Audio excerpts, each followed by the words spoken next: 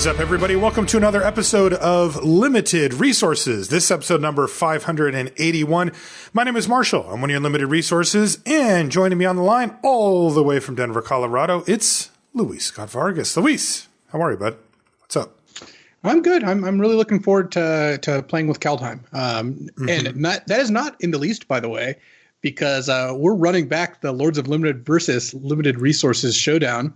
That is happening this Friday. Was it the 29th? And it's going to be at 6 o'clock Pacific. So you can find it on Twitch. You can go to any of the 6 of our Twitch channels. So it's going to be me, Marshall, and BK, Andrew Beckstrom, as the resources, battling against Ethan, Ben, and Alex as the Lords of Limited. So you can check out my Twitter or Channel Fireball's Twitter. We posted some links there.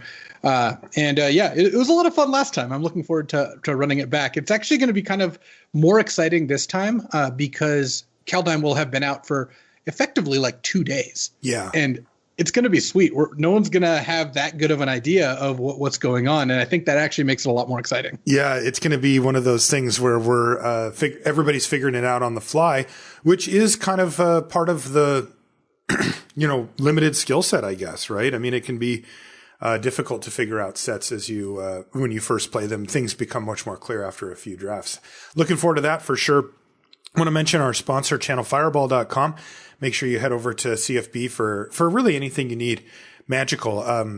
They have singles, they have sealed product, they've got supplies, and they even have CFB Pro, which is, look, there's a certain slate of content that you can get just by going over to Channel Fireball. But if you want the in-depth stuff, the extra stuff, you can get CFB Pro membership, and that will give you access to all that stuff as well. Luis, are your written set reviews on CFB Pro now?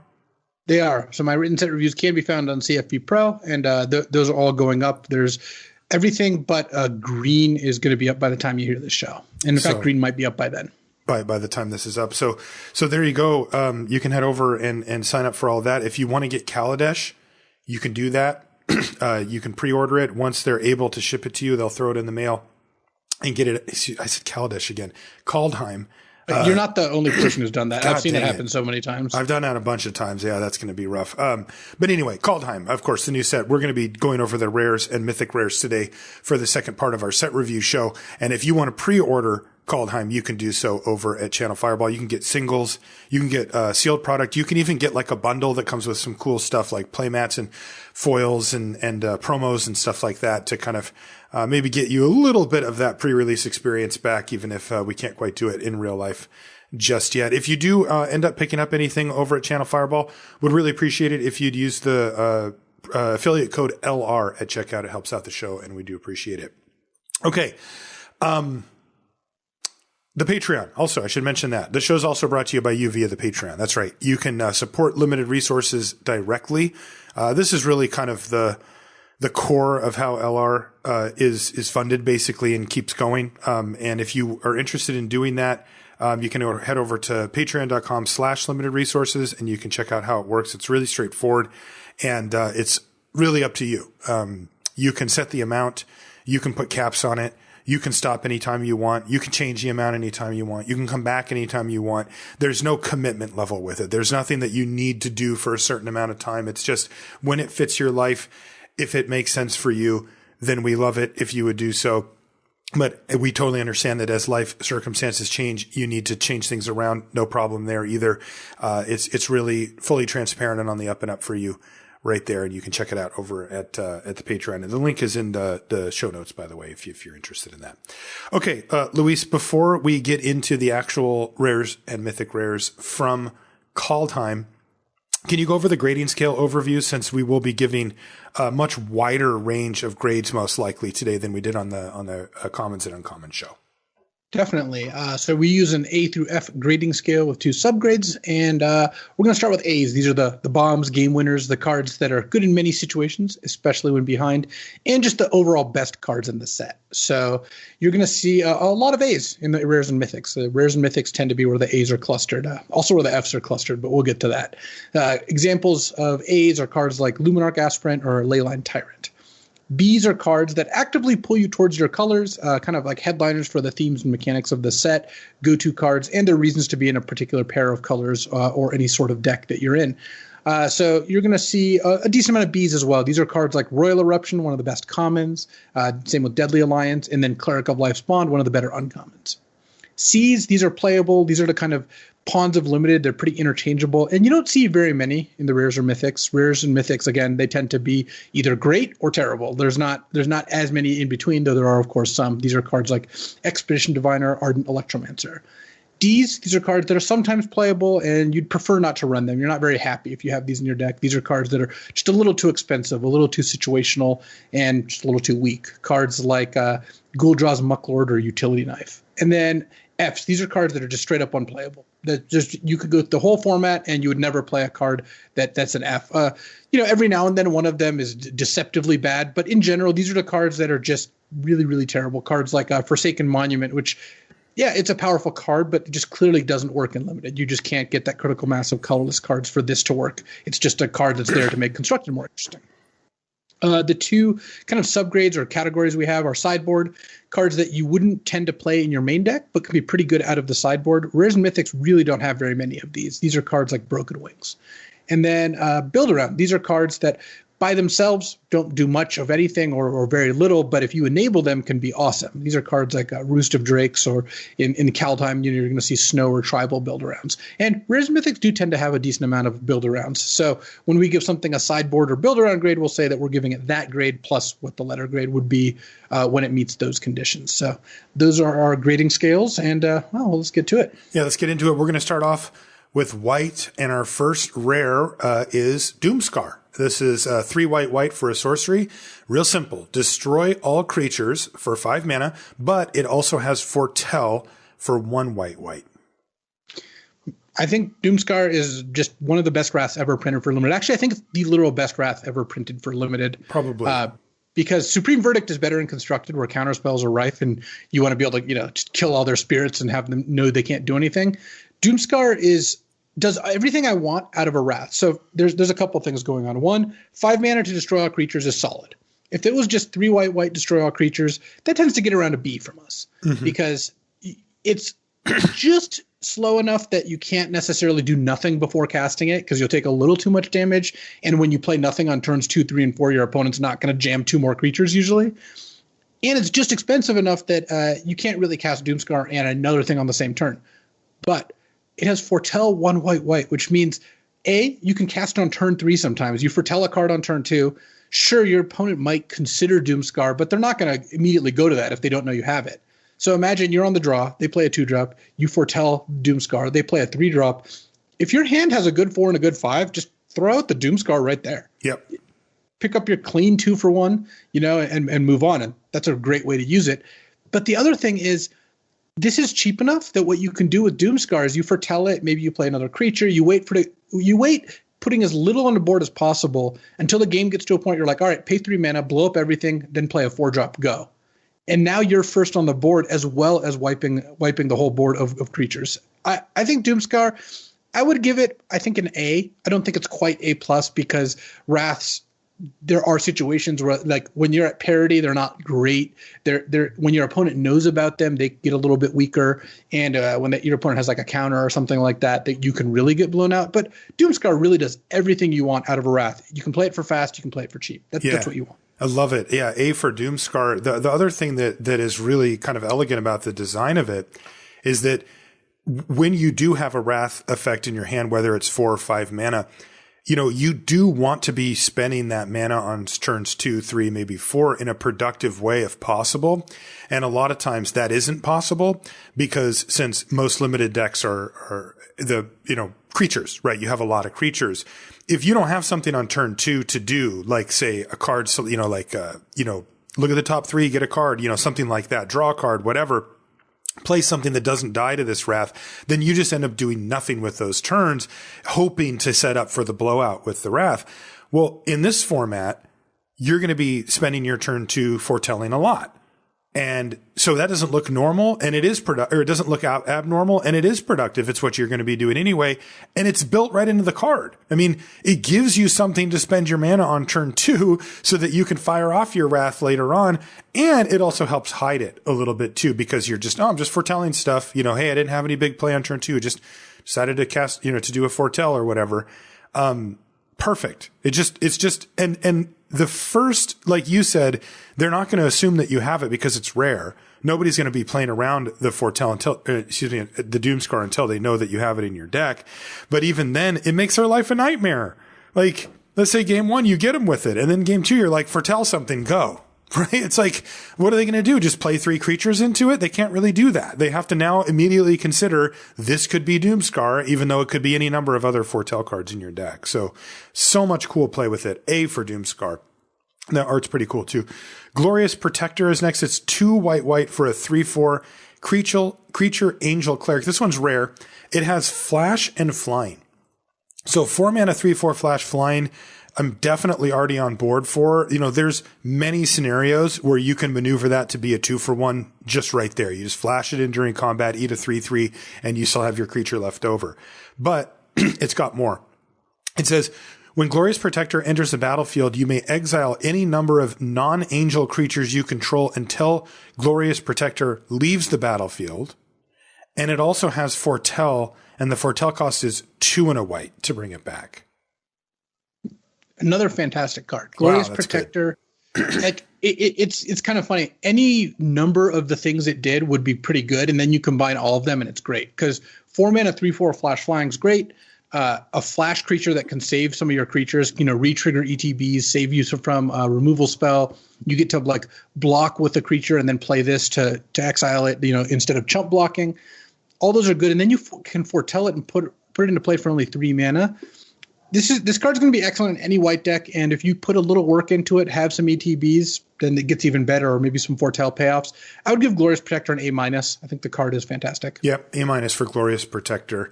Boy, when the floor's that high, and it just gets better from there. Next is Halvar, God of Battle. So this is 2 white for a mythic legendary creature god. It's a 4/4. So 4/4 for 4. Creatures you control that are enchanted or equipped have double strike. Okay. At the beginning of each combat, you may attach target aura or equipment attached to a creature you control to target creature you control. So you can just sort of swap those things around as you see fit. And then this is also a double face card. So the back of it is called Sword of the Realms. It's 1 and a white for a legendary artifact equipment. And it says equipped creature gets +2, +0, and has vigilance. And whenever the equipped creature dies, you return it to its owner's hand, and its equip cost is 1 and a white. Holy crap. Yeah, the Cycle of Gods, they're all very good. You're going to see that as we go through this review. And when I look at Halvar, the primary reason I want to put this in my deck is to cast Sword of the Realms. Because what Sword of the Realms does is it makes it so your creature is +2/+0, so they can't just sit there taking hits from it. And it is vigilant, so if they don't block it, it's not like they can attack you back. It still gets to block. And then when you trade off, you get your creature back. And it's got a pretty cheap equip cost and a pretty cheap casting cost. This is just a giant pain to play against. When your opponent plays this sword and equips a 3/3, they are hitting you for 5. You have a 3/3 in play. What is your option? Right. I can take 5. Well, can't do that too many times. I can block. Okay, so you spent 4 mana and killed your creature, but at the cost of bouncing my own creature. Or you can you can take it and then attack back, in which case they block, so it's just worse than not blocking or than blocking. So Sword of the Realms is really, really good. But the thing is, if you are in a position where an equipment's not going to do it, you can play a 4 mana 4/4. Incredible. This card's absurd. The 4 mana 4/4 even has some upside text, but that one's not like super relevant. I mean, every now and then you'll play Halvar when you have like a rune on something or an equipment out, and it'll be really strong. But in general, you should look at this as play Sword of the Realms with the in case of emergency, play Halvar if you just need another creature. And either way, you're just doing really well when you have this going on. I think Halvar, I would also give Halvar an A. I actually might give Halvar an A+, just because when you're losing, you can play a 4/4. When you're losing, you can still play the equipment, by the way. If you're on the defensive and you play this and equip something, their attacks got a lot worse. When you're winning, it's obviously great. When you're at parity, it's just going to break any sort of stalemate. You put this on a 1/1 flying token, and you're hitting for 3 in the air and can trade for a real creature. Granted, the token doesn't come back, but the point is, Sword of the Realm is just great on anything. So I might just give Sword of the Realms an A+. Or yeah. Halvar technically is the card's front, but Sword of the Realms is the real money. So yeah, it is right in that A to A+ range because of the versatility. But I mean, Boy, if you just told me, here's Sword of the Realms, would you put this in your deck? And it's like every time, no matter what, this is extremely aggressively costed, both on the casting cost and particularly the equip cost of only being 2 mana. Yeah, sure, it costs a white, but who cares? Like this is insane, especially with the prevalence of enter the battlefield effects on creatures. I mean, yeah. This is an absolute must deal with threat. And then you get free roll the god part of it, basically. So A trending towards A+ for Halvar, God of Battle / Sword of the Realms. Incredible. Next is Rally the Ranks. This is 1 and a white for an enchantment. It is rare. It says, as Rally the Ranks enters the battlefield, choose a creature type. Creatures you control of the chosen type get +1/+1. So you kind of get your own build around where this is a build around, but it's a kind of choose your own adventure. You just need to have probably something like 7+ creatures of the same type, and ideally creatures on the smaller side. The reason I say that is it doesn't really help that much to play this to make your 5/5 into a 6/6. Mm-hmm. You already have a 5/5 in play. That you spent a bit of effort to get there. And even if you look at it just percentage wise, this making a 2/2 into a 3/3 is a greater percentage gain than making a 5/5 into a 6/6. So this goes the best with obviously it's like token making or just any deck that has a lot of low curve creatures that share a type. Shapeshifters also work, if you can get some from other colors. So I think Rally the Ranks is like a builder on B. If you end up with a pretty heavily tribal focused deck, this is a really effective card. If you don't, well, the card doesn't really do all that much. Right. Changelings. Yeah, changelings do basically free roll on anything you name on Rally. Kind of a glue for a card like this. I don't think it changes the grade particularly. Yeah, I'd say build around B for Rally the Ranks. If you can make it a thing, that this is a very powerful effect. It's just that it does need to pump up the majority of your creatures, or it's not quite there.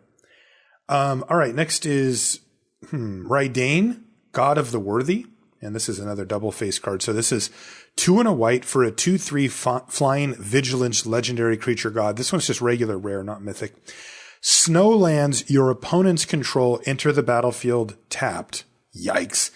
Non-creature spells your opponents cast with converted mana cost 4 or greater cost 2 more to cast. This is quite a taxing card. And then on the back, it's Valkmira, Protector's Shield, which is 3 and a white for a legendary artifact that says, if a source an opponent controls would deal damage to you or a permanent you control, prevent 1 of that damage. It also says, whenever you or another permanent you control becomes the target of a spell or ability an opponent controls, counter that spell or ability unless its controller pays 1. Wow. I really like Rydane. This is another one where I'd much rather cast Valkmira, the Protector's Shield. So if you haven't played with one of these effects that in this case, it basically makes it so all your creatures take 1 less damage whenever they take damage. That effect is more powerful than you're giving it credit for if you're probably 95% of the people listening. Because I know because I get surprised every time I play with one. Yes, these are just busted. We've seen this starting with like a Lash Knife Barrier back in like Plane Shift, but over the course of the years, they don't make too many, and now they're making it at higher rarities because it's a really kind of startling on the board trick where it's like, all right, I'll block my 3/3 with your 3/3, and then it's like, oh, you have that out. All of a sudden, my creature just gets binned. It also really punishes double blocks because every source goes down. So now 2 2/2s can't even take down a 3/3. And add to that, it taxes you anytime you want to target one of their things. Like even with a spell or ability, you have to pay an additional 1. It is really strong. Plus, it reduces the damage dealt to you. So you take no damage from tokens. You take less damage from any creature that comes in. Valkmira Protector's Shield is a huge effect on the game, and it's an artifact. It's not that easy to kill. It's probably going to stay and play the entire game. So much like Halvar, I would much rather cast Protector's Shield, though Rydane is no slouch either. 3 mana for a 2/3 flying vigilance that has some, detrimental effects on them if they're playing snow or expensive cards. Like this is, I would give Rydane an A- because of how powerful the shield is and that you have a good backup plan in a 2/3 flyer. Yeah, agreed, by the way, that this is a strangely, you'd prefer the back rather than the front, but you could certainly see scenarios where your opponent leads on a snow land and you'd rather just play Rydane and get get rocking with that. These cards are particularly good in limited because of how combat focused limited is, how much creature combat actually matters. So yeah, A for Valkmira, Protector Shield / Redain, God of the Worthy. It's my card, Resplendent Marshal. Yeah, this is Marshall when he's all decked out for coverage. It's 1 white for a 3/3 Angel Warrior at Mythic with flying. When Resplendent Marshal enters the battlefield or dies, you may exile another creature card from your graveyard. When you do, put a +1/+1 counter on each creature you control other than Resplendent Marshal that shares a creature type with the exiled card. So kind of like Rally, this is a build around where if you have, a bunch of elves in your deck, your green-white elves, when you play this or when it dies, you exile an elf out of your graveyard and all your elves in play get a +1/+1 counter. Also, it's 1 white for a 3/3 flyer. Yeah. You also don't really need to do much work with this one because 3 mana for a 3/3 flyer is so strong already that you just put this in your average deck and you'll play it as a 3/3 flyer that probably puts a +1/+1 counter on something. Right. If you're lucky, maybe 2 somethings. Right. But you don't need anything else. It's already paying for itself as a 3/3 flyer. So white's got a lot of good rares. I mean, we've given A, B, A, and then this I think is going to get an A-. It's just a fantastic card. It's a 3/3 flyer for 3 with pretty real upside. Agreed. Another A-. Wow. Yeah, these white rares are absurd. Next is Righteous Valkyrie. This is 2 and a white for a 2/4 Flying Angel Cleric at rare. Again, aggressively costed here. 3 mana for a 2/4 flyer is already really good. Whenever another angel or cleric enters a battlefield under your control, you gain life equal to that creature's toughness. Hey, that is don't sleep on that. That is powerful. And as long as you have at least 7 life more than your starting life total, creatures you control get +2/+2. Wow. Man, these cards are pushed. That's insane. Yeah. This one is a little less busted than the rest, but still 3 mana for a 2/4 flyer. Again, already good. And then it's not hard to assemble more angels or clerics. A lot of white creatures will just naturally be those things. And if you ever get up to 27, you probably just win the game that turn. Because if you get up to 27, it means your opponent's not pressuring you. It means you probably played some angels and clerics, so you already have some creatures in play. You end up in a spot where you're just going to kill them in 1 or 2 hits and force them to make some chumps. So I like Righteous Valkyrie as a B. I think that it's mostly going to be a 3 mana 2/4 flyer. The other text isn't going to have like massive impact on the game, but when this is good, it's going to operate like an A. So maybe that's a B+. I'm not sure. Yeah, I'd say B+ for Righteous Valkyrie. It's like a very solid B-, but you're getting spotted legitimate game-winning potential, especially if you have not just angels or clerics, but just other forms of life gain that you can work into your deck. And just it comes down on turn 3 and is a brick wall also, so that helps protect that life total and gives you a better chance of getting it above 27. So I like B+ for Righteous Valkyrie. Finally, a non-A. What does Runeforge Champion do? This is a 2 and a white for a 2/3 Dwarf Warrior. It's a rare. When Runeforge Champion enters the battlefield, you may search your library and or graveyard for a rune card, reveal it, and put it in your hand. If you search your library this way, shuffle it. And then you can pay 1 rather than pay the mana cost for rune spells you cast. So it's a 3 mana 2/3 that goes and gets a rune and lets you cast it for 1 mana. I really like that they've started to tack on like graveyard or hand for some of these effects, because Runeforge Champion, now if you have this with 1 rune in your deck, if you draw both, you just wait till the rune dies or whatever the creature's on dies, and then play the champion and get it back. So the fail case is just much, much lower. And if you get 1 rune, you end up with a 3 mana 2/3 that effectively drew you a card and saved you a mana. That's great. And if you get multiple somehow, then of course this card pops off. But even with just 1 rune, so this is a build around. I wouldn't put it in my deck with 0 runes. Obviously, that's just a 3 mana 2/3 at that point. But with just 1 rune, this is a B. Yeah. Because it's card advantage and good mana efficiency, and it gets you another good card. It's not even that it's a 3 mana 2/3 that draws a card. It draws you a card that's actively good. It draws you a card that draws you a card. Another card. Yeah. So I like B for Runeforge Champion, and I'm just looking to pick up 1 rune to make this work. Yeah, build around B for it. I mean, if you don't have a rune, don't play it. There's 5 runes. They're all uncommon. But if you get 1, yeah, you're good to go. I guess the real question with this is, if you're red-white, if you're red-white aggro, you're not going to splash an off-color rune. But let's say you're green-white, and you pick up a Runeforge Champion. Do you speculate on like a blue or black rune on the splash? And the answer is If you've got some fixing, maybe, but probably not. Yeah, it's just too something high to risk. keep in mind. Right, because imagine the scenario where you draw them both, you now have a 2/3 for 3 that doesn't do anything, and you have an uncastable room. Yeah, this is bad, and you don't want to cast this because then you give up that value. So that makes sense. It bottoms out. Yeah, you get the shame casting of the Rootforged Gem. Still minimal build around requirement, and bumps it up into that B range. Next is Search for Glory. This is 2 and a white for a snow sorcery. It is rare. Search your library for a snow permanent card, a legendary card, or a saga card. Reveal it and put it in your hand, then shuffle your library. You gain 1 life for each snow spent to cast this spell. That's an interesting twist at the end there. Because generally these cards aren't worth it, right? Like, I mean, generally, but also this one. So the reason is paying an additional, 2 to 4 mana, depending on which card you're talking about, on top of whatever the card you're getting costs, isn't worth it. Your cards in limited are generally not that good. It can change a little bit. Like, imagine if you had just a completely busted snow card, right?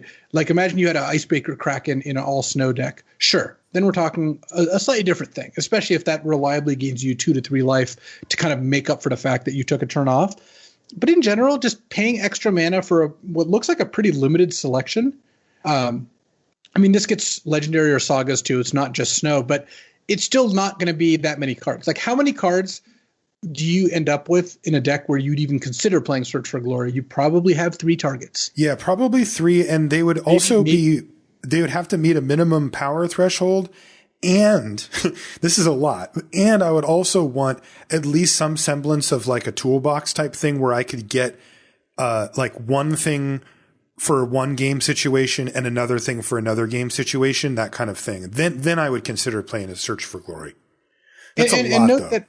And note that I don't count Snowlands as one of those. Like, I'm assuming you probably have some Snowlands in your deck, but I'm not really counting the fact that you can cast this to go get your snow-covered forest as a huge part of the range. Sometimes you'll do that. I mean, if you have to, you have to. But in general, this is like a build around like D, where I suspect maybe I'll play this once or twice in the format. It has the potential to be like a C plus range card in a deck that has good cards.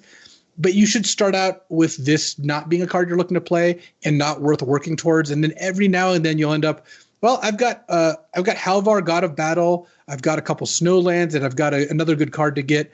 Yeah, I guess paying that much extra for it is still worth it because these cards are that good. But if you're getting a bunch of commons or uncommons with this, it's just not worth the effort. Yeah, and you mentioned Halvar, God of Battle to go get, which gets you sort of the realms, which is relevant because, if you can, for example, on 5 mana, play Search for Glory, play Sword of the Realms, and then start going to equipping and stuff, then that actually can be a little better if the really powerful stuff you're getting is cheaper. It's just, the way the Magic's designed, the more powerful stuff usually isn't cheaper. So there you go. Sigrid, God Favored is next. This is 1 white for a legendary creature, human warrior at rare.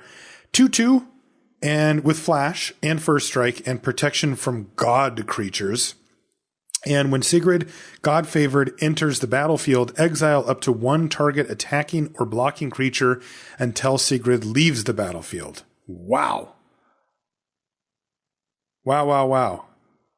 Yeah, Sigrid is a beater. The protection from god creature is not going to come up all that often, but the best case scenario for this card, you play this, exile their 4/4 and block their like 2/2 and kill it because it has first strike. Gross. But even without like that, absurd scenario, you can still play this to remove one of their big creatures from the game for at least a couple turns. I mean, sometimes they'll kill it and get it back soon, but you're talking about a 3 mana card that has very, very high upside and not really any downside. The biggest downside here is try not to exile creatures with enter the battlefield effects because that can get ugly. But if you're just using this to exile their 4/3 and then maybe attack once or twice with this, then they kill it and get it back, you still kind of came ahead on that exchange. They probably paid comparable or more mana to kill Sigrid, and you kept a 4/3 off the board for a few turns. And if you end up playing against something like green-white that doesn't have very many ways to get this off the board, because remember, casting like Bounding Gold on this is not a good play for your opponent. Right. If they don't have a way to get this off the board, sometimes this is just going to eat a creature, and maybe it stops being able to participate in combat because you don't want it to die, but you still ate one of their creatures. And sometimes you're going to play against a deck that can't even attack past a 2/2 for a strike all that often. Right. What about the rules scenario where, your opponent goes attack you with my 5/5 and you go Sigrid, trigger on the stack, and they go, okay, kill Sigrid in response? So the way that'll work is this: it will never be exiled. Their creature will remain attacking. So you play against someone who has like Frostbite or something, they're going to end up being ahead on that exchange. That doesn't stop Sigrid from being probably an A-. Just the high upside, no downside card. Again, that's what rares tend to be. Yeah, this is going to be a 2-for-1. The vast majority. It does have 3-for-1 potential that is actually somewhat realistic if you're being attacked by a lot of creatures. So definitely A- for Sigrid, God favored. But keep that in mind is if somebody plays it against you and you have instant speed removal, you can respond and keep your creature attacking and everything and not get interrupted there. What does Starnheim Unleashed do? That's our last white rare. So it's a 2 white for a mythic sorcery. Create a 4/4 white angel token with flying and vigilance. Okay, so 2 white for a 4/4 flying vigilance. I'm in. If this spell was foretold, create X instead, and its foretell is XX white. So what that means is you pay 2 to foretell this, and then later you can pay 3 mana to make 1 angel, 5 mana to make 2, 7 mana to make 3. I give the Starnheim Unleashed an A+. It's a 4-mana 4/4 flyer if you absolutely do not have the time to take longer, and that is good. That's already like B+ A- range, probably A- range, honestly. 4-mana 4/4 flying vigilance is going to dominate the battlefield, even if it's a little bit weak to bounce because it's a token. And then if you have any amount of time, 5 mana for 2 angels is really hard to beat. 7 mana for 3 angels, you're just not beating that. Right. So it's a card. It's great in the short game, great in the medium game, busted in the long game. It's not hard to get 2 angels out of this card for a total of 5+2, which is not hard to pull off. Foretell this on turn 2, play creatures on turns 3 and 4, flip this on turn 5 for 2 angels, and then that's just going to end the game almost every time. It's also super splashable. Yes. I would look to splash this if I was almost any combination of colors and wasn't hyper aggressive. You can just play this and assume you're never hard casting it and always foretelling it, which is really what you want to do anyway. Okay, what about the turn 3 scenario? Yeah, you can also just go for the Mize turn 3 win of turn 2 foretell, turn 3 flip over Starnheim Unleashed and just get in there for that. I mean, it adds even an additional thing where you're stuck on 3 mana and you get a 4/4 flyer. It's incredible. This card's bonkers. I think it's in the very short list of best card in the set. Yeah, this card has been pushed further than most cards we've seen in recent sets, and that's saying something. Mainly because the cost is so easy on this. This isn't some like 3-color gold card or a 10-drop or whatever. This is a 3 mana card on turn 3 if you want to invest. But the sweet spot is probably 5, right? Like it's probably foretell it and do that sequence that you described and then flip it on 5 for 2 angels. That's probably, like if I had to guess, that's going to lead to the highest win percentage. That line of play if it's available to you. Because if you go for the all-in play of playing it on turn, of foretelling on 2 and then flipping it on 3 and getting your 4/4 angel, I mean, you're way ahead of anything. 4/4 flying vigilance angel on turn 3 is better than anything else you can do in the set. But if they go untap, kill it, then you still just got 1-for-1. If you wait until you can get to 5, that possibility is no longer there, and they have to deal with 2 really great threats, really great blockers, really great attackers and blockers because of vigilance. Yeah, A+ for Starnheim Unleashed. That is an absurd Magic card. Really absurd. Okay, so that's it for white. Holy smokes. They did not fuss around when it came to white. I think the lowest we gave was like a B for Runeforge Champion. Search for Glory is the weakest Glory, white card. Yeah. But you're still talking of the 11 cards. 8 of them got A's, and 7 of them got A's. Well deserved. Like white is going to be a color that it's going to drive a lot of people into it if you see one of those cards in your rare or mythic slot. But blue doesn't start out weak either. We're starting with what is our first one? Mm-hmm. Alrund, God of the Cosmos, is 3 blue for a 1/1. It's a legendary god at Mythic.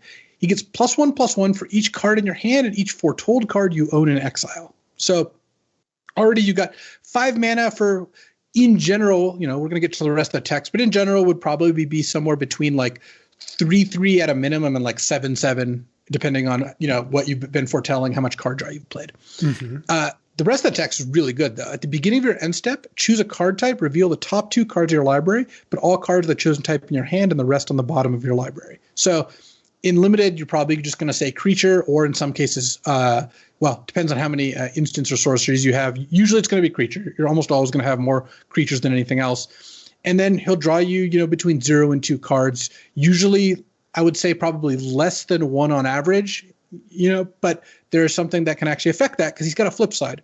And that is Haka, Whispering Raven. This is 1 and a blue for a 2/3 legendary bird with flying. And when it deals combat damage to a player, return it to its owner's hand and scry 2. And Haka is what makes Alrund just pop off. So what the play pattern's often going to be, you play Haka on turn 2, you let it sit there as a defender for a turn or 2 because you probably don't want to bounce it. On turn 5, you crack in, hit for 2, bounce this, scry 2, then play Alrund, and because you scried 2, you now know you're going to hit. So we're talking a card that defends you early for just 2 mana, gets in for a little damage, and then guarantees you just about you can always guarantee yourself drawing a card. If you don't like the top 2 cards at all, maybe you take a crapshoot, but in general, you're going to get to make sure you draw at least 1 card off Alrund. Even if you see 2 land, just name land and then draw both your lands, and then your Alrund's bigger because these things feed into each other. Then you play a 5 mana, probably 6/6 or 7/7 at that point, depending on how many cards you've drawn. And then you get to do this end step thing every turn, right? Yes, and so if you play Haka, you can almost always turn Haka into Alrund, assuming you can get through. And once you play Alrund, you're probably locked into playing Alrund until you play like a bounce spell or something. Mm-hmm. But having a 5 mana card be your finisher, first of all, that's not even that expensive. That provides you with value over time and is pretty large itself. Also be a good 2 mana play, an early defender, and a combination that nets you like almost a guaranteed card unless your opponent has instant speed removal. All right, we got another A here. The gods did not mess around. Yeah, they really didn't. This card's also just super cool, interesting play patterns where you have a lot of decisions. When do you attack with Haka? I mean, Haka's a 2/3 flying for 2 mana. Like, that's a really solid card to kick the festivities off on. Even to the point that you could attack with it, get in for 2, scry 2, and just replay it again. Like if you didn't have something better to do, and then you're scrying and setting up things, and then eventually you turn it into Alrund, God of the Cosmos at some point. Wow. That is a sweet card. One thing we should mention, Luis, is it says choose a card type. What is meant by that? So that's like creature, land, instant, sorcery, enchantment, artifact. So the card type is like the super type of whatever each card is. So most things are just one of those things. I think you could choose legendary, but I'm not 100% sure. Okay. Maybe not. I don't know. That doesn't matter. I would assume no. Well, I just don't want people to go like, I'm going to choose snow or God. I guess cleric. You can't choose snow. Right. You can't choose cleric. Yeah. It's going to be creature, instant, sorcery, that sort of thing. Yeah. The basics. So thinking that way. Alrund also has an epiphany. Alrund's epiphany is 5 blue for a mythic rare sorcery. Create 2 1/1 blue bird creatures with flying. Take an extra turn. Exile Alrund's epiphany and foretell 4 blue. What do you think about this one? So you pay 2 early, and then you can pay 6 mana late game to get 2 birds and a time walk. Mm-hmm. Or you can just straight up pay 7 for this. This is interesting. Normally, these time walk effects don't have a huge premium in limited. They can win you the game, but oftentimes they don't. And when they're really expensive, there's scenarios where you're at parity or behind, and it just effectively says draw a card, rather than, you win the game. If you're ahead, then they slam the door on the game. But almost any card that costs 6 or 7 mana would do the same. So generally speaking, I don't tend to value these very highly simply because they cost a bit too much to be consistent. I don't know how much getting 2 1/1 blue or bird creature tokens with flying changes that. That's definitely something. I mean, 2 1/1 flyers is a legitimate bonus added onto the card. I certainly would play it to try it out. I don't know what to grade it though. I think that the 2 1/1 flyer part actually makes quite a big difference because 2 1/1 flyers is worth a card. You would play a card that's like 3 mana, put 2 1/1 flyers into play, and you'd be happy playing that card. And taking an extra turn means they effectively have haste. And they also give you some good blockers. They do, what tokens do. Plus, that you can foretell this is one of the cards that costs more mana to foretell plus cast than to cast, but a very critical, shaving 7 down to 6. I think this card's going to be really good. There aren't many games where you look at this. It's a 6-drop. At very worst, like it's 2 to foretell early, and then later, once you hit 6 mana, it's 0 mana. Put 2/1/1 birds into play, draw a card. Yeah, that's a great card. That is a card that's like, yeah, I have to spend 2 foretelling, and I have to hit 6 actual lands. I can't cast it for less.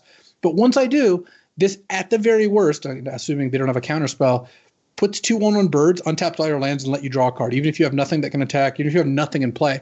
And then once you have any sort of flyers or any good attacks, this doubles those attacks. You get that free hit in. It can take games from losing to winning pretty easily if you're any sort of race situation. Even in a game where you're kind of struggling to stabilize, sometimes in a blue deck, you'll have a 3/3 flyer that you haven't been able to attack with, and you're like, cast Alrund's Epiphany, attack you for 3, put 2 birds into play, untap, and now I have a 2/1/1's a 3/3. I got 3 points of damage in, and I have all my mana untapped in a good situation. I think that this is going to be an early pick. You're going to put it into any blue deck, and it's going to be especially good in blue decks that are a little bit more assertive. Imagine trying to beat this card when you're playing against blue-white flyers. Right. Like, impossible. It's going to be really hard. Yeah. The fact that you can cast it for 6 is a big part of this equation for me. Because for sure. 7 mana spells are really hard to play. 6 mana spells are substantially less hard. It's multiple turns before you get to 7 versus 6. Yeah, we did it's about 2.3 turns on average difference between 6 and 7. That's a huge, huge difference. Yeah. So where do you want to grade Epiphany. it?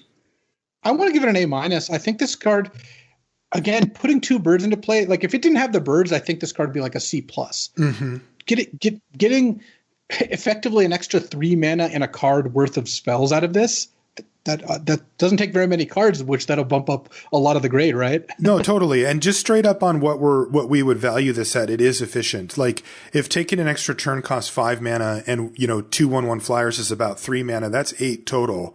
And you can foretell it and pay a total of 8, but that's over the course of turns, or even just cast it for 7. Either way, you're either at parity or ahead, mana wise. And yeah, I mean, that's my brain immediately goes to the birds thing. And I'm kind of believing what you're saying here. If you're thinking these birds are going to make a difference, I mean, that is the downside to these type of cards, is that sometimes their scenario is that they just keep things exactly the same, but basically cycle, right? It's just, I pay 6 mana because I can't do anything right now, and now I get a card. Well, this has a built-in way to get you ahead. So yeah, it's probably right in that B+ A- range for Alrund's Epiphany. Really cool design too.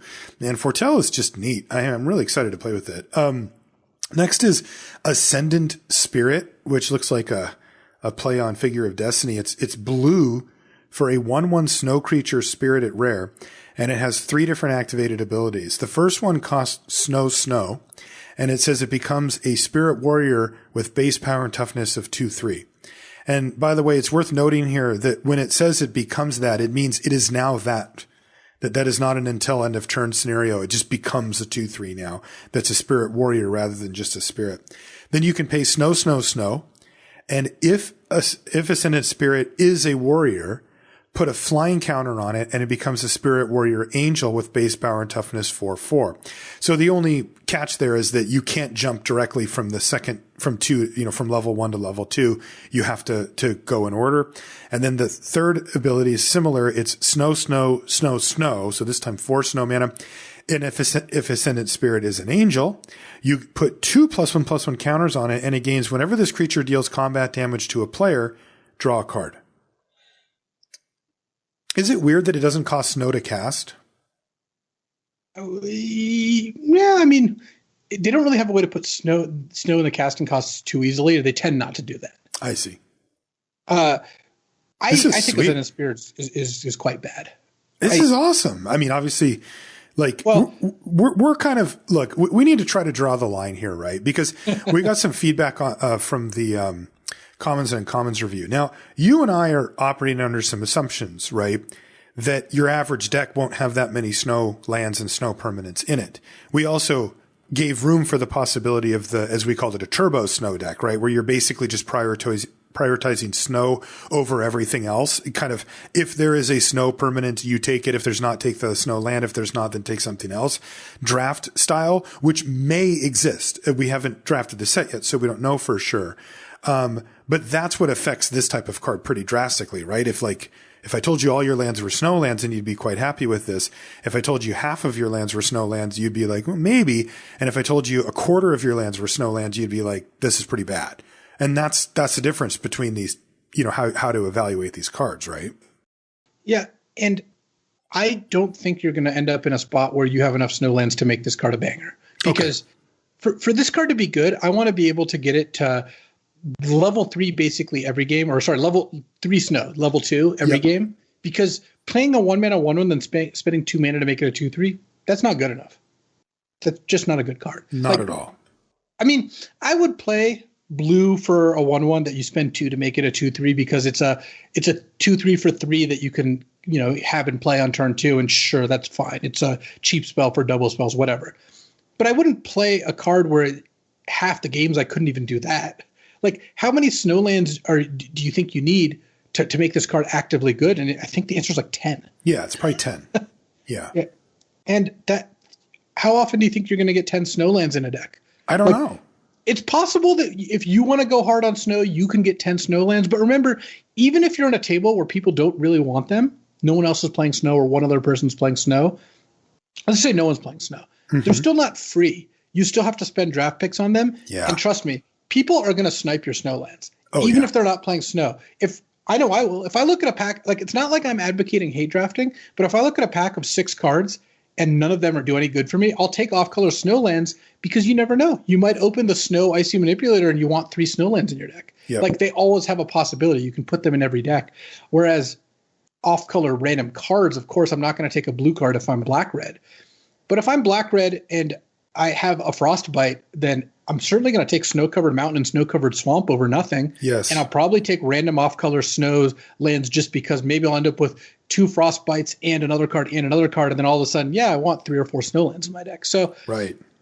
Yes, the answer is if you had all snowlands, this card would be an A, because it would be a 1-mana card that once you've sunk 2, then 3, then 4 mana into it, it's going to completely dominate the game. If you can spend 3 to make it a 4/4, once you've already done that, you can level it up by turn 3. You're attacking with a 4/4 flyer. Then turn 4, you can make it into a 6/6 flyer that drew a card, right, every time it hits and gets bigger. Right.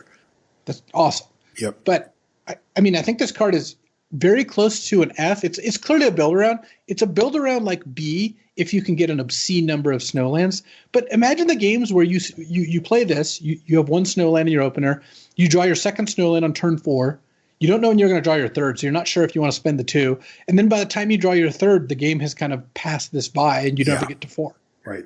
That'll happen a decent percent.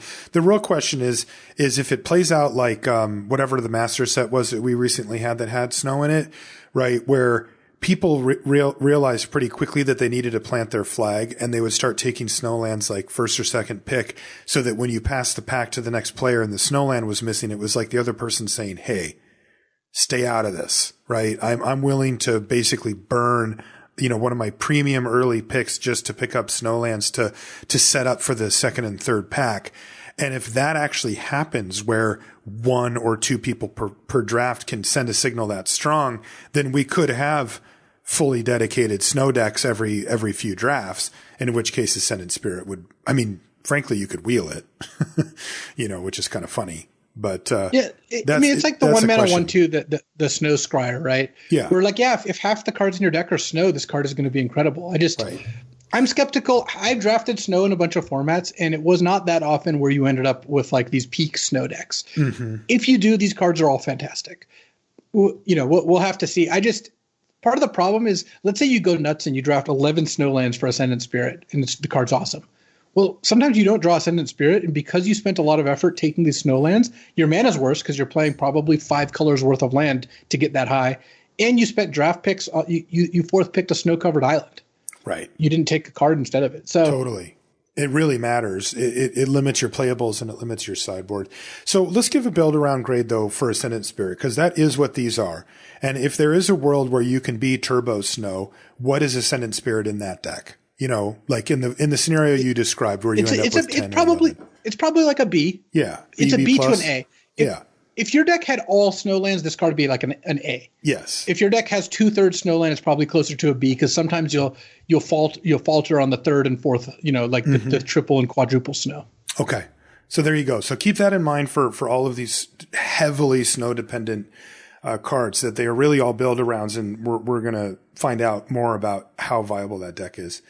All right. Next is Cosima, God of the Voyage. This is 2 and a blue for a 2/4 legendary creature god. This one's rare. So there you go. At the beginning of your upkeep, you may exile Cosima. If you do, it gains whenever a land enters the battlefield under your control. If Cosima is exiled, you may put a voyage counter on it. If you don't, return Cosima to the battlefield with X +1/+1 counters on it and draw X cards, where X is the number of voyage counters on it. Okay, well, we'll let that sit for just a second, because this is double-faced card. The back is called the Omen Keel. It is 1 and a blue for a 3/3 legendary artifact vehicle. Whenever a vehicle you control deals combat damage to a player, that player exiles that many cards from the top of their library. You may play lands from among those cards for as long as they remain exiled, and the crew cost is right where you want to be. The minimal crew, just 1. So what is going on here? The front side of Cosima is at the beginning of your upkeep, you can just exile it. So it's just gone. And then whenever you play lands, you build up these counters on it. And then when you decide to bring it back, you kind of cash in those counters for cards and +1/+1 counters on Cosima, right? Cosima's on a voyage or whatever. And the longer the voyage is, the more plunder she has. Right. So there you go. Now, how does that work with the Omen Keel, though? Are these completely separate, or how is this working?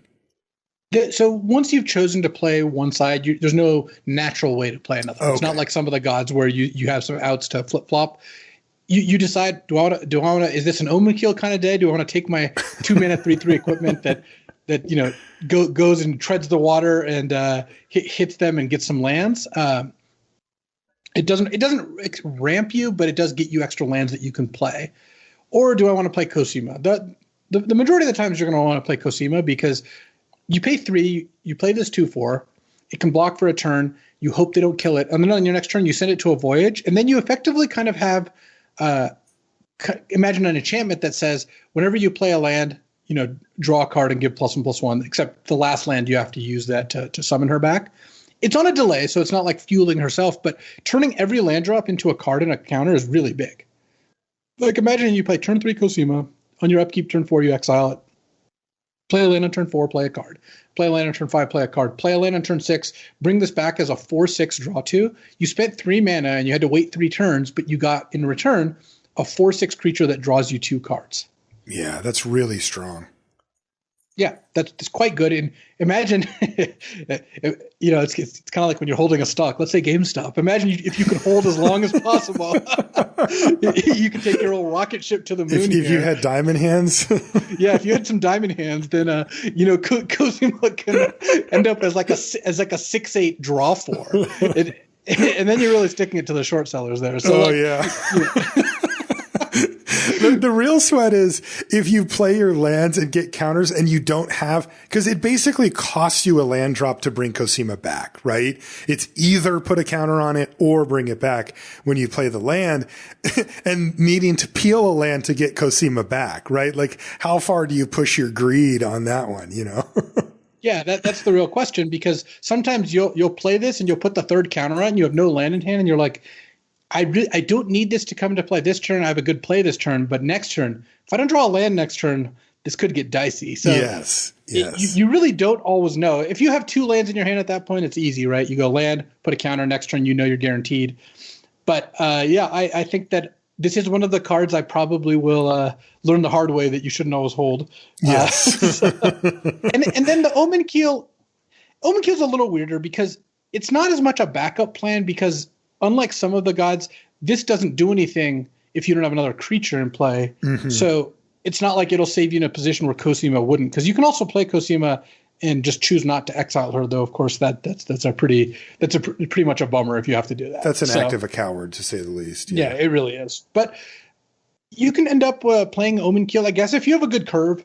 If you go turn 2 Omen Keel, you have a good aggressive 3, play it, crew Omen Keel, hit them for 3. Next turn, play a 4, hit crew, hit. Yeah, I could definitely see doing that. So it's kind of like I would play Omen Keel if I had a good aggressive draw and thought a 2-mana 3/3 would close out, especially if I had no other 2-drops. Because this is a 2-mana 3/3 that kind of draws you a card every time it hits. Yeah. Because when you hit them, you're going to exile 3 cards. I guess it kind of mills them too. It really does.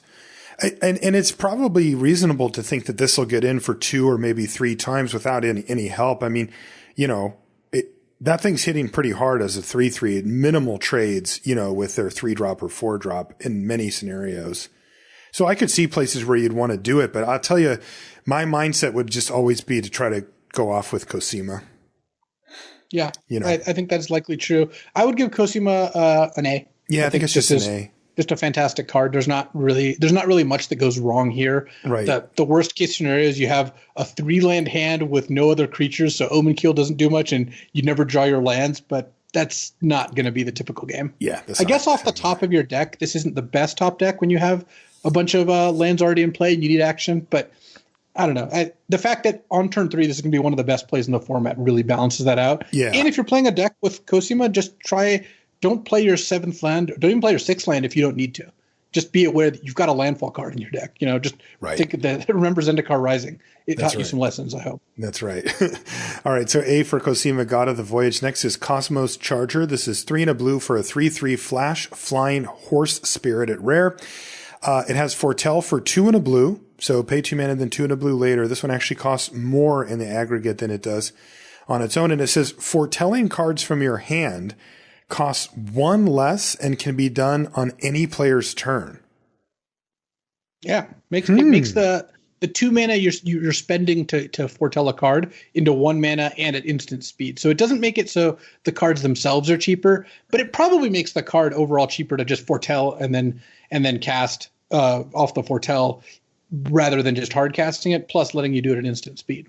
Yeah, so normal foretell can be done at any time on your turn, right? It's just any, like the restriction is just that it has to be your turn, and this just opens it up to their turn, so effectively any time you have priority. Yeah. Okay. I don't know how important that part is, but it seems kind of cool to be able to leave up mana. But the 1 is kind of interesting. I am curious to see how that actually plays out, given that this thing costs 4 mana. The turn when you're most likely to foretell something should be turn 2, right? Like that can set you up for the earliest flips of your foretells. If you hang on to them and you have other things to do in those first 2 turns, then you play Cosmos Charger, then you untap and you kind of go turbo foretell like 2 or 3 things. That's awesome. But also you need to have lands, foretell cards, and Cosmos Charger to make all this happen. And you've kind of ran out of space in your allotted number of cards to make that a real dream. So I'm not sure. I will tell you that if we just zoom out a little bit and go 3 and a blue for a 3/3 flash flyer, well, I'm already really quite happy with that. That has a decent chance to be a 2-for-1 in combat. And in its worst case scenario, it's a 3/3 flyer that you can cast whenever you want, even if it's not blocking something and eating it. That's already quite strong. I don't know how much I care about the foretell reduction. I assume it's not amazing. I assume it's just like a nice to have type of thing. And then the fact that this also has foretell, meaning that you could, as early as go turn 2 foretell go, they attack you with their 2/2 on turn 3 and you go unforetell my Cosmos Charger, eat it. I've already got a really solid 2-for-1 that I'm happy with. So to me, the floor on this card is really, really high, kind of no matter what. And that middle line of text about the foretelling on your opponent's turn for 1 less is really not where I'm focused. That just seems to be a nice to have.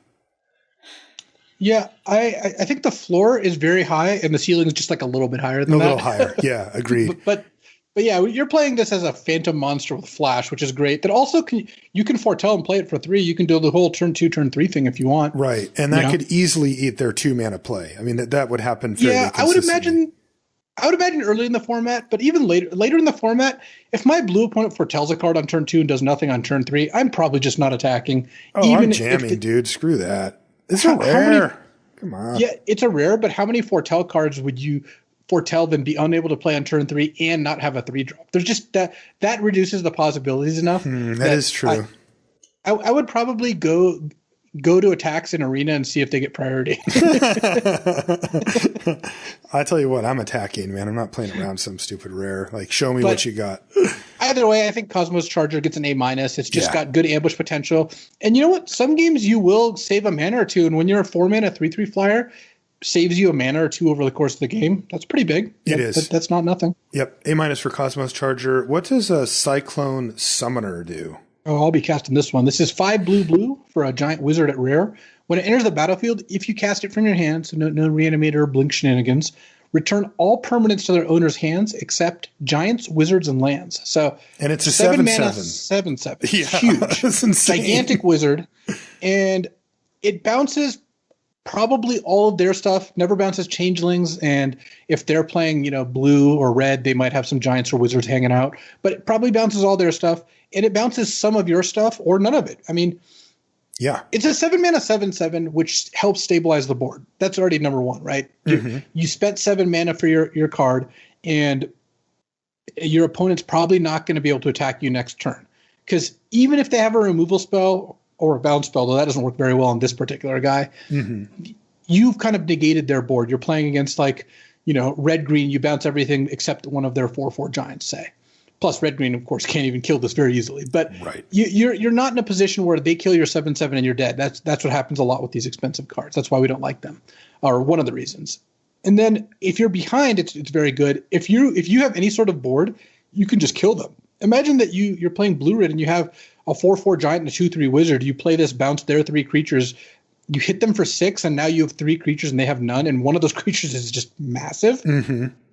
This is what I want out of 7-mana cards. That said, it does cost 7, so I'm probably going to give it a B+. I just don't think I can quite get to A on this. Just if you build your deck to cast 7-mana spells, this is going to perform at an A level. Yes. If you have, like Invasion of the Giants that makes your giant 2 cheaper. If you have your blue-green, you have some mana ramp, some of those like Snow's Reflection cards or what have you.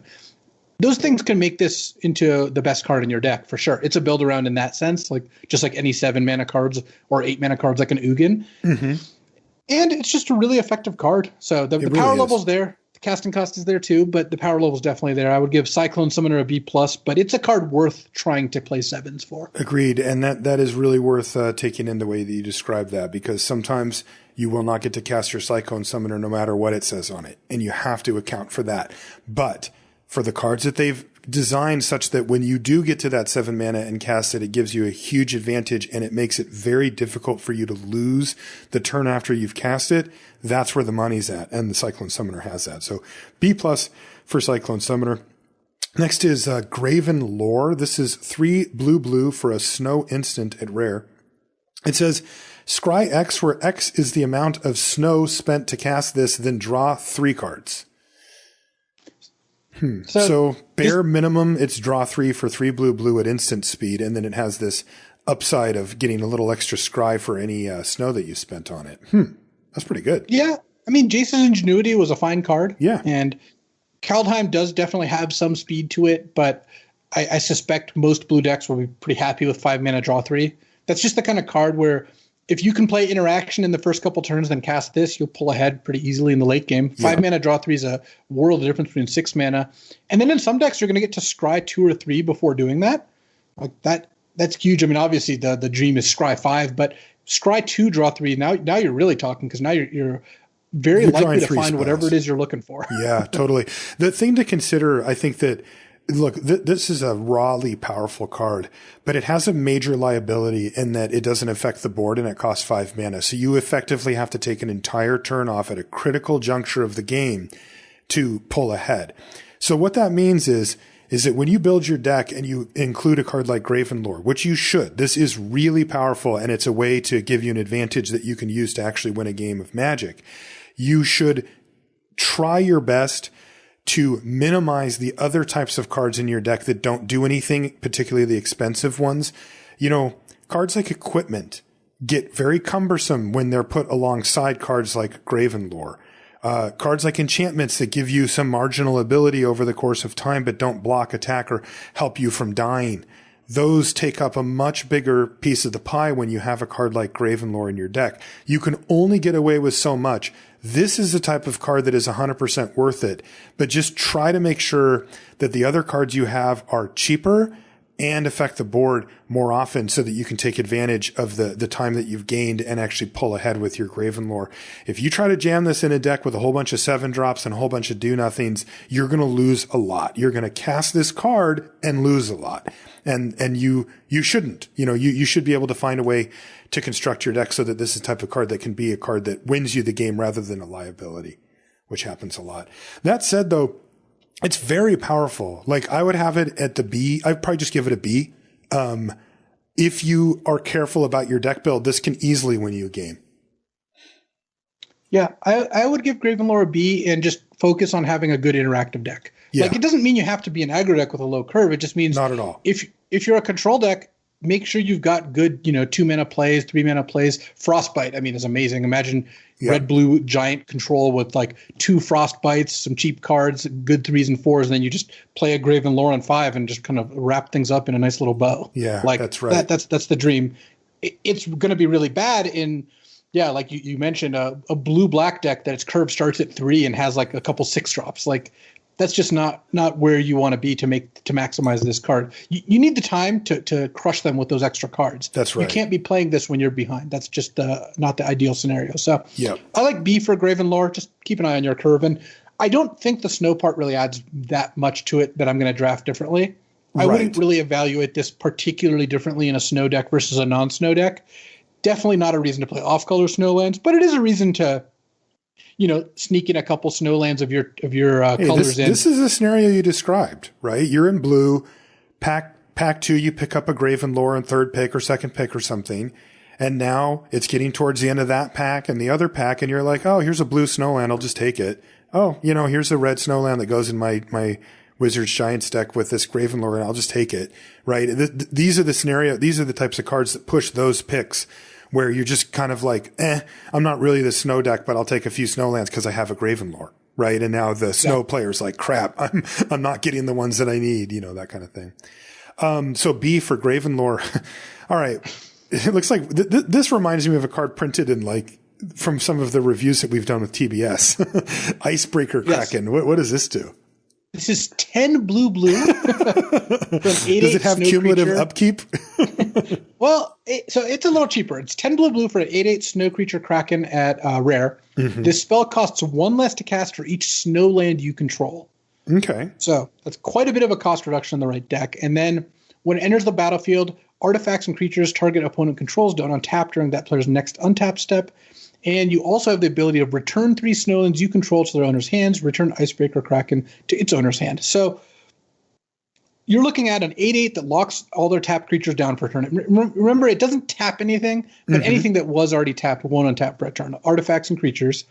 And if you have 3 snowlands in play, then they're going to have a hard time killing this because you can return 3 lands to bounce it. Some games even, depending on the situation, you might go play the Kraken, all their stuff's tapped down. Next turn, attack them for 8.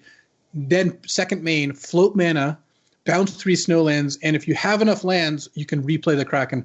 It does make itself harder to replay because you're bouncing 3 snowlands and not getting the cost reduction. There's no way to get that value, which is intentional. But you get to replay at least one of them. Mm-hmm. So the real question is, of course, the $64,000 question is, at what cost is this good? Yeah. Obviously, if it was 12 mana, you'd never play it. Right. If it was 8 mana, it would be solid, especially if you could kind of routinely protect it, right? If at 8 mana means you have 4 snowlands, which means it's by definition protected, though. You can still have a game though when you play this for 8 mana with 4 snowlands and they kill it and you return 3 snowlands to bounce it, where you're not playing that thing for 3 more turns. That's right. And then you're leaning on that enters the battlefield ability pretty hard. And then if you get this to 6 mana, it's busted.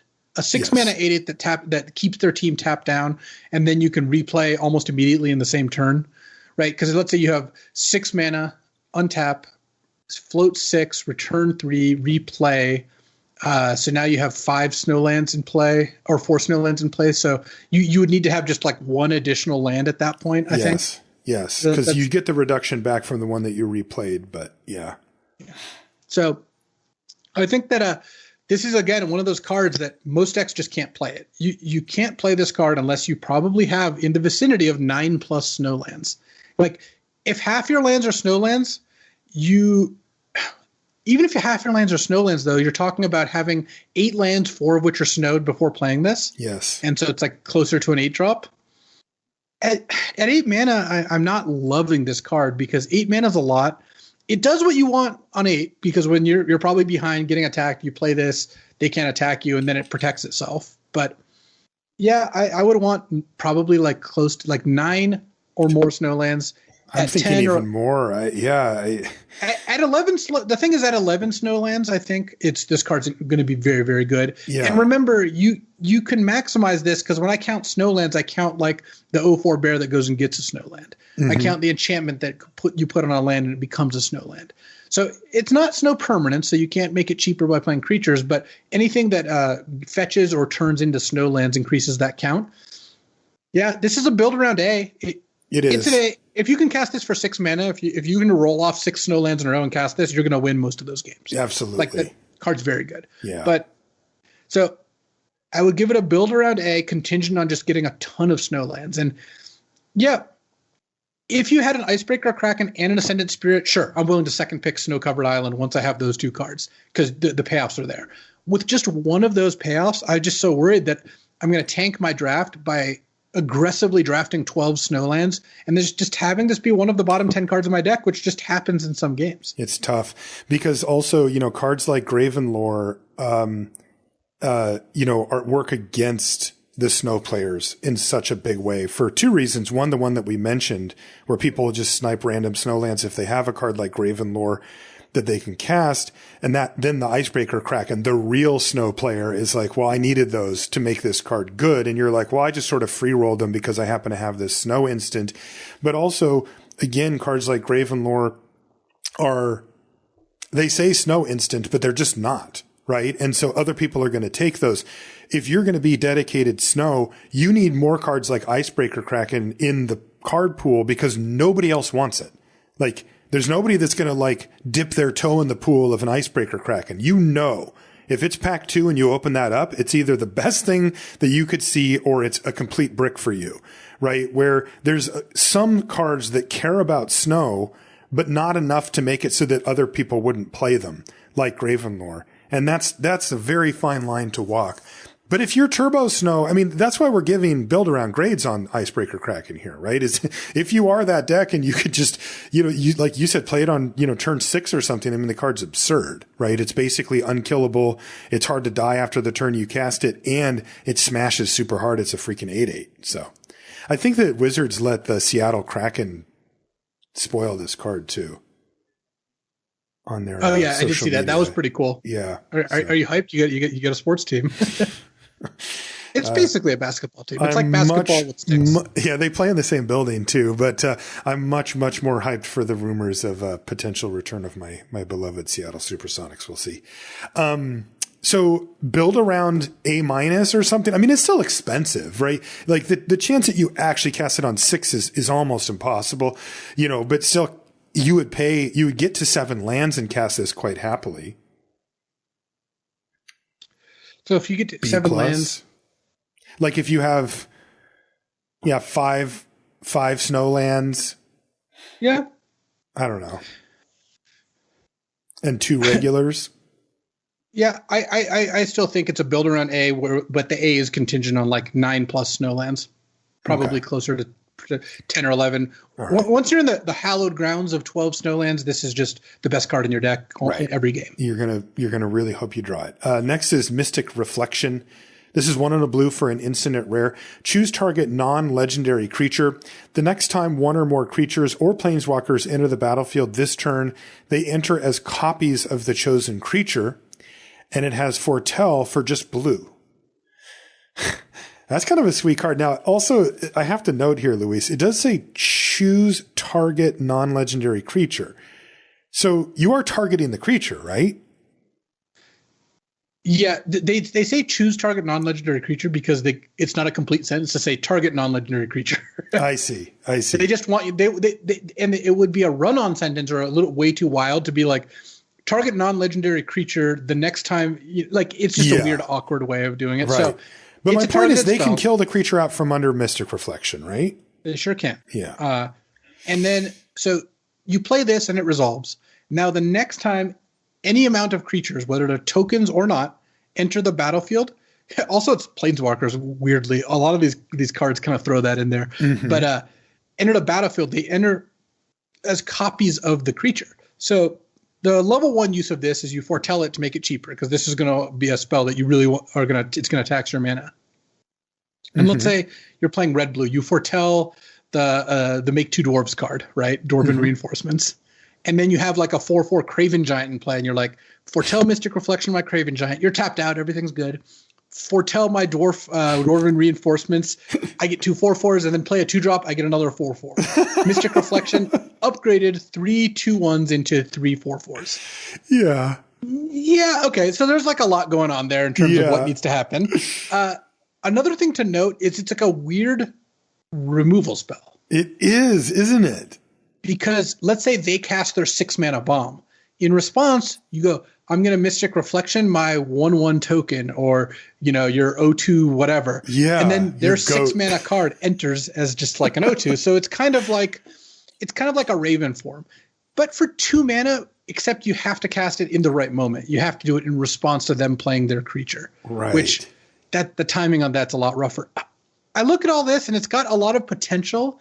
I think in reality, Mystic Reflection is just not going to be that good. Yeah, these cards almost never perform. It's very easy to come up with great case scenarios where it's kind of a blowout or something really interesting. But in practice, these cards usually end up being okay. Like, you can usually get something out of them, but they kind of tread the line between actually being worth a card and not. Oh, before we go on, it's actually just the next time 1 or more creatures enter. So the example with Dwarven Reinforcements works, but anything that comes after that wouldn't. It's actually just the next event. So it's not even like that. Actually makes it a lot worse. It does. It's not the super payoff of Mystic Reflection by 5/5 play 2 1-drops. It just makes 1 creature or 1 pair of creatures if you have an effect that generates 2. So I think that like you said, this card's really narrow in terms of the situations where it's actually going to happen. This is like top of the list of cards you'll put in your deck expecting great things and play multiple games where it's in your hand the entire game and you never find a chance to use it, or you foretell it and never use it. Right. Or you just finally break and virtue is that it's a good bluff foretell card. or you finally break and you use it to make it so the 4/4 that it cast is a 2/2 instead. Yes. Right. And that is not worth a card, right? So that's the issue that you come up with is, when do you pull the trigger on this? I mean, that's clearly why they put the Planeswalker clause on there, right? Is so that you could turn your opponent's Planeswalker into a 1/1 or whatever if there's a 1/1 out. But, I think one good place to start with Mystic Reflection also is, are you creating creatures that would make that you would be worthy of making your opponent's creatures, copies of? Meaning, do you have a thing that makes goat tokens that are O1s with no abilities? Or are you making a whole bunch of 1/1s? Something like that, right? Where you say, okay, well, my deck creates these pretty often, so I can turn this into a 1 or sometimes 2 or sometimes 1 mana spell that turns my opponent's best thing into this, and I have these around pretty consistently. Then that does bump it up a little bit, assuming it's, also good to be doing that other thing. But on top of it, if you're just using this in like a normal case scenario, look at the worst cards in people's decks now. They're not that bad. They're just not. Yeah. Like, if you turn their 6-mana card into a equivalent of a 3 or 4 mana card, it is a downgrade. It is not worth a card to downgrade. I mean, compare that to a regular removal spell, right? Regular removal spell you can use to just simply remove their thing regardless of condition on the battlefield at all. And you can top deck it after their thing's on the battlefield and have it still kill it, which this does not do. So I'm going to start out very, very low on Mystic Reflection. And yes, I will apply the Marshall theory to it, that if people blow me out with it often enough, great, then I'll upgrade it. But until then, I'm treating it like an F, honestly. I probably just won't even put it in my deck to start off with. Yeah, I would say Mystic Reflection's an F, but it has the capability of being an A. So It does. It does. Hold on that dream. Hold on. This honestly is the kind of card where early in the format I will take and try to use it. I just see this card going wrong so much, or more than going wrong, just doing nothing so much more than it's good. That I think that it's just not where I'd want to be. Yeah. Yeah. And this one again does fall, because normally I'm with you. I'd like to take cards and try them out for myself, but this one's below the line where I'm like, you got to beat me with it. Cause I'm not going to be the one to take the bullet here for a card that I already think doesn't look great. What about Orvar the Allform? This is a 3 and a blue for a 3/3 legendary creature shapeshifter at Mythic Rare. So it's a changeling. It's all creature types. Whenever you cast an instant or sorcery spell, if it targets one or more other permanents you control, create a token that's a copy of one of those permanents. So when this is in play, if you cast any pump spell or bounce spell on one of your own creatures, or actually permanent, so if you cast the like snow enchantment, it'll copy whatever it is you're targeting. So imagine the scenario: you play this on. Let's say you foretell the bounce spell, the return home or whatever, and then on turn 5 you play this, and then you have that bounce spell up, and then you bounce one of your other creatures, you get a copy of that creature, then the original creature returns to your hand. Pretty effective on like a creature that has an ETB. And then it also has the ability, when a spell or ability an opponent controls causes you to discard Orvar, create a token that's a copy of target permanent. So kind of trinkety text, but every now and then you'll run up against a black deck and they'll play the Elvish Ravenous Rats and you'll just get to go to town. That's pretty cool. It does copy any permanent, even theirs, but of course if they do it on turn 2, there's not that much to copy. Still free value. You can copy a land or something.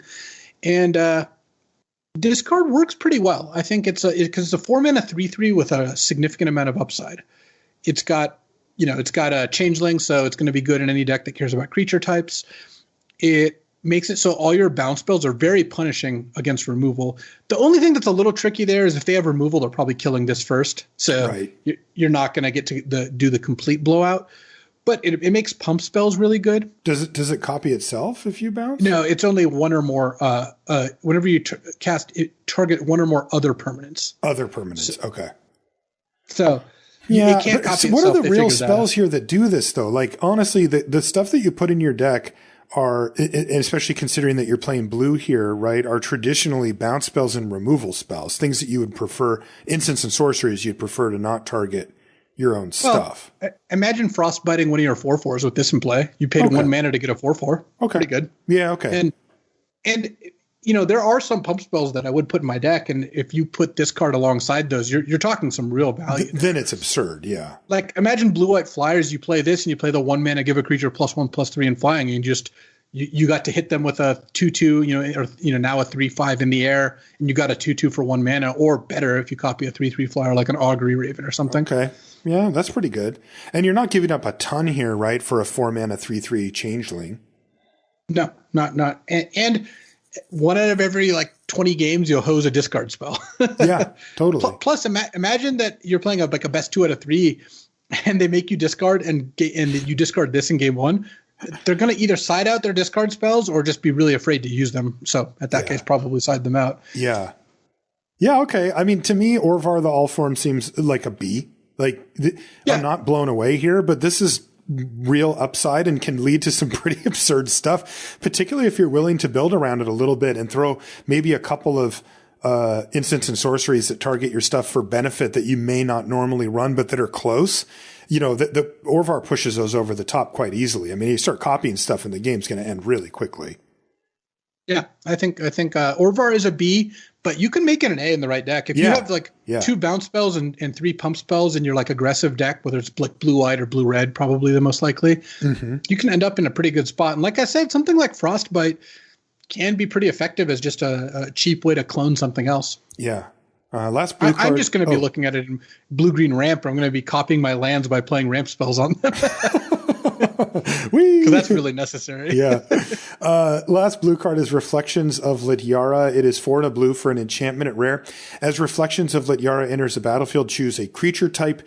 Whenever you cast a spell of the chosen type, copy that spell. A copy of a permanent spell becomes a token, it reminds us. Dang. Yeah, the idea here is you play this and name giant, and then all your giants are doubled, or you name wizard, all your wizards are doubled. Again, free rolls on shapeshifters. Every shapeshifter is going to work here. You could also splash it in like blue-green or blue-black elves or black-green elves splashing this, like because elves is one of the supported tribes. There's 9 common or uncommon elves. I counted because of the Elvish War Master, which we're actually going to get to today. And I could see this being really effective in one of those decks. Yeah. So actual gameplay wise, Reflections of Lityara, it has a fairly typical play out, right? Where you know what's in your hand. So the turn you play Reflections of Lityara, you're actually punished in a really big way, right? You do nothing for 5 mana. This is a massive cost, and you absolutely must be positioned to recoup that loss at the following turn, like immediately. So you are effectively forced to name the creature type of whatever creature you happen to have in your hand at that point in the game. Then you cast it and you get 2 of them, and now you kind of get paid back for sinking that 5 mana in, and now you're even, theoretically. And then for the rest of the game, if you have any more of those creature types, you just run away with it. This is similar to the warning that I gave for Gravenlore, where you really can't have too many cards like this in your deck, but if you can engineer a scenario where you can take a turn to land Reflections of Lityara, and you already have a giant in your hand and you've got 4 or 5 other ones plus a couple of changelings or whatever, this card it has an insanely high upside of being able to just outright run away with the game. Boy, it's a steep cost though. I mean, that is 5 mana, just stone nothing, go is a very, very difficult cost to pay. It also asks you to not play your spells. Imagine if you're blue-green elves and you've got like the 4-drop elf that makes a token, like a great card to copy. If you have this in your hand, you kind of don't want to play that card on turn 4, which can put you in a tough situation. Though, of course, playing this on turn 5, playing that on turn 6, and making 4 elves probably stabilizes you. But you still are in that situation where it's not only taking your turn 5, it's also making your prior turns weaker for you to want to get full value out of this. Right. So very tough. You need to have a relatively high creature count. You need to not have too many do-nothing cards in your deck. You need to make sure that you're conservative with it by just naming what's in your hand and not going for some crazy upside, because you need to get back on the board quickly. I wouldn't be shocked at all, Luis, that if like our friends over at 17 Lands by the end of the set, if they could run a specific test that said, here's Reflections of Lityara in your deck, and here's choose a common 5 mana creature. Right? I don't care what it is, whatever's in this set, right? That's in your colors. If you replaced it with that creature, I wouldn't be surprised if that deck had a higher win percentage than the one with Reflections. I also wouldn't be surprised if it was relatively close, because the upside's so big and because changelings are here.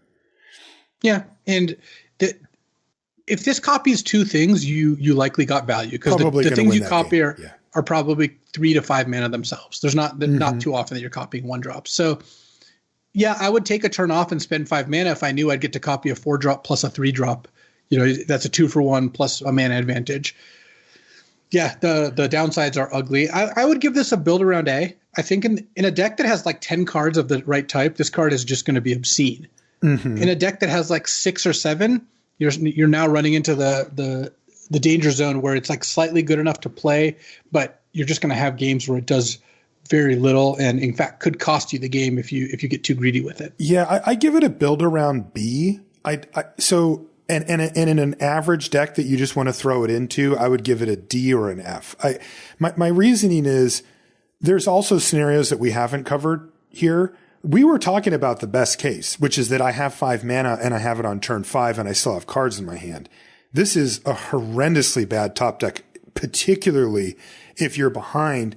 But even at parity, you're guessing, right? Like, let's say you have no cards in your hand, you just rip this. You're like, well, I better do some math here. You better know all your creature types in your deck and how many you've cast, how many are in your yard, how many are on the battlefield, what they are, right? I mean, if you have 5 of a creature type and 4 of another, you might be thinking, well, I just take the 5. But if the 5 are like 2/1 drops or something, you may be better off just taking the 4. It gets a little complicated, but the point is that this does absolutely nothing if you're behind. And particularly it's a pretty bad top deck late in the game unless you've built around it fully. You bring up a good point too, which is you might put this in your deck with the intention of naming giant because you have 8 giants or whatever. Mm-hmm. But imagine that you draw this and you have a good 6 drop in your hand. Sometimes you're just going to name whatever that is just to get the guaranteed card and just be like, well, I know I'm not going to copy anything else this game, but this is actually good enough value that I'm in for it. Yeah. And then you feel like you escaped, you know, and that's not usually the hallmark of an A. Right? Yeah, but it is a buyout though. It does mean that it does. This can always provide something. It's not like Reflections of Lit Jara says, you know, whenever you cast an elf, clone an elf, and you play this in your blue-green elves deck and you draw it in no elves, if you draw it in no elves, just name something else. Don't hold on. Don't get too greedy. Mm-hmm. I think this is a build around A because it can generate 5 cards worth of value in the right deck. Mm-hmm. I think that is not a good card to put in your average deck, and I think most of the time it's going to end up being closer to a build around B. But it's an interesting card. Certainly it is. It's a cool design too. Let's move on to black. Blue didn't seem to have quite as much raw power as white, but some really interesting cards. Well, blue had a lot more like snow, and that's a dicier build around. White just had good cards. Yeah, so. Exactly. Speaking of snow, our first black card is called Blood on the Snow. Boy. This is a 4 black. It's a snow sorcery at rare. Choose one. Destroy all creatures or destroy all planeswalkers. Then, regardless of which one you chose, return a creature or planeswalker card with converted mana cost X or less from your graveyard to the battlefield. X is the amount of snow you spent to cast on the spell. Man, I really liked, that's a great way to get back into a game. 6 mana sweeper for all the creatures and you get a creature back, but then that snow tax is like, ouch. Huh. Well, so imagine if this is just 6 mana destroy all creatures. Mm-hmm. I would put that in most of my blue-black. I'd put in every blue-black control deck and probably all my blue-black mid-range decks. 6 mana destroy all creatures isn't like the best ever for all the reasons we don't need to rehash the Doomstar conversation. Yeah, but it's playable. Mm-hmm. It's fine. So the question is, how often are you going to be able to have 2 or 3 snowlands and a permanent that costs 2 or 3 or more if you're really going off? Mm-hmm. And that happens after everything's destroyed, so it could have been one of the things on the battlefield. Correct. Right. Yeah. This works really nicely with the 04 that sacks to give -X, -X, X is the number of snow. Oh, yeah. Because it's a cheap thing to bring back that is pretty effective. Yeah. In a deck that's able to bring it back. Boy, for whatever reason in my head, the number's like 3. If I can Blood on the Snow, wipe the board and get back a 3-drop, I'm feeling like this is great, right? I'm in a sweet position here. I have something on the board. I'm not going to be the last one to rebuild my board. I actually get something back. But it doesn't feel like that's going to happen super often. I'd be concerned about it. I believe in a deck with no hope of casting anything or getting anything back, is effectively 0 snow. If it's a control deck, this would be like a B-. It's still good. I would give it like a C.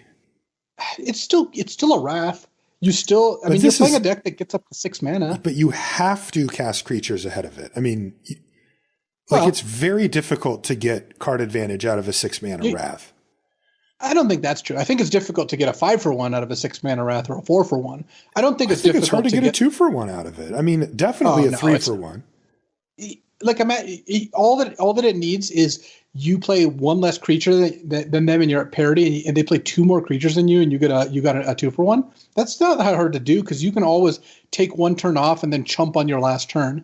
Especially if you spend like there's a common 4-mana card draw spell and other card draw spells in the set. Imagine if you spend one of your turns casting a card draw spell. It's kind of like you got a 2-for-1 already because this kind of bought back that turn. It erased whatever they did on their turn. Yeah, I mean, I guess if we're spotting ourselves a Graven Lore or whatever. Well, but even the common one, Behold the Multiverse. Mm-hmm. Like if you spend turn 4 casting Behold the Multiverse, you play a creature on turn 3. You behold the multiverse on turn 4. You play a creature on turn 5.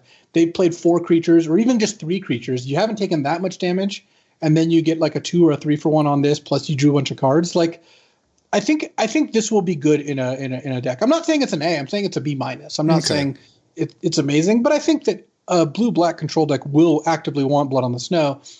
And then if you end up having like, I don't know, 5 snowlands in your deck and a couple cheap cards that you can bring back, this can range up to like a B plus. In the Turbo Snow deck, this is an A.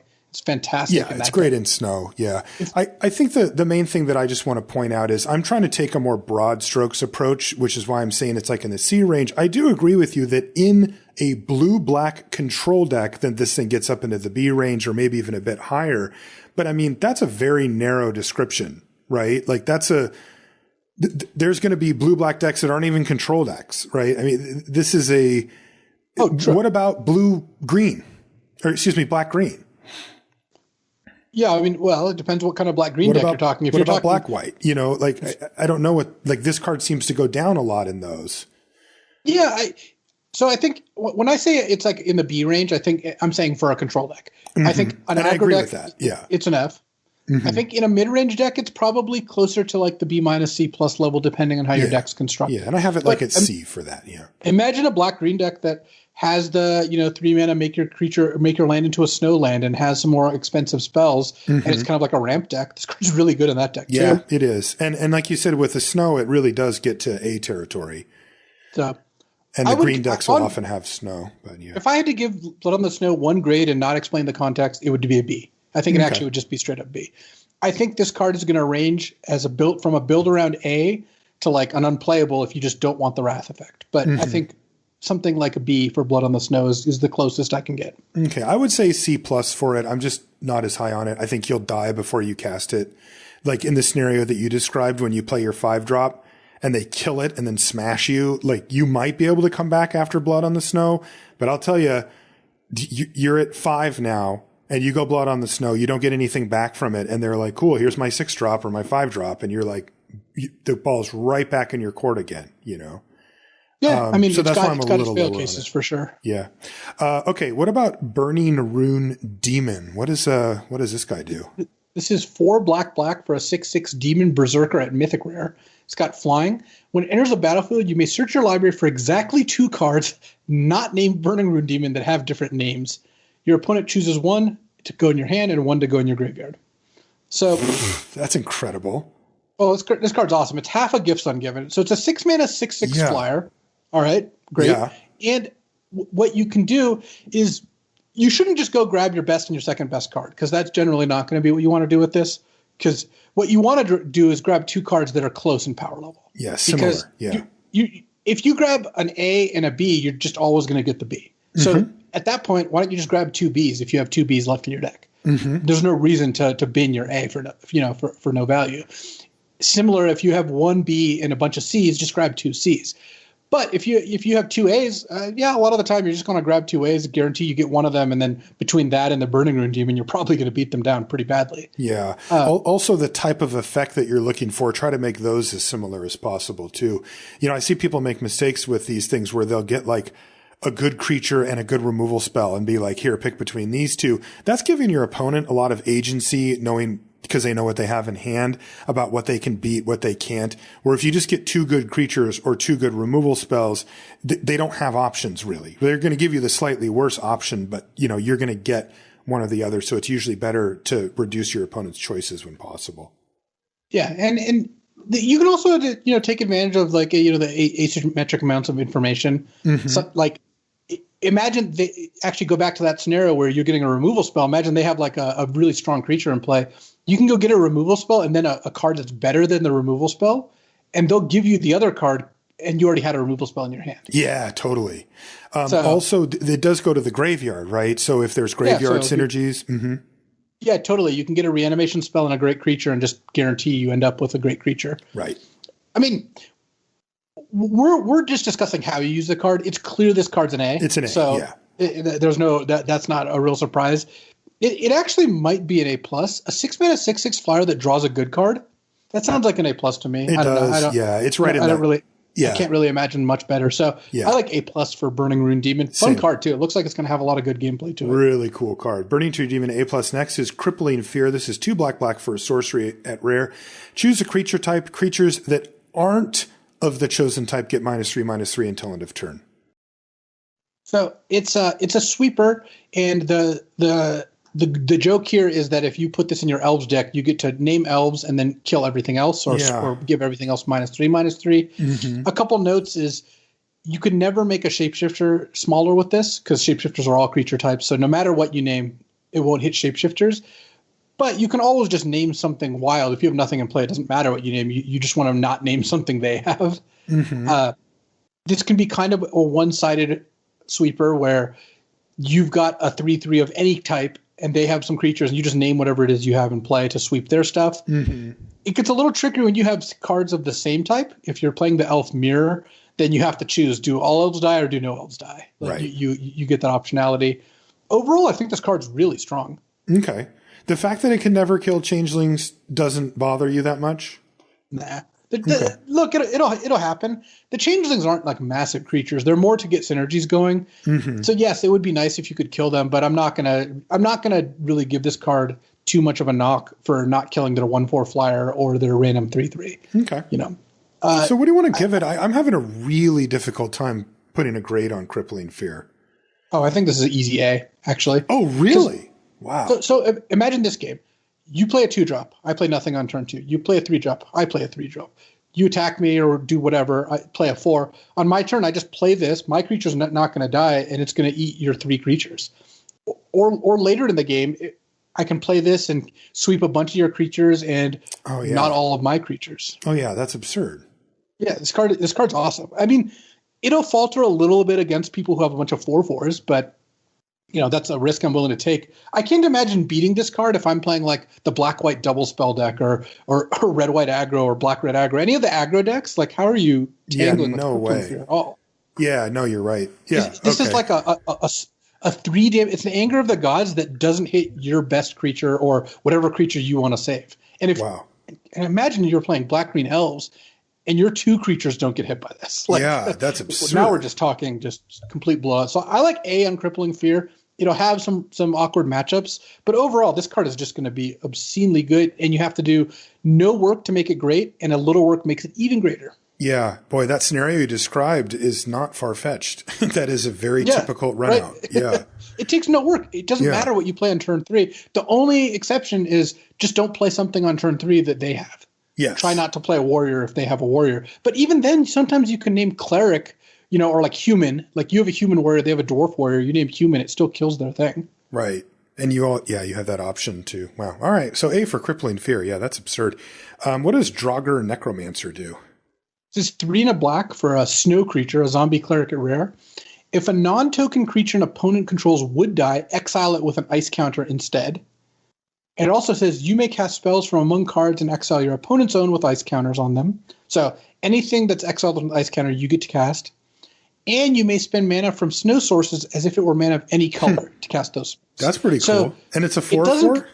And it's a 4-mana 4/4. It doesn't completely color wash them. Because some of these cards let you just, like Gonti lets you just spend any color of mana. Yeah. This only does that if you have snow sources.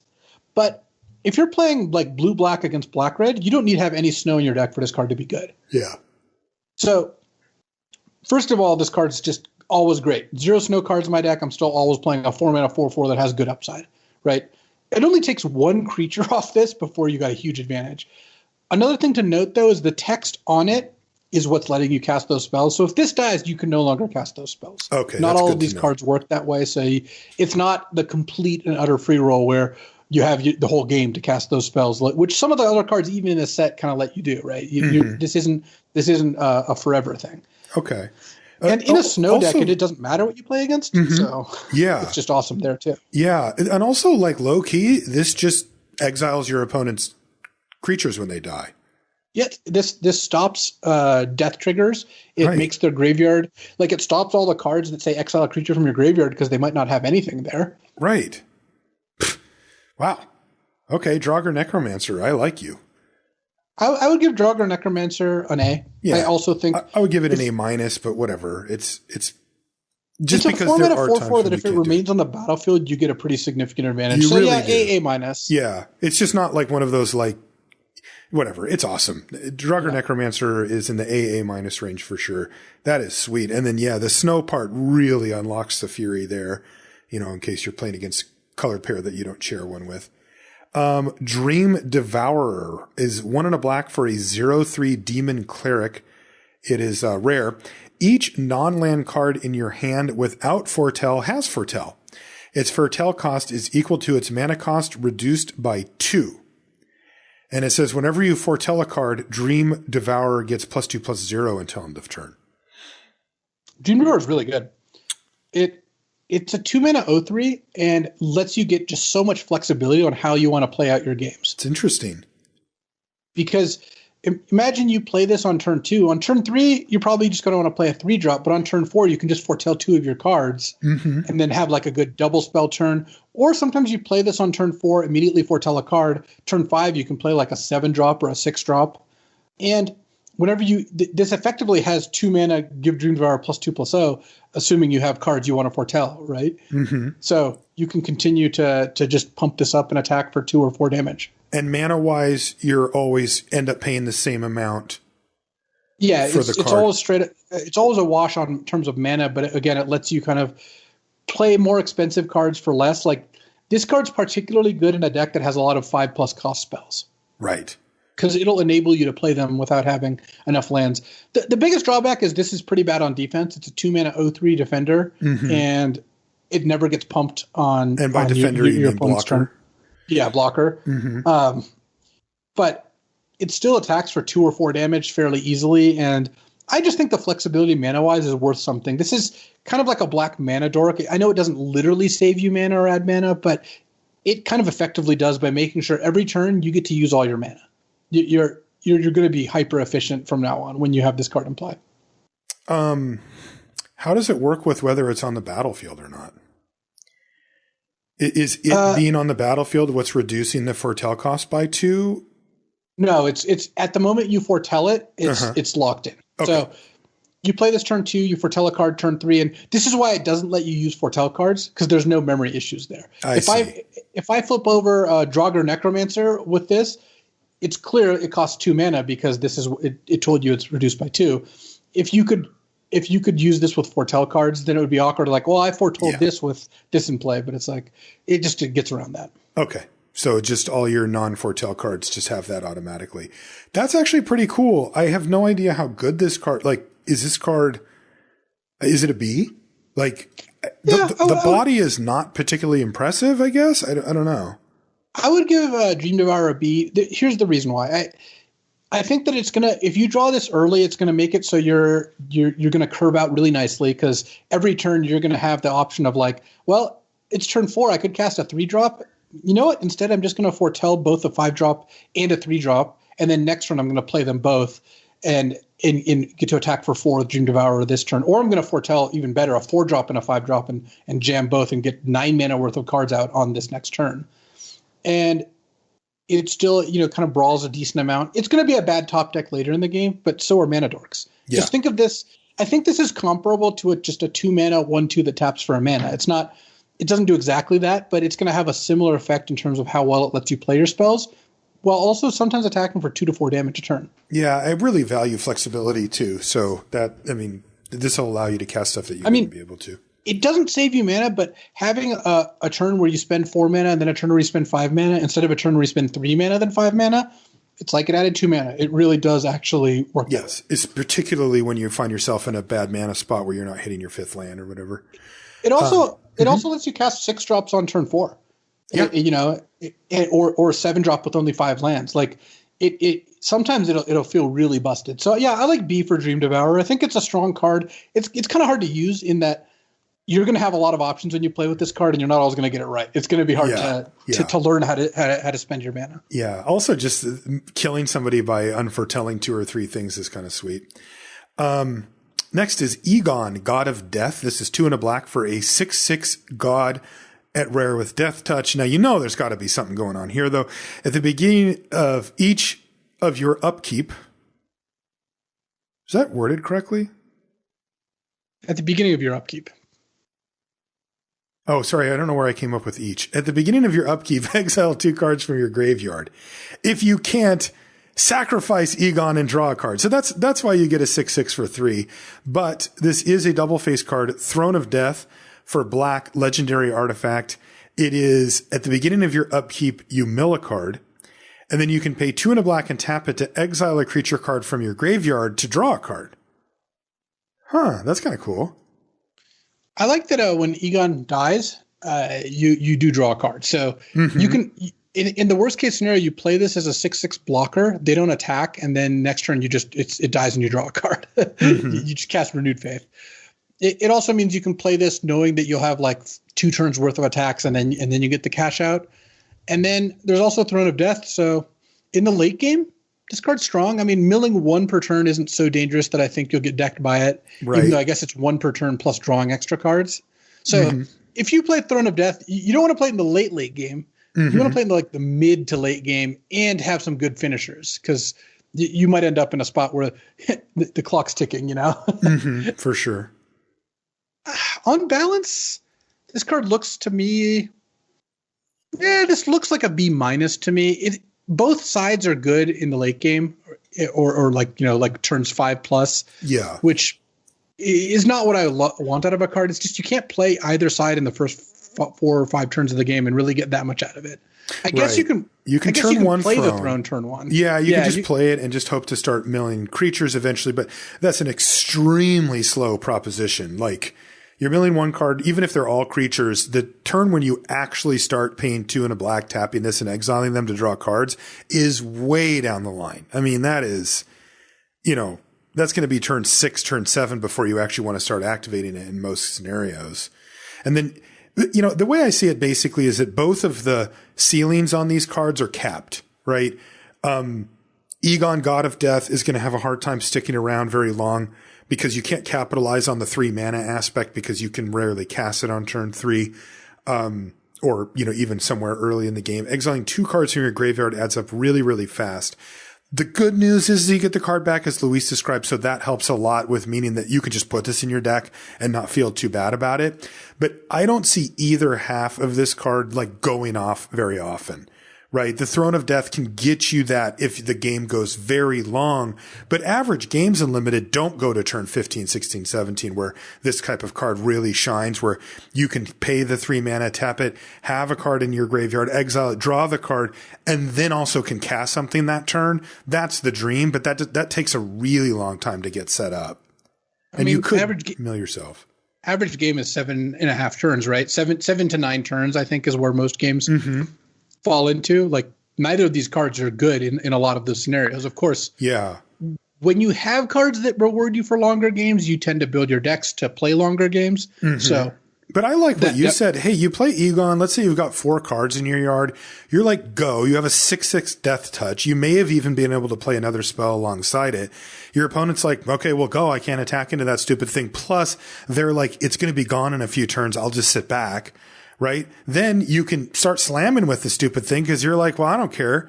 Like, it'll either get in for 12, or they'll chump a couple of times. They can't really multi-block it because it has Death Touch. So in it goes, or I'll just sit behind it for a couple of turns, and then I get the card back on my upkeep when I can actually use it when it does go away. That's not that bad. That's not the end of the world, So, yeah, I mean, this card just feels like the ceiling's kind of capped, but the floor's high enough. I would definitely put this in all of my decks. I just, even if it's absolute worst case of just coming down for the 1 turn, it's far from a disaster. Yeah, that's what I'm saying. Something like B-. Yeah, I like B- for Egon. There are games where this is going to dominate, and there are games where it's just going to be okay, but there are not very many games where it's going to be completely unplayable. Right. And that's fine. Yeah. Okay, what about Eradicator Valkyrie? This is 2 black for an Angel Berserker at Mythic Rare. 4/3 flying, lifelink, hexproof from Planeswalkers. Whoa.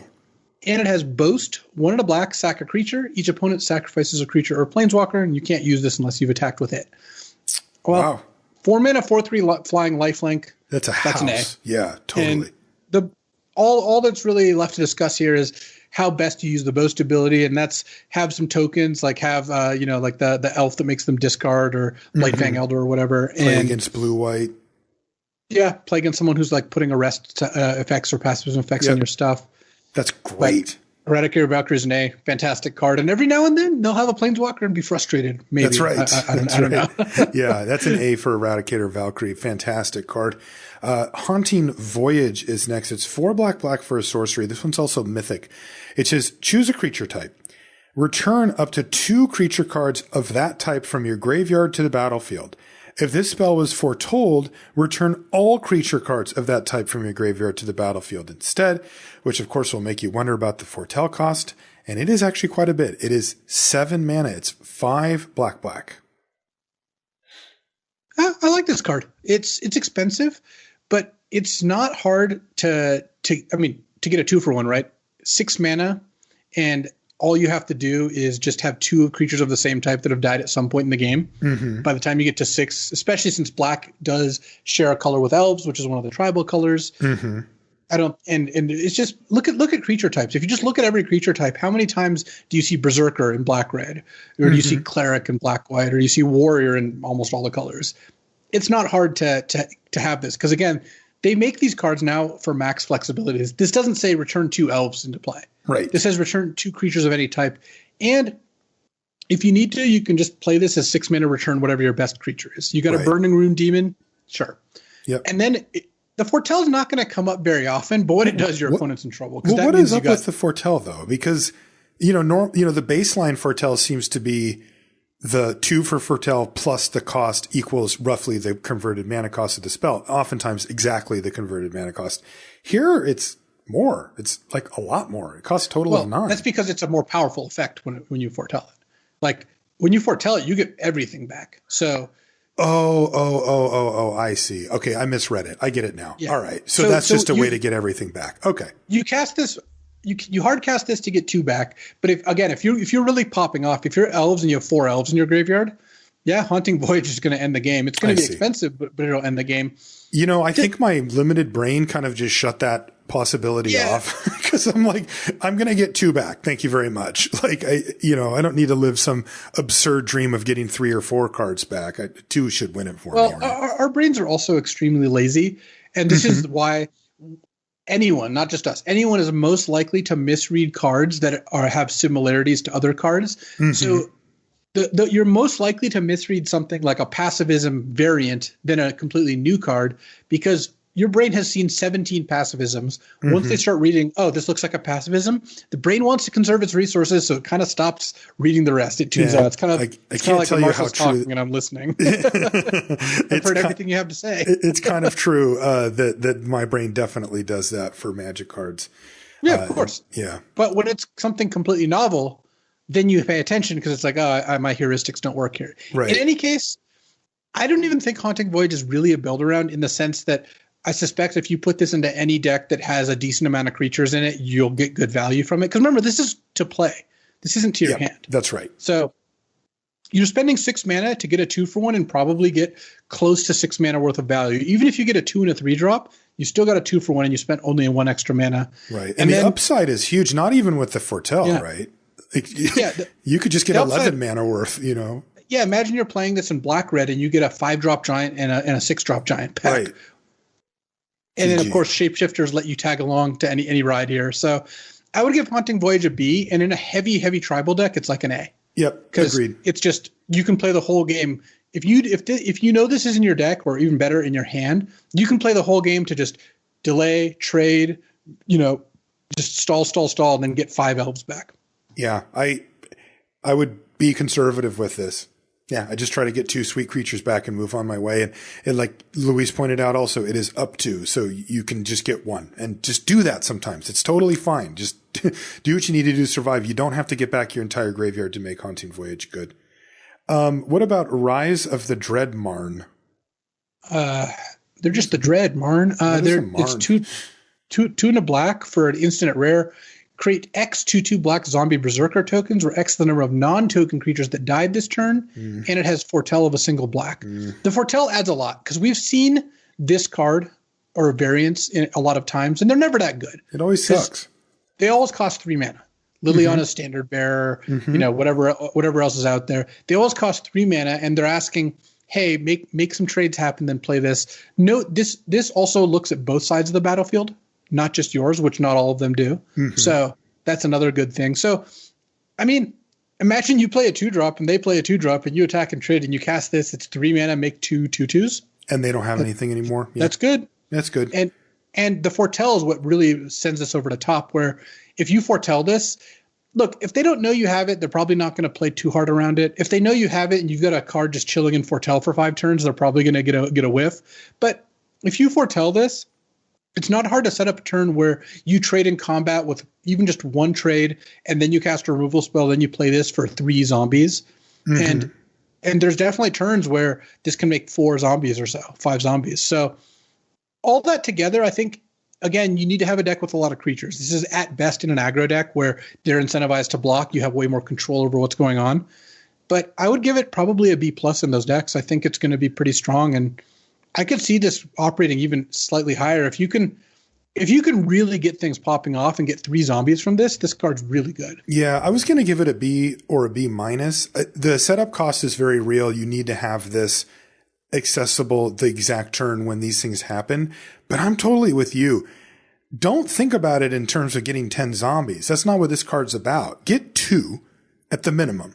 And anything above that's great. But if you get 2 zombies for 3 mana or even 1 mana with foretell, at some point in the game, that's fine.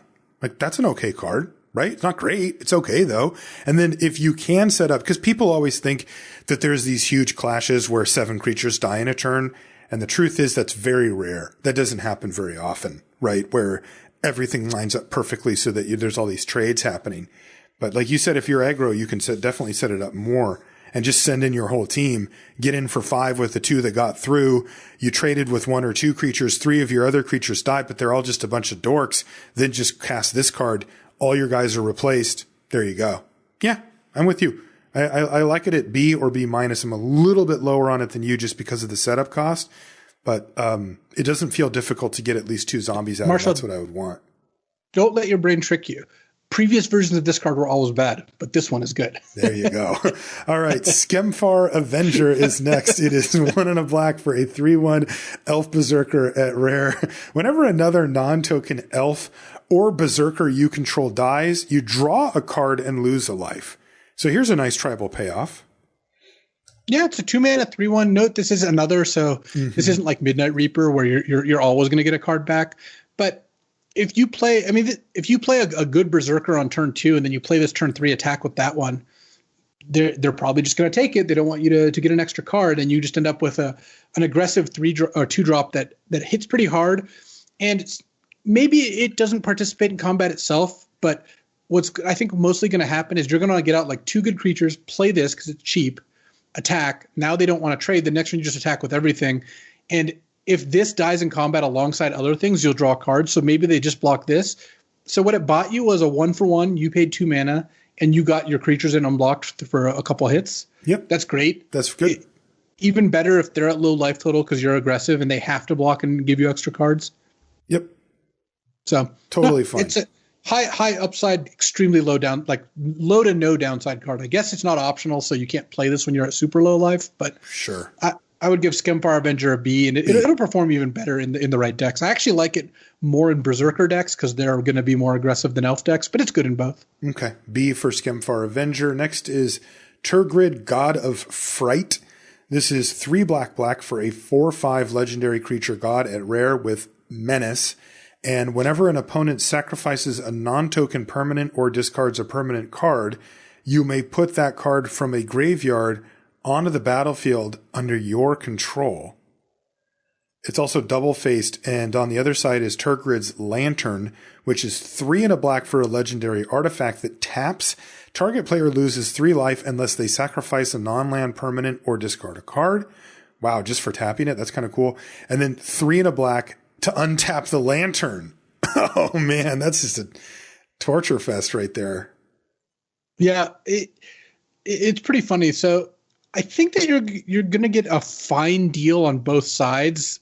Turgrid's a little better, like the 4/5 side. If you just need to put a creature into play on turn 5. Yeah. If you can ever trigger it, it's really good. So it's not hard to imagine a deck that has a little bit of discard or some sacrifice effects, where if you get 1 creature back, you're already ahead of the game. Yeah. Because a 5 mana 4/5 menace is playable, but not good. It's okay. Yeah. But Turgid's Lantern is sweet. Like on any board where things are stalled out, or if you've got control of it and you just play the lantern and start tapping it and untapping it, the 3 life actually adds up. I mean, the first few times this effect does usually about nothing, right? Because they have a bunch of life. They just pay life and you're just jamming a bunch of mana, or they have a bunch of stuff to sacrifice or cards in hand that they don't need and they just start pitching them. But then the Boa Constrictor really does start to get a stranglehold, particularly if you can activate this thing like 2 to 3 times per turn. That adds up really quickly. Like they can't just keep dumping life into it if it's 6 life a turn, right? I mean, you know, or even 9 life per turn at some point in the game. It's funny because like the first 3 activations, they're just like, all right, take 3. Then it's like, oh man, this is now starting to hurt. Yeah. It's a pretty long game play. It's really a 4-mana card that does nothing for 3 turns. Like that's not really where I want to be, but I can imagine like if you're an aggro deck, it's 3 activations to be fair, right? True. You might spend more 4 manas to do nothing. Because it's a long game card, don't think that you want the lantern in a control deck. It's actually kind of the opposite, where imagine playing an aggro deck against a control deck and curving out, then playing this on turn 4 or 5. Oh, yeah, totally. I feel like my control deck would look at that and be like, well, I'm dead. Just pack it up. Totally. Like, what do you because you have to spend your stuff to deal with the board. Then you're sacrificing life, which you can't afford. So.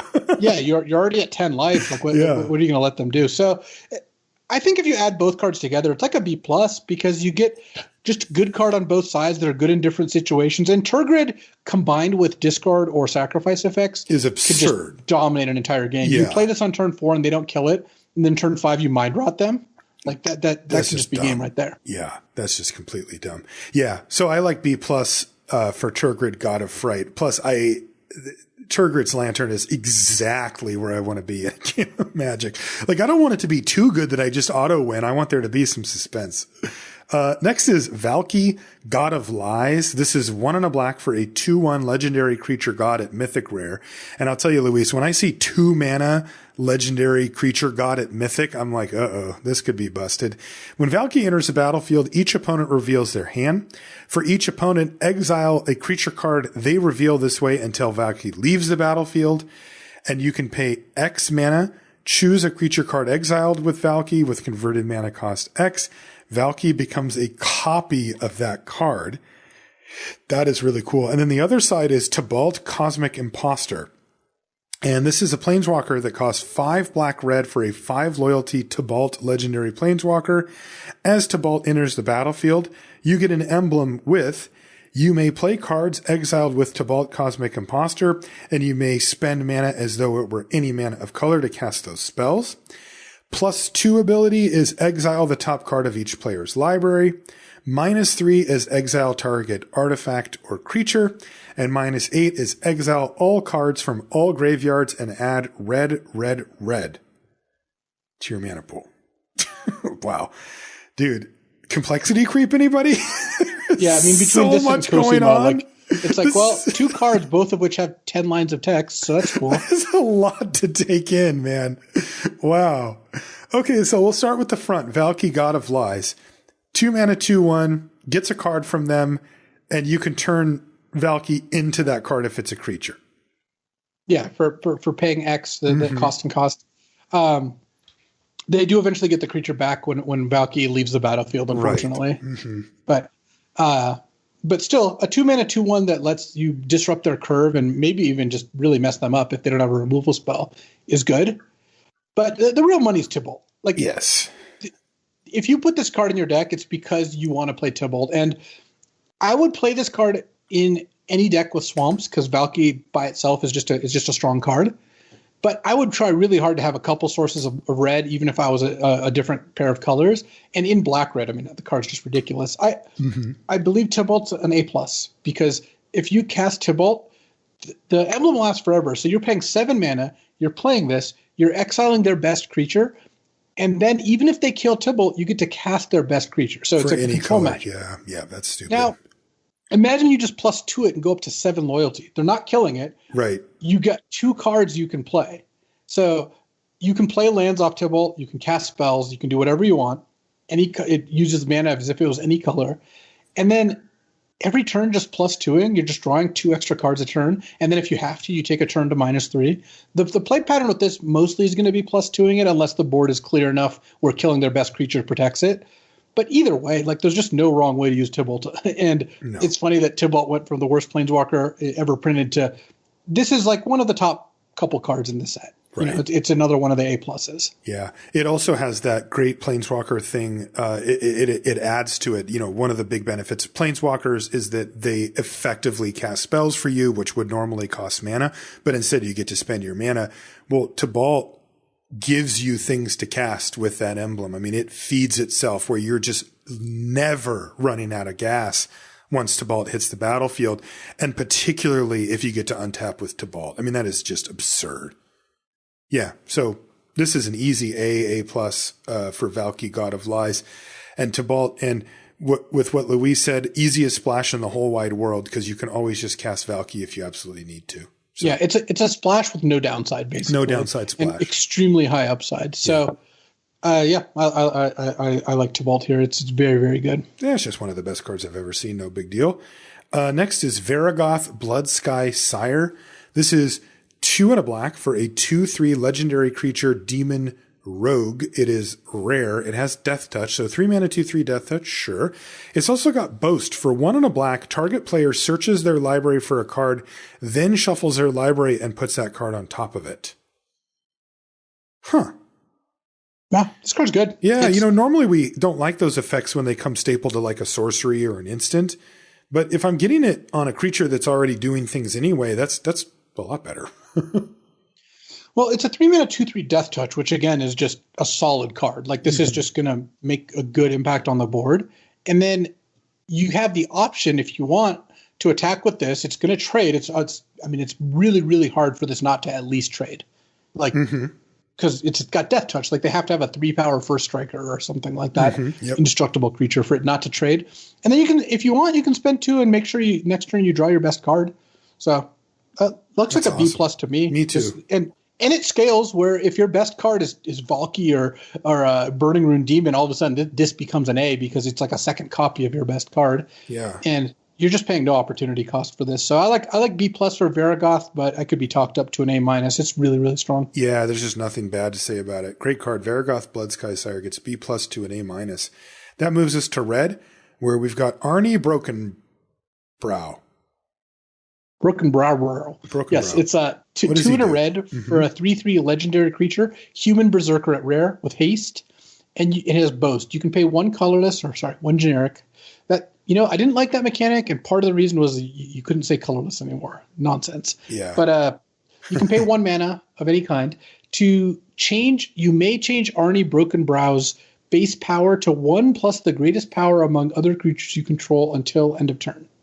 So basically, it's a good flavor. He's the dude sitting in the bar boasting about how he took down a troll, and he can turn into a troll and won. and he turns into 1 point stronger than your strongest creature. Oh God, I get it. That's funny. But it's not toughness; it's just power. So you get a 3 mana 3/3 haste. That's already a B because that's just a good card. It's just a beater undercosted by a whole aggressive. mana. Yep. Mm-hmm. And then sometimes you'll pay 1 to give it +2/+0 or +1/+0, and that's fine. So it's still a B. I don't think that actually changes its rating. Yeah. But so he has a troll horn stuck in his head. Is that the deal? Yeah, he headbutted the troll. The troll horn stuck in his head, but he killed the troll. He's boasting. All right, the ultimate boaster. In some weird situation, you've got a 5/5 out. You pay 1 to make this into a 6/3, and then you have run amok. But in general, this is just going to be a 3 mana 3/3 haste, which is a good card. So I would give B to Arnie Broken Brow. B for Arnie Broken Brow. Next is Birgi or Birgi. I don't know which one it is. God of Storytelling. This is 2 and a red for a 3/3 legendary creature god at rare. Whenever you cast a spell, add red. Until end of turn, you don't lose this mana as steps and phases end. Creatures you control can boast twice during each of your turns rather than once. And it's got the flip side is Harnfell Horn of Bounty, which is 5 mana, 4 and a red for a legendary artifact that says, discard a card, exile the top 2 cards of your library. You may play those cards this turn. Yeah, Man, I'm really into this. these are two very different cards. Yeah, and that's great. Actually, I think that these cards tend to be strongest when the two cards are further apart. Agreed. Because you what you're going to want to do when you put this card in your deck is cast Harnfell, the Horn of Bounty, because what it does is a 5-mana card. You take a turn off, and then from then on, every turn you get to exile a card or discard a card to exile your top 2 and play them, which means you basically get to discard a card to draw 2 every turn. Right. Like, and you can do it multiple times a turn if you want. It obviously runs out because you're discarding and then exiling, so those cards don't fuel itself. It doesn't just go off. Mm-hmm. But imagine you play this, right? You have 6 mana on your next turn. You want to use it before playing a land because you can play lands off it. You exile a card. You hit a land in a cheap spell. Maybe you discard another card because even if you only play one of the 2 spells, you still got a decent exchange there. Mm-hmm. And this rips through your deck pretty fast, finding you whatever it is you're looking for. You will likely win most games where you've got this out for like 3 or 4 turns because you just get access to so many more cards. But the flip side, the literal flip side, you have a 3-mana 3/3 that actually gives you a couple other advantages too, which you can play at any point, especially in like the early turns when you need a 3-mana 3/3. Plus, you play Burgee on turn 3, and then whenever you cast a spell, add a red, so you next turn get to double spell pretty easily. Yeah. Interestingly, I feel, when I see a card like Harnfell, Horn of Bounty, I think like, oh, that's a lot of value. I want to kind of go off. I feel like I want Harnfell to be like my most expensive card. Yeah, that is the best. This does heavily incentivize you to play a bunch of cheap cards. This is a perfect card for aggro because sometimes aggro is really happy with a 3-mana 3/3. And whenever you cast a spell, add a red works best with lots of cheap spells. Mm-hmm. And then when you cap your curve off on turn 5 with this, all of a sudden you're going to beat a control deck in a long game too. Man, that is good. And it even lets you harness that red if you happen to cast like a combat trick or something along those lines and cast a creature in your second main. And you just it's just whenever you cast any spell. So you could be like, play a 2-drop, get a thing, play another 2-drop, get a thing, play another 2-drop off of the 2 mana, that kind of stuff. Yeah, that does incentivize you to try to get Burgee down on turn 3 if you can. Well, imagine foretelling a card on turn 2, Burgee turn 3, turn 4, you could really pop off. Oh yeah, you could go nuts.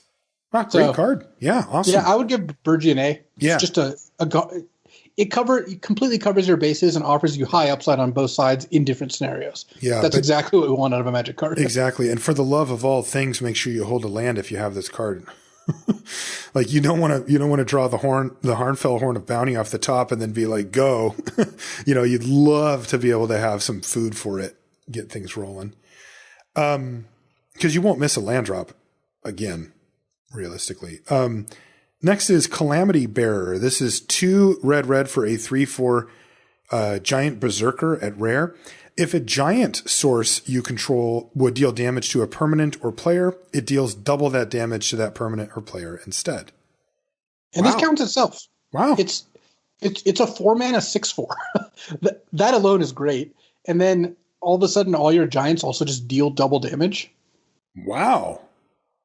That's insane. Like, yeah, because you know how these things go. This is like play a giant, then play Calamity Bearer and then swing with both of those. And your opponent's like, well, trading is my absolute best case scenario here. And I still have to deal with the Calamity Bearer as well. Yeah. You also could just play Calamity Bearer on turn 4 and have a 6/4 on turn 4. Well, I mean, I'm saying it's best to curve in, but I guess my point is that it plays like an enchantment the turn that you play it, right? Like if you have any it has an effect the turn you play it, and is a 4-mana 6/4 by itself. If you draft this, Run Amok is exactly the card you want. Yeah, totally. Wow, you could just one-shot somebody. I like this card. This is great. I will say that Run Amok plus this doesn't work like as smoothly as you want because you still have to assign the damage equal to its toughness. It doesn't take into effect that it's going to double. So if you play if they block with a 3/3 and you Run Amok, you're not doing 9 to them. You're doing 6 to them because this becomes a 6/6. You assign 3 to that, 3 to them, and then they both double, and you kind of overkill the thing. But that's whatever. We're quibbling about a value when this card is just amazing. I would give Calamity Bearer an A. A 4-mana 6/4 is just such a beefy creature by itself, and it makes your other creatures better too. Yeah, your other giants. I was going to give it a B plus just because it is giants. Like it doesn't affect everything. There's going to be times where it's just on its own, and it's still good though. Yeah, but you'd give 2 red 6/4 a B plus. Probably 4 mana 6/4. Probably would. Yeah, you're right. I probably would. All right, A minus for Calamity Bear. Like imagine this with like the mist form Raven, the shapeshifter. Mm-hmm. All of a sudden, it's a 2/4 flyer that you can pay a blue and 1 to give +2/-1. Yeah, that's pretty insane. Yeah, shapeshifters definitely help out here too. Great card, Calamity Bear. A minus for me and A from Luis. Next is Dragonkin Berserker. This is 1 and a red for a 2/2 human berserker at rare. It's got first strike, so 2 mana 2/2 first strike. And it says boast abilities you activate cost 1 less to activate for each dragon you control. It has boast, 4 and a red. Create a 5/5 red dragon creature token with flying. That's great. So, yeah, this is a 2 mana 2/2 first strike, which is going to dominate the board in the first couple turns. And then when you get to 5 mana, you don't even care if this guy's in combat. All you do. Yeah. You just attack and make a dragon. Yeah. And imagine the game where you can attack and make a dragon and they don't kill this while they're just never winning that game. Yeah, so I would give dragon. I mean, the rares in the set seem bonkers. I would also give this an A. It's just good at any point in the game. Yes. And it's got mega high upside and is just good no matter what. Yep. It's a must kill as well. So A for Dragonkin Berserker. That's awesome. The middle line of text is just hilarious. Like, it's like, hey, look, I've got 5 dragons. You know, I can boast and make another dragon. It's like, yeah, well, your opponent died 4 turns ago. So they're already gone. Goldspan Dragon. Here you go. The combo. 3 red for a 4/4 dragon. It's mythic rare. Mythic dragon. It's got flying and haste. And whenever Goldspan Dragon attacks or becomes a target of a spell, you get a treasure token. So it just spits out treasure. And it says treasures you control have tap, sacrifice this artifact, add 2 mana of any color, of any one color. Huh. I mean, this is my favorite card in the set for constructed. Because it's a 5 mana 4/4 flying haste that kind of costs you 3 mana. Like you have to spend 5 on it first, so it's not quite as good as that. But like you play this attack, and then you have 2 mana, a treasure that sacks for 2 that lets you play instants immediately. If you put a combat trick on this, it just generates more treasure. If they kill this, it generates treasure, and it's a 5 mana 4/4 flying haste. Wow! Hey, another A. Yeah, I would give this an A. I think it's actually an A plus, just because I don't think it's an A plus. Treasure's nice, but like. I mean, it's a 5 mana 4/4 flying haste. Then on your next turn, you have 9 mana to play with. Yeah, it's really great. You just dump your whole hand. I just prefer cards that help me a little more if I'm behind to get up into the A minus or A plus range. Yeah, I think this card's comparable to the A pluses, but it doesn't really matter. So, yeah, Goldspan Dragon A to A plus. I mean, if it's a mythic dragon, it's going to get a great grade. Magda. Brazen Outlaw is next. This is 1 and a red for a 2/1 legendary dwarf berserker. Other dwarves you control get +1/+0. Whenever a dwarf you control becomes tapped, you get a treasure token and sacrifice 5 treasures to search your library for an artifact or dragon card. Put that card onto the battlefield and then shuffle your library. Man, these cards just have so much going on. I love these type of sets, but man, if I'm a new player, I'm like, yeah, no, I'm not playing Magic anymore. Like this is just too much to track. Okay, so it's a tribal dwarf card, which I don't know how much that matters. There's a decent amount of dwarves in red. Okay, so that's something. That's something. It's a 2/1 for 2, so that's something. It spits out treasure tokens when it becomes tapped. And then if you have desirable or any artifacts or dragons floating around in your library, it creates a bit of a clock with this whole 5 treasure thing to go search up one of those. Great. That's cool. Yeah, I think Magda actually is all right by herself because you play her on turn 2. Mm-hmm. You attack on turn 3 and trade, you get a treasure out of it. You played a 2 mana 2/1 that put a treasure into play. Yeah, that seems good. That's fine. Yeah. And if you end up with like for example, the Dwarf Berserker, you go turn 2 her, turn 3 the 3/2 haste, attack with both, get 2 treasures, and the other dwarf's a 4/2. Like, that's pretty solid too. I don't think that this is a card worth building around. You're not often going to have a dragon. You're sometimes going to have an equipment, but sacking 5 treasures to get an equipment isn't like that exciting. I wouldn't take this and be like, I'm going to take all dwarves and win, because the payoff's not there. But the upside is there on your 2-drop. That's still a fine 2-drop. I like C+ for Magda. It's not Same. Yeah. Not anything special. No, they're free rolling you all of the other stuff. So take it and don't be sad. Next is Quakebringer. This is 3 red for a 5/4 giant berserker at Mythic. Your opponents can't gain life. Okay. At the beginning of your upkeep, Quakebringer deals 2 damage to each opponent. This ability triggers only if Quakebringer is on the battlefield or if Quakebringer is in your graveyard and you control a giant. Wow. And it also has Foretell for 2 red. So you can even get this down as early as turn 4 as a 5/4 that does all this other stuff. Dang. I just feel like with giants, you're going to be able to have other giants, like much more so than like what we just talked about with Magda, with the dwarves. It just feels like there's, common and common. We looked it up. There was 8, I think, in blue and red. And, there's also, that's not including changelings. So yeah, Quakebringer just seems sick. That's awesome. Quakebringer is the kind of card where when your opponent plays it, it's like kind of like that lantern. You just know that you're going to have to close out this game, or they're going to close it out for you. Because yes, you can kill this and then kill every giant they ever play, but it's going to trigger a lot of the turns of this game. Yeah, and if you could do that, you probably can win anyway. I mean, it's hard to kill all this stuff from your opponent, right? Yeah, and if they have this in their deck, they're kind of incentivized to put as many giants as possible in their deck. Yeah. So I like A for Quakebringer. I feel like this card's just going to be an absolute nightmare to play against. Yeah. And it's just a really good card. Also, they can't even gain life to get out of it. Right. The vice keeps closing. So I would give Quakebringer probably an A- because in a deck with no other giants, this isn't like that outstanding. It's still good because it's still a 5-mana 5/4 that hits them for 2 on your turn. It doesn't even have to do anything, just sits there hitting them, and you can foretell it. But it really becomes probably like an A when you have a bunch of other giants. Yeah, so, my assumption is that you're going to have 2 to 4 other either changelings or giants, sort of, even if you're just in red. If that's not true, then yeah, I agree with you. Like I'm saying, not trying to build around it. That's just going to happen because some of the good cards happen to be giants or changelings anyway. So A- for Quakebringer. What about Reckless Crew? So this is 3 in a red for a sorcery, a rare. Create X/2/1 red dwarf berserker creature tokens, where X is the number of vehicles you control plus the number of equipment you control.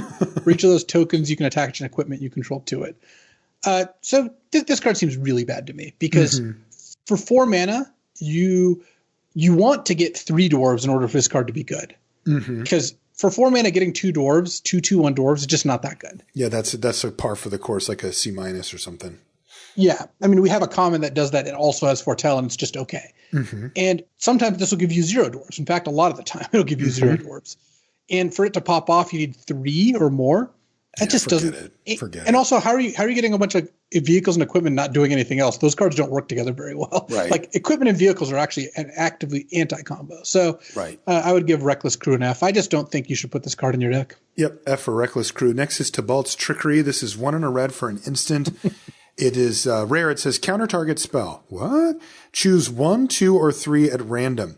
Its controller mills that many cards, then exiles cards from the top of their library until they exile a non-land card with a different name than that spell.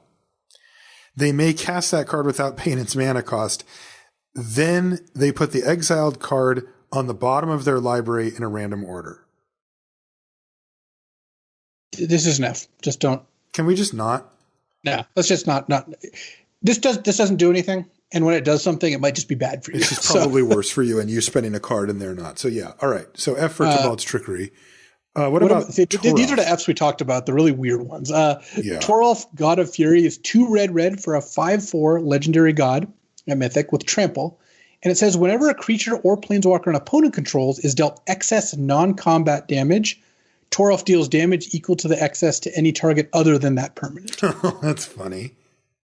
So the fact that it's non-combat is pretty big because that Very definitely restricting, yeah. Yeah, that definitely matters. But it's still a 4-mana 5/4 trample. The Toralf's Hammer, though, that's the flip side, is really good. It's 1 in a red. It's a legendary artifact equipment. Equipped creature has 1 red tap, unattached Toralf's Hammer, deals 3 damage to target creature, or any target. Return Toralf's Hammer to its owner's hand, and its equip cost is 1 in a red. So for 6 mana total, 2 to cast, 2 to equip, 2 to use, and tap a creature, you get to repeatedly deal 3. It's actually good, really flavorful. He throws the hammer. And it does a couple of things. One, 6 tap a creature. If you had an enchantment out that just said 6 mana, tap a creature, deal 3 to any target, that would dominate a game pretty fast. Yep. You just spend your turn killing a creature every turn. The other is you can break that up over multiple activations. Like you can pay 2 to play it, pay 2 to equip it. Next turn, pay 2 to use it, replay it, maybe do something else. Like you don't always have to spend 6 at once. And 2 + 2 + 2, as we're going to find out in this set, is a lot cheaper than 6. Yes. It also has the ability, by the way, equipped creature gets +3 +0 as long as it's legendary, but that's not a huge part of it. What's going on here? So it only gives that to the creature if it's legendary? Yeah, as long as the creature Okay, is. so that's just not really a thing, yeah. So I would put Toralf's Hammer in my deck regardless. The fact that you can cast it as Toralf, God of Fury, and get some pretty good value is really nice. Other thing to note, this is one of the ones that does let you kind of get those options over and over again because you're able to play, equip, shoot, comes back to your hand. Then if you want, you can cast it as Toralf, God of Fury. You kind of get the buyout. So you're almost always playing it on 2 then, huh? Yes. If you have nothing else to play, you would play this card on 2 because there's just no downside. You're not choosing between them. And just overall, you just end up with this really powerful long game engine alongside a 4-mana 5/4 trample. Note that if you play it as Toralf, you never have a chance to play the hammer again unless you have like raised dead effects. Yeah. But this card's just really strong. That's I would awesome. give Toralf an A+. There's some games you could just never beat this card. Yeah, this you're playing card's blue-white unreal. flyers, and they're just like, yep, from now on, I just have the ability to pay 6 mana and kill one of your creatures. Boy, I'm starting to think of, what was it, Broken Wings or whatever the Naturalize is. Might want to be main deck in that. Like, there's a whole cycle of Mythic. They're all Mythic, so it's not like they're all over the place. These but are yes, unbeatable, though, man. So A+ for Toralf, God of Fury. Next is Tundra Fumarole. This is 1 red for a snow sorcery at rare. It says Tundra Fumarole deals 4 damage to target creature or planeswalker. Nice. And then you add colorless for each snow spent to cast this spell. Until end of turn, you don't lose this mana as steps and phases end. Boy, man, they just went nuts on this set, Luis. Like, you have to be able to speak a whole nother language to figure out these cards. Yeah, Tundra Fumarole is another one of those cards like Graven Lore, by the way, where you're putting it in every deck. Yes. 4 mana or 3 mana for 4 damage in. Yeah, and then if you happen to have some snow, maybe you get a rebate, and that's cool. But it's of colorless mana specifically for your snow mana. But by the way, it doesn't lose as you just get to keep the mana. Like, yeah, for until the end of the turn. Is this text worth it? Like, well, it's I think more for constructed where you're going to have some sick turns where you go blow up your thing, play a Goldspan Dragon on turn 5 because this is effectively free. I see. But yeah, Tundra Fumarole, it's a B+, I would say. Like it's just a B+. It does 4 damage for 3 of sorcery card. Yep. Don't really look at this as a reason to be snow. It's just not. No. It's a reason to put a snow mountain in your deck, of course, because there's no downside except for Redain God of Justice, but that's like a rare. So, but yeah, you put this in your snow decks and have it be better, but don't think of this as a snow card, really. Yeah. Okay, that was our last red card. Some really sweet stuff in there, too. And again, the amount of text on these cards is absurd. And that doesn't stop here. Here's Battle Mammoth, our first green card. It's a mythic right off the top. 3 green for an elephant. It's got trample and it's a 6/5. Whenever a permanent you control becomes the target of a spell or ability an opponent controls, you may draw a card. Are you serious? And it has Foretell? The Foretell is 2 green. So it's a 5 mana 6/5 trample that if they try to kill it, you get a card back anyway? Yeah, this is This is the kind of like an Elder Gargaroth, right? It's a 5-mana 6/5, and it doesn't draw a card when you attack, but it draws a card if they ever mess with it. And it also triggers when they do anything to any of your creatures. And it's also abilities. Like they can't tap stuff down. What the heck? Yeah. So Battle Mammoth and A. It's just a really strong card. Ever. Can you imagine this on turn 4? Yeah, you can just play it on turn 4. It's like on the rare occasions that you actually have the removal spell that kills the Battle Mammoth, you're somehow going to be celebrating that you got to do that and give your opponent a card. That's your big success. Yep. Let's just say I'm glad this one's a mythic. It's an easy A plus, whatever you want to. You can split hairs on that, but that card's absolutely absurd. Next is Blessing of Frost. This is 3 and a green for a snow sorcery at rare. Distribute X +1/+1 counters among any number of creatures you control, where X is the amount of snow spent to cast this spell. Then draw a card for each creature you control with power 4 or greater. All right. I feel like Blessing of Frost on snow.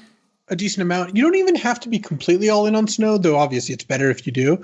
Because if you have a green deck that has a fair amount of big creatures, then this works maybe even if you have no snow in play, though that's not that likely.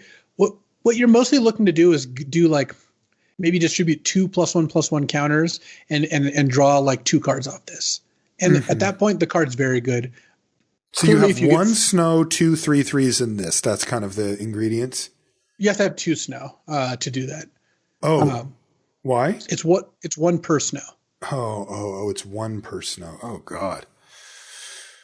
So it's a card that takes some work. I think it's a build around B. And if you can reliably get 2 counters off this, I think you're going to be pretty happy with it, because most green decks at that point, if you can get 2 counters, all you need is a 2/2 in play, and it's 4 mana to give 2 +1/+1 counters and draw a card, with the potential later in the game to draw 2 to 4 cards, depending on where you're at.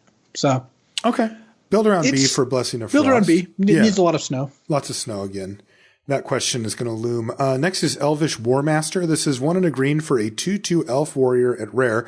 It says, whenever 1 or more other elves enters the battlefield under your control, create a 1/1 green elf warrior creature token. Nice. This ability triggers only once each turn. Aw. And you can pay 5 green to have elves you control get +2/+2 and death touch until end of turn. Nice. That's great. I like Elvish Warmaster a lot. Good card. I mean, this reminds me a little of like a Stonewood Invoker. It's like a 2-mana 2/2 that later in the game you can pay 7 mana to pump it, because it'll make itself into a 4/4 death touch. But where the real money is that there's, like I said, 9 common or uncommon elves, counting the shapeshifters in green. And of course, there's a bunch in like black as well.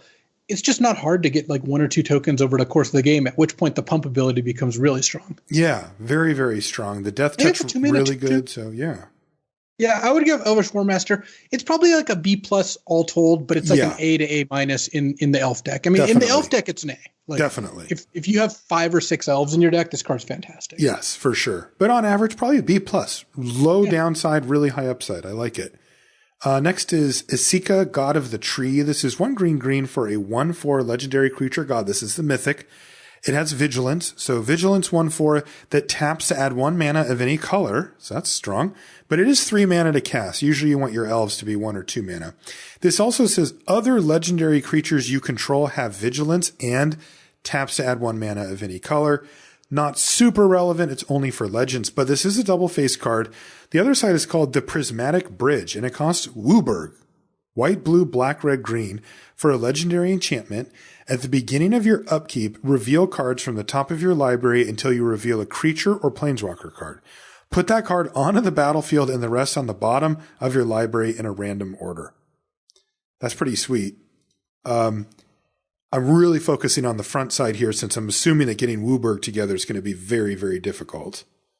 Yeah, the way I look at this card is it's a 3 mana 1/4 that taps for any color with Vigilance.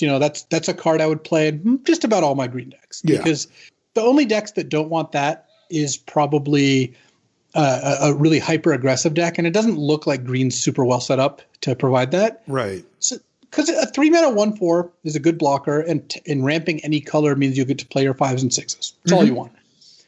The backside's interesting because it's super powerful. If you can cast Prismatic Bridge, you'll want to. It's very good. I don't know how much you have to stretch to be able to.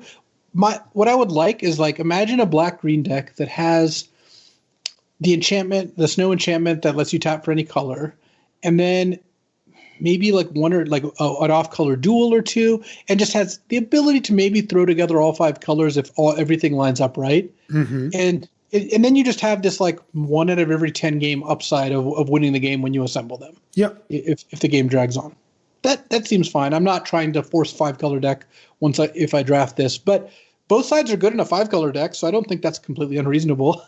Yeah, I think so too. And, that's the type of thing where you could be, like you said, like black-green and have literally 1 white, 1 red, 1 blue source in your deck, right? And just go, hey, if I happen to draw all these and I've got, because like there's going to be times where it's turn 6, you draw a Sika, God of the Tree, and you're like, I'll just keep it in my hand if I've already got 3 or 4 of my colors, because a 1/4 at that point probably isn't doing so much.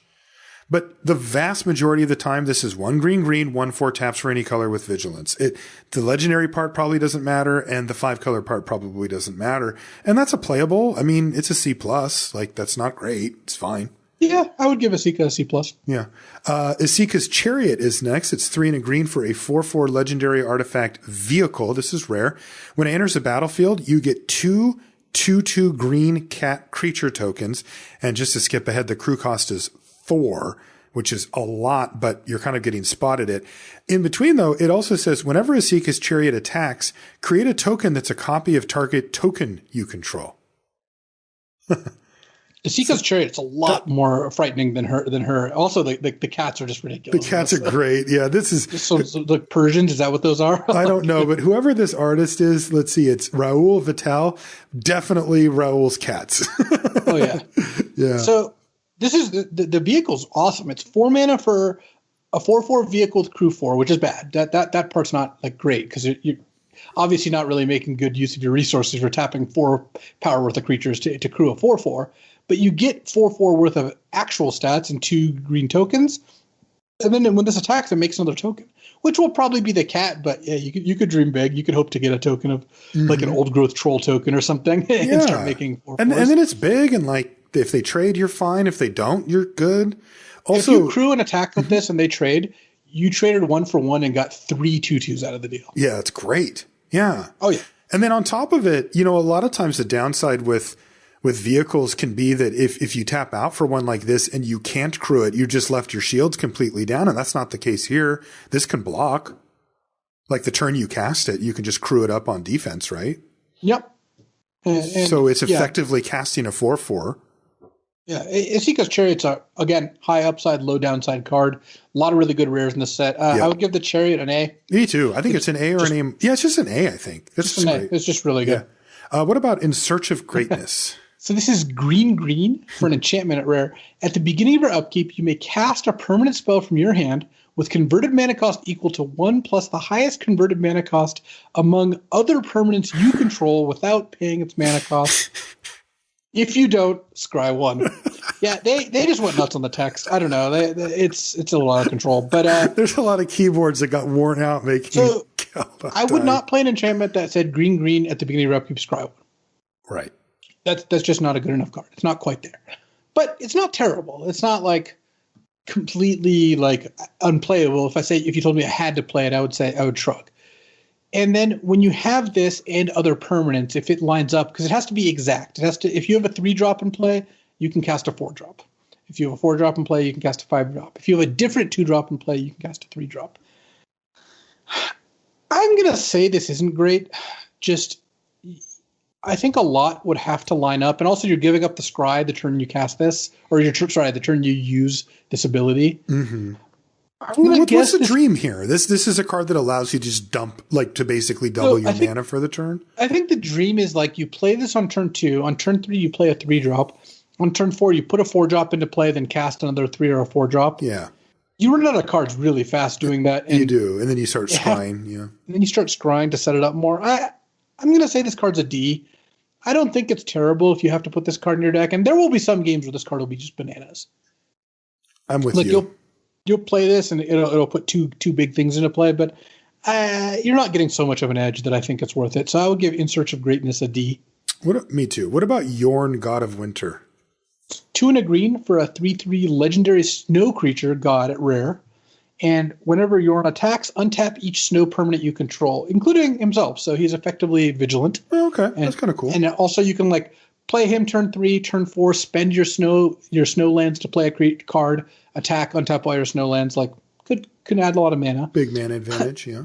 The flip side is Kaldheim, the Rime Staff, which costs 1 blue black. So we're talking a 3-color card if you want to make all of this work. Mm-hmm. And it's a legendary snow artifact at rare. And tap, you may play target snow permanent card from your graveyard this turn. If you do, it enters the battlefield tapped.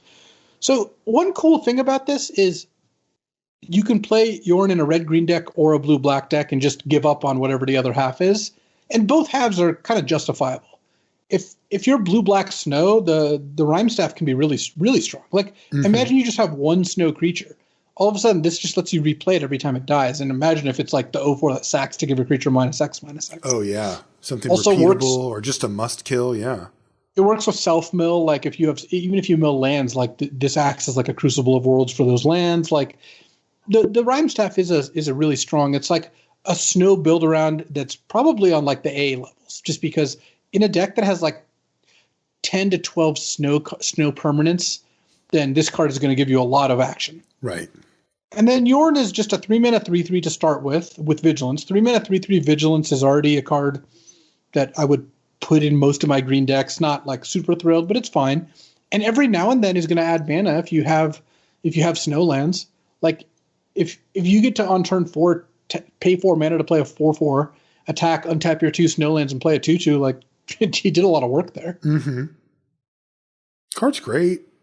I mean, yeah, I don't know how neither half is devastating, but like the fact that it does 2 completely different things, it is hard to imagine that you're going to assume that you're going to be able to cast both sides in most decks. So I assume you're just going for Yorn or Kaldheim, but rarely both, which does cut down its value a little bit. But I mean, I could see a snow deck, like a green blue snow deck, just splashing the black definitely for Kaldheim off a couple sources. That's also, I think for sure.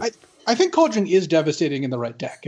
Yes. If you end up with a good amount of self-mill and some of those 0/4s that can sack, Kaldheim is just going to take over the entire game. It's going to be all about this. So it's an interesting card. It's like, it's almost like I think it should just be 2 grades because you're just, like you said, you're not going to interface with both cards. Kaldheim's a build around A for the snow deck. Mm-hmm. Fantastic card in a heavy snow deck. And even a build around B for like a medium snow deck. It doesn't take much before this card really starts to pay dividends. Yeah, especially if you have some self-mill or anything, yeah. And then Jorn is like a C+ just by himself. Yeah, C+ B- range. And if you can combine both, you're talking about an A-level card, like your blue-green snow that has access to black mana off 3 or 4 sources. Like, this is all looking pretty good. So if you had to force me to give Jorn just an overall grade, it would probably just be like a build around A. Like, just a really high payoff for doing the right things. A build around A with the fail case of just a C, which is actually quite strong. You know, I've noticed something. Is there a joke that I'm missing here or something? It feels like a lot of these cards would work really well if you had both. I think that's for constructed. Okay, because Teralf with Teralf's Hammer is really good. Esika with the Prismatic Bridge is really good. Yorn with the Kaldheim is really good. Like, you can activate it, then activate it again. Is it just to reduce the redundancy stuff on Legendary? Well, I think it actually plays really interesting and constructed where you get to jam 4 of these and mix and match the sides to get like max value. And it actually is cool that Teralf wielding his hammer is really awesome. I think that's sweet. Good. That's a good flavor win. You know, Esika summoning the tree is really awesome. So I think that is a constructed thing. That is what you're talking about. So yeah, Yorn God of Winter gets a build around grade, but a build around A grade, but be aware that it's a C to B in just your blues or your green snow decks. Right. Now next you go ahead. It's Kolvori, God of Kinship. What does she do? It's 2 green for a 2/4 legendary creature god at rare. As long as you control 3 or more legendary creatures, Kolvori gets +4/+2 and has vigilance. Okay. Well, probably not going to happen. Right. Also has the ability 1 and a green tap. Look at the top 6 cards of your library. You may reveal a legendary creature from among them and put it in your hand. With the rest in the bottom. Okay. So you have one or two other legendaries and not super great. Okay. Yeah, what about the 2 back? green for a 2/4. And then the back is the Ringheart Crest, which is 1 and a green for a legendary artifact. When it enters the battlefield, choose a creature type, and it taps for a green, but you can only spend that mana to cast creatures of that type or legendary creatures. So this is actually the first god that I think misses on both halves. This is actually just bad, right? I would give Kolvori a D. Yeah. I just don't think you want either half. Like, you have to have a lot of like elves before you want to cast Ringheart Crest. You really aren't casting Kolvori and expecting good things like the front side. So this is like a D to an F for Kolvori, God of Kinship. That's what I would think too. Old Growth Troll. I like this one. This is I'm sure you do. Green for a 4/4 Troll Warrior at rare. It's got Trample. So green 4/4 Trample. Pretty beefy. When Old Growth Troll dies, if it was a creature, we're starting out strong. Look at that. When it dies, if it was a creature, return it to the battlefield.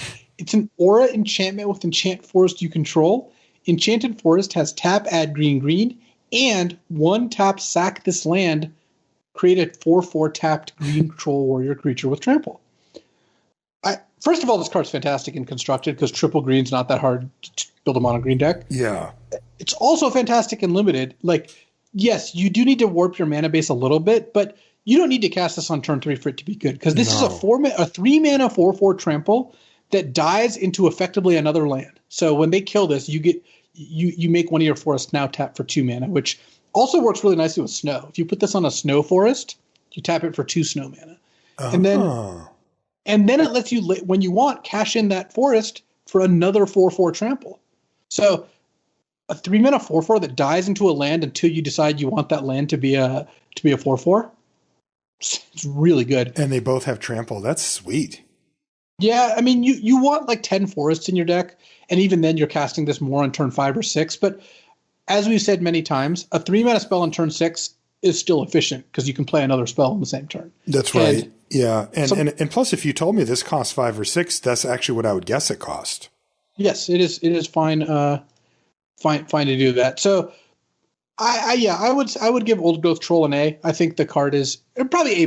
But I don't know. You play this against a removal deck, and they're like, "Well, I can kill your 4/4, and then you get another one." Also, I can kill your 4/4, and you can use it to ramp for 2 turns until you're done playing spells, and then make another 4/4. And can you just get it back right away if you have the mana? Like you put it on a forest, and then just like by the time it's their turn, they're getting slammed on again.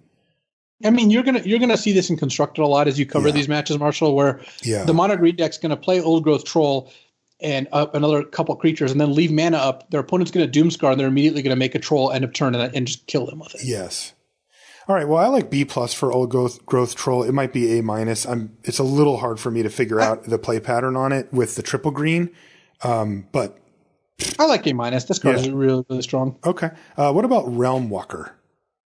This is a 2 and a green for a shapeshifter at rare. It's a 2/3, and it has changeling, so it's every creature type. And when it enters the battlefield, choose a creature type. You may look at the top card of your library at any time, and you may cast creature spells of the chosen type from on top of your library. So it's a Oracle Moldiah for creatures, but only of the type you choose. This is still pretty good. Yeah.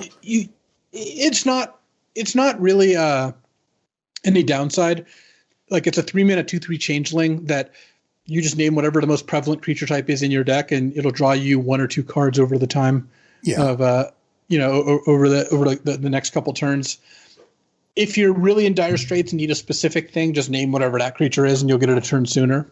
Yep. If even if it's not the prevalent creature type in your deck, right? If you have a bomb or something, this looks like a B to me. I mean, the fact that it's changeling might be just as important as its static ability, like just that it's an elf and it fits into it's a giant or whatever it is that the rest of your deck needs. Yeah, I would say Realm Walker is probably like close to a B+ because in some decks it's going to be really strong. Yeah, B+ for Realm Walker. Really, again, the tradition with this set is a pretty high floor and free rolling on the ceiling. Tusky, Bearer of Secrets, his Nexus is 3 and a green for a 1/1 legendary creature squirrel. It's rare. This card looks like a joke. It really is not, though. Okay, well, it's a joke so far. It can't be countered. All right, fine. It has indestructible. I like that. And it attacks each combat if able. It's a rabid squirrel. Whenever a creature you control deals combat damage to a player, wow, draw a card. Okay. This card is, this is one of the coolest cards I've seen in a long time. That is amazing. Because normally they're just like, yeah, I'll take it, whatever. But it's like, hey, I'm drawing cards here. Like, you have to put one blocker in front of this every turn, basically. I also really like that it has to attack, because a 1/1 indestructible is so annoying to try to attack through. So annoying. This triggers off every creature. So if you play this and get through with a creature, you immediately draw a card, and then it, like you said, it sucks up a blocker every single turn. It looks really good in like a go wide deck if there's like, you know, green white tokens or an elf deck that's putting a bunch of creatures into play, or like a blue green deck if they have a couple flyers in them, or like green white with some of those like battlefield raptors. You just play Toski and then just start to profit. Yeah. Also, the turn you play this, they can't really attack you because it'll block something on the ground. Right. Yeah, I like Toski. I would give Toski a B. Some good upside here. Same, and you can of course augment Toski, right? Like you could give him flying or give him trample or something. Next is our green planeswalker. It's called Tyvar Kell. It is 2 green for a 3 loyalty mythic. It says elves you control have tap, add black mana to your mana pool. 3 abilities. +1 from the 3 loyalty is put a +1/+1 counter on up to 1 target elf. Untap it. It gains death touch until end of turn.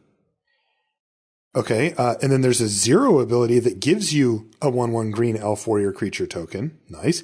And then there's a -6 for the ultimate, which is you get an emblem with whenever you cast an elf spell, it gains haste until end of turn, and you draw 2 freaking cards. And it actually says that on there. It says 2 freaking cards.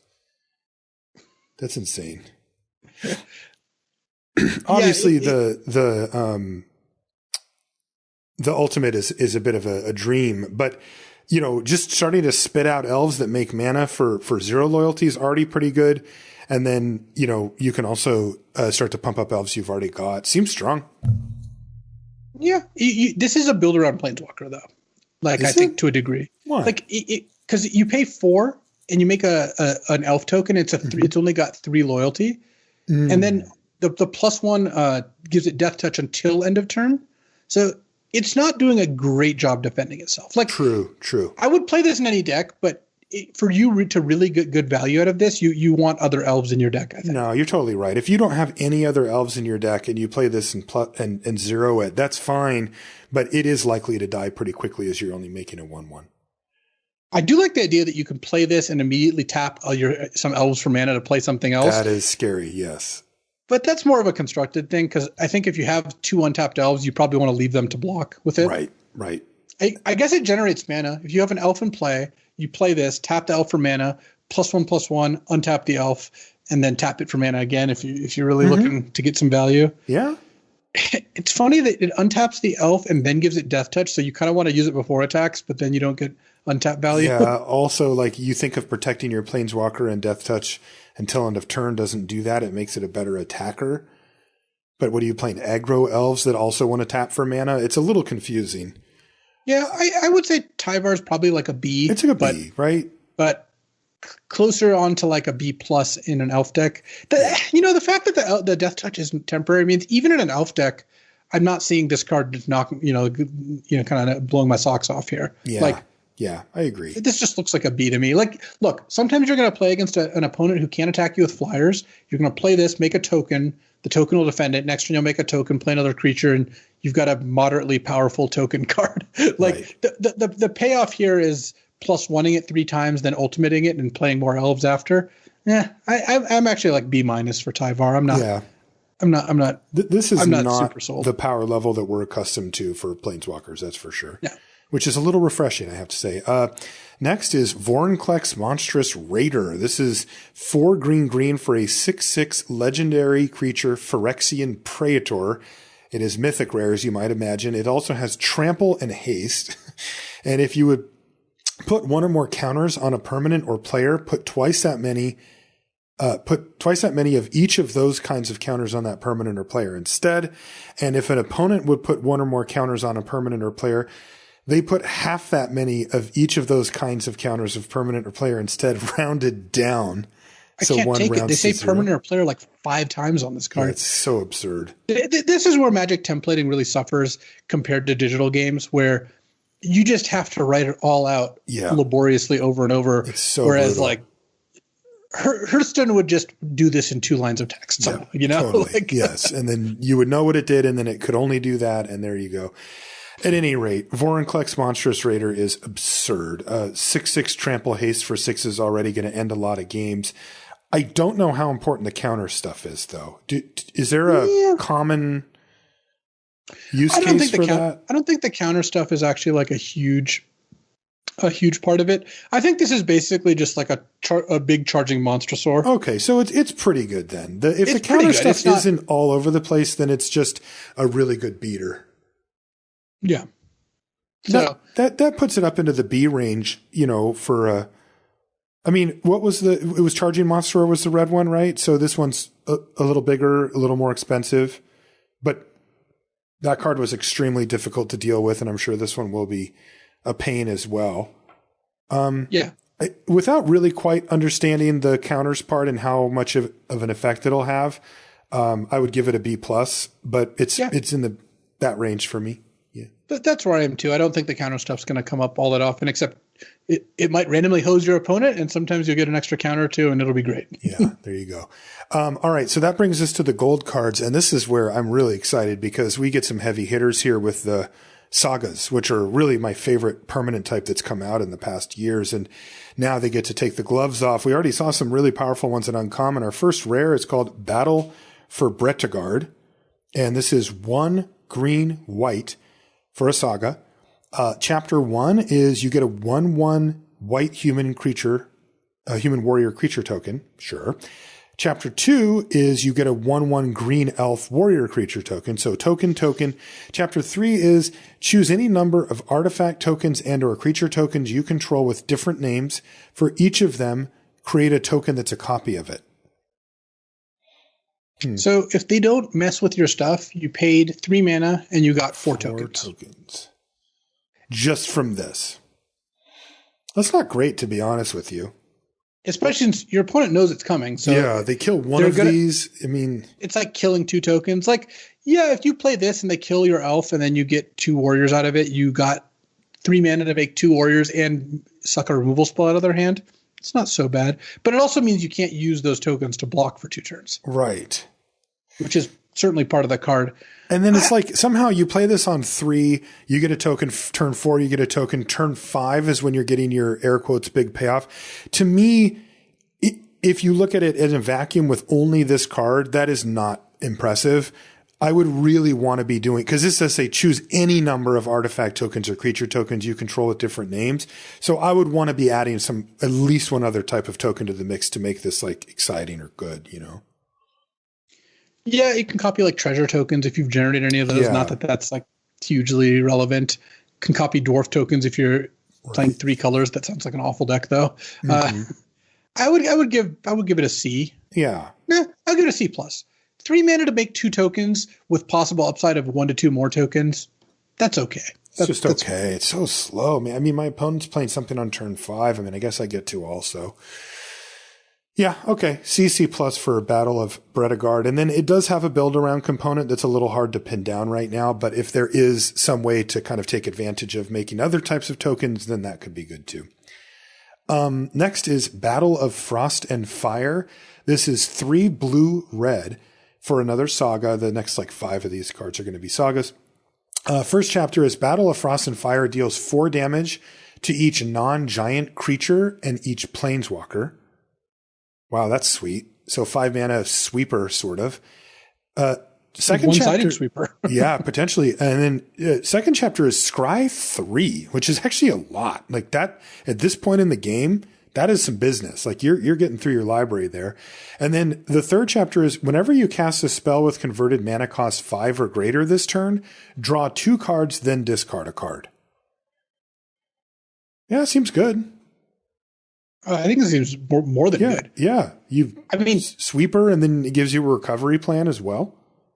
5 mana to deal 4 to basically everything on the board except maybe 1 or 2 of your creatures, it's great. Like we're talking something like like the black crippling fear we talked about earlier. Right. A little more work here because you do specifically have to find giants.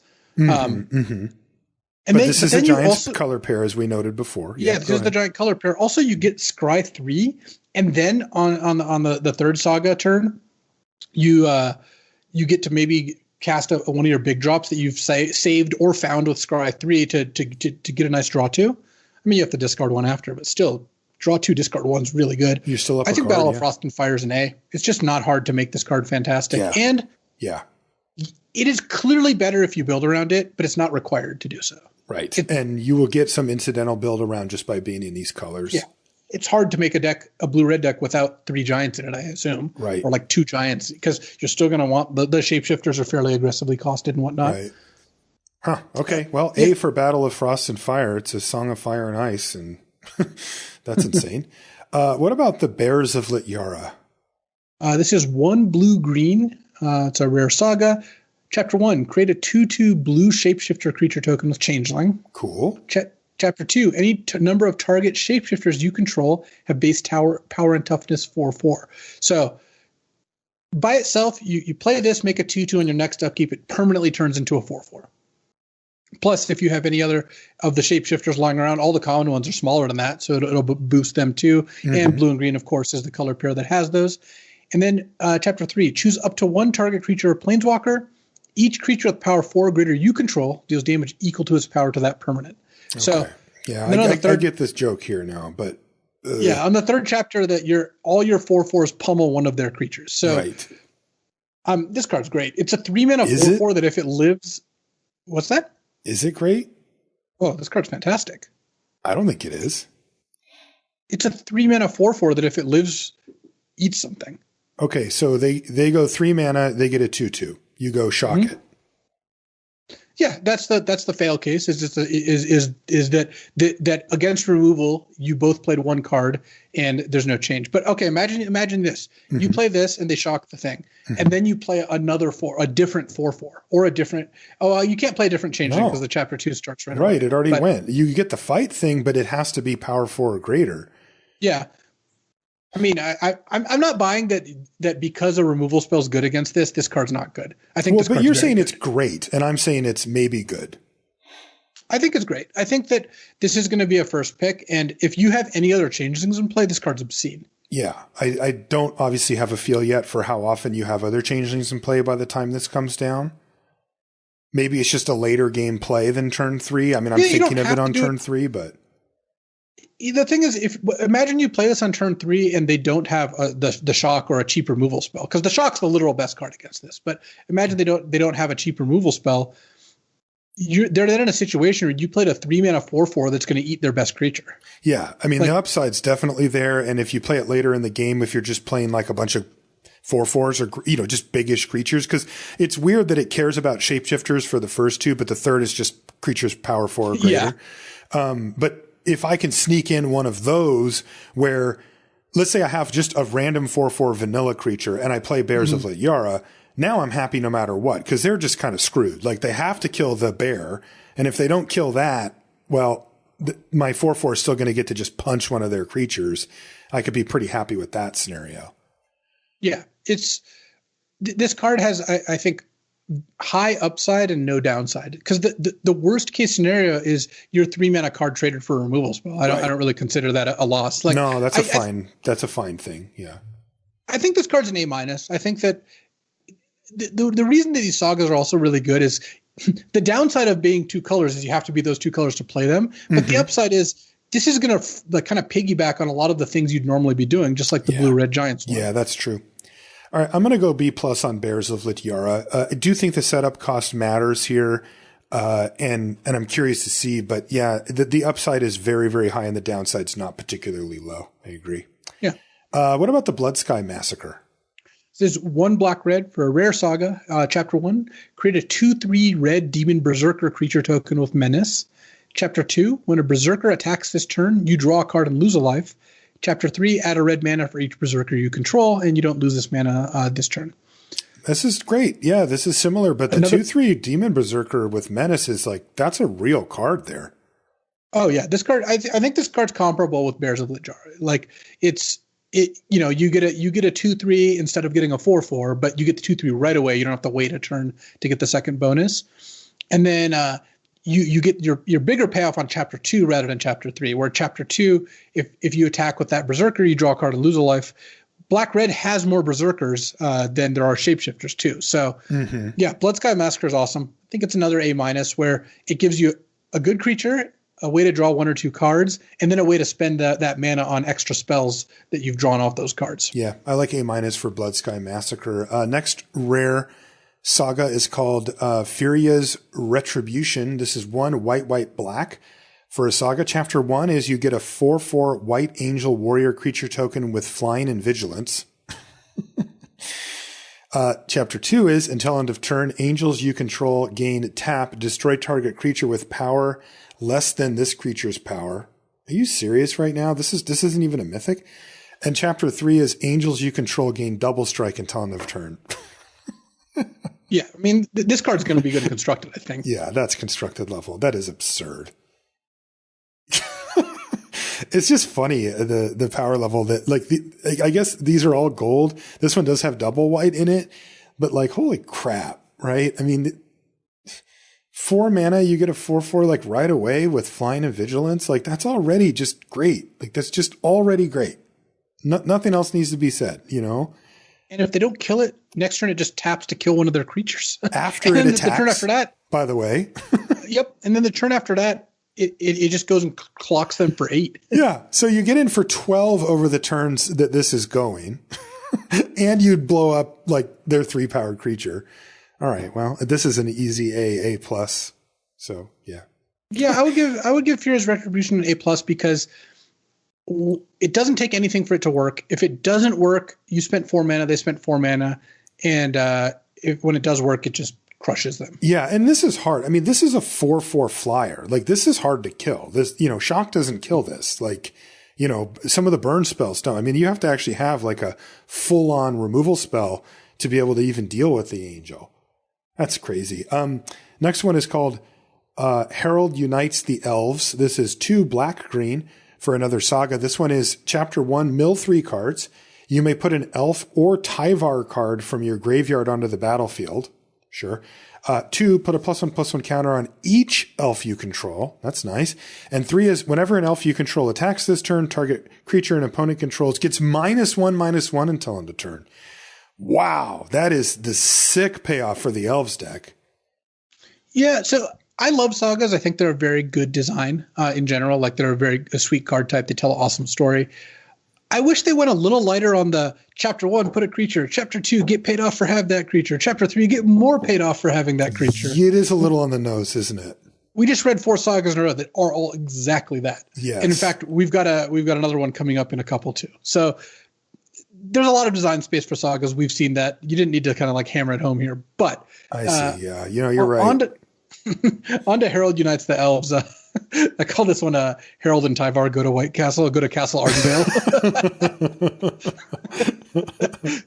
That's good. This is a build around because every single chapter refers to elves. If you don't have elves, this doesn't work. It's a build around. I think it's a build around B, because what happens is you play this. If you have an elf dead, then you'll know you'll hit. Sometimes you'll be forced to play this and just hope to mill an elf, but that's not a super high percentage play. Mm-hmm. Next turn you get 2 or 3 +1/+1 counters if you're like really going off, and next turn you get to attack and then kill one of their creatures. Because you attacked with like 2 or 3 creatures to give -2, -2, or -3. Mm-hmm. Yeah, that, like, if you knew you'd always bring an elf back and always have 3 elves in play, this card would be an A. I think if you look at all the possibilities, this card is probably just a build around B. Yeah, I was thinking that too.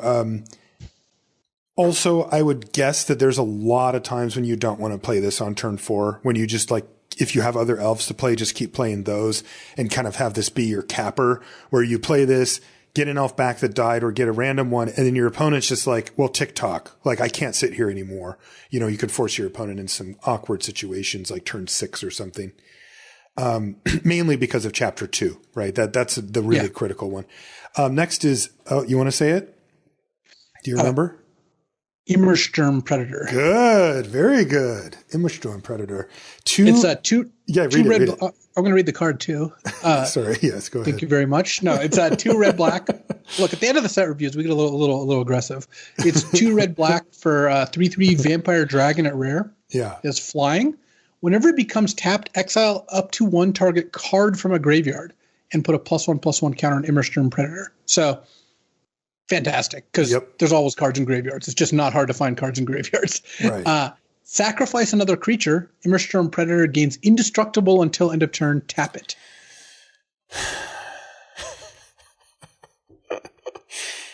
Boy, they are just not. This is an unkillable death threat in the air that just gets bigger and bigger and bigger.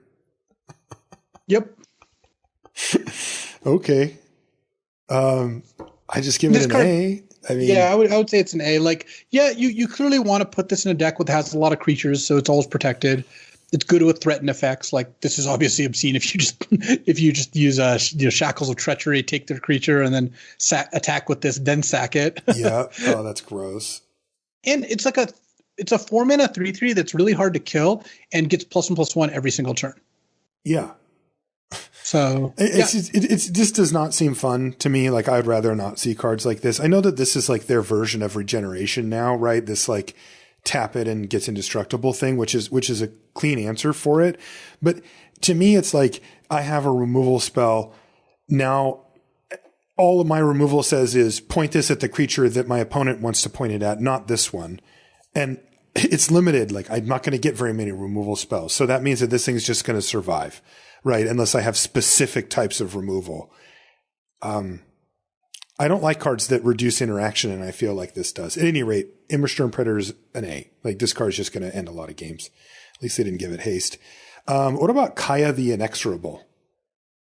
3 black-white for a legendary Planeswalker Kaya, Mythic. She starts with 5 loyalty. Her +1 is... so much text. Yeah. Put a ghost form counter on up to 1 target non-token creature. It gains when this creature dies or is put into exile, return it to its owner's hand and create a 1/1 spirit creature token with flying. You just read the whole thing. I have no idea what it does. So what it does is you put a counter on a creature, and then when that creature dies or is exiled, instead of going those locations, it goes back to its owner's hand, and you get and the owner gets a 1/1 white spirit token. That's kind of cool. So it's kind of like a haunt variant. Okay. So you want to put this on your own creatures. You don't want to put it on theirs. Like, you could put it on theirs or in a game of Commander on someone else's. But in general, almost every single time you want to put it on your own, because otherwise they get the token and their creature's the one that doesn't die. Okay. She has -3, exile target non-land permanent. Okay, that I understand. I like that one. Okay. Yeah, that one's good. And then -7, you get an emblem with the beginning of your upkeep. You may cast a legendary spell from your hand, from your graveyard, or from among cards you own in exile without paying its mana cost. Which naturally works even if you have no other legends, because you -7 Kaya and she goes away, and then next turn you just get to cast her again for free. Right. So like they can never kill Kaya. Right. And she is inexorable, as it turns out. Yeah, I mean, look, at the end of the day, she's a 5-mana, 5 loyalty planeswalker that has -3 exile target permanent. You know, I'm already in for that. Yeah. Her +1 puts her up to 6 if you just use it right away, and makes it so if they kill one of your creatures, you get a 1/1 flyer and then the creature comes back to your hand. And her -7 means you get kind of infinite Kayas plus whatever other legends you have lying around. Yeah. That's an A. That's an A-, I think. I think so too. Basically, the idea of if you have no other legendary permanents in your deck and you get back Kaya doesn't sound super appealing until you realize that you can just keep -3. Also, it's without paying mana, so you just put it in. What? Yeah. Oh God, you don't even have to cast it. So you just get a Vindicate every turn, and then if they don't kill it, you start throwing around these things, and then you Vindicate again. Yeah. This card's great. Actually, I just like A for Kaya. Like, look, what's gonna happen is you're gonna play this and +1 on one of your blockers. They attack you. You chump, get a 1/1 token. The creature's back in your hand. Next when you cast that creature again, then you can start using the -3 now that you have a couple blockers. So yeah, you're also at 6 loyalty, really so -- yeah. or you can threaten the ultimate the next turn. I actually kind of like A+ on Kaya now that I've thought the through that. A+ realm myself. Now that I've thought through that play pattern. Yes. Really, the only vulnerability she has is if you -3 and then they end up with a haste creature, or you +1 and they have like a bounce spell. But in general, I think Kaya's just going to dominate any game. Agreed. And she goes to ultimate pretty fast. She does. Really way Play faster Kaya than +1, +1, and then if they haven't found a way to damage her, that you just end the game with the ultimate. Yeah, and this is an easy ultimate too. Normally you have to decide, do I want to +1 more time? But here it's like, well, you're getting her back anyway. Yeah. So all right. A+. King Narfi's Betrayal? Narfi's Betrayal. So that was the Snow King. Well, or I guess we haven't. No, we already got to King Narfi. You should never trust anybody named Narfi, by the way. That's rules for life. 1 blue-black for Rare Saga. Number 1, each player mills 4 cards, and then you may exile a creature or planeswalker from each graveyard. So nothing. Yeah, no effect, basically. Number 2 and number 3 are the same, and it says, until end of turn, you may cast spells from among cards exiled with King Narfi, and you may spend mana as if it were mana of any color to cast them. So basically, you play this. It's like a divination, but you draw the best 2 out of the top 4 cards of each player's deck. But that's probably pretty good. Only creatures, though. Not. Oh, or creatures and planeswalkers? Okay. Yeah, I'm discounting the planeswalker part. So unlimited is basically only creatures, which means that you're not gonna always draw 2. If they're I mean you're more likely to draw 2 than any other number, but if you're both playing, like 12 to 14 creatures, you're gonna miss on one of the 2 of you a decent percentage of the time. But it does also look at creatures that were there before. So basically what it means is if you wait until there's a creature in each graveyard, you never miss. Like the mill just adds to it. It doesn't have to be of the really? Mill. Yeah. Oh, it's mill and then pick one from all of the cards in the graveyard. Okay. Yeah. So missing is really unlikely if you play this anywhere in the mid to late game, because something will have died at the bare minimum, right? At least. Yeah. And what's going to happen is even if one creature is dead, then you can play this knowing you're hitting on one graveyard and you're probably going to hit on the other. Yeah, this isn't a bomb, but this is like a C+. Yeah, it's solid, though. I would definitely play this. It's a good divination. I think it's better than sometimes divination. You'll spike a Kaya from them. They'll be mad. Yeah, that'd be rough. What about Coma Cosmos Serpent? I like this one. This is 3 green, blue. So 7 mana, 4 of which is green, blue. Okay. For a 6/6 legendary serpent at Mythic Rare, can't be countered. At the beginning of each upkeep, create a 3/3 blue spirit serpent token named Coma's Coil. So Coma just drops a coil every single upkeep. and then you can sacrifice another serpent and choose one. Tap target permanent. Its activated abilities can't be activated this turn. Or Coma, the serpent itself, gains indestructible until end of turn. Oh, that's sweet. So you play it, pass a turn. They have this one window where, by the way, it can't be countered to kill it at instant speed. And if they can't, at the beginning of their upkeep, you get he drops a coil, as you put it, and then he can get indestructible. Yeah, and you can also, if you need to, you can sack the serpents to tap one of their creatures. Like if they have a 5/5 flyer, because you're getting 2 3/3s a turn. Yeah. This is an A+. Like card's they awesome. They have a half turn to deal with this, and it's a 6/6. It's not very easy. And it can't be countered too. So the number of ways that you can deal with it are very slim. I like. And then once it does, it's just. I like A+. Okay, sure. I already know what you want to say, and you're not going to say it. Look.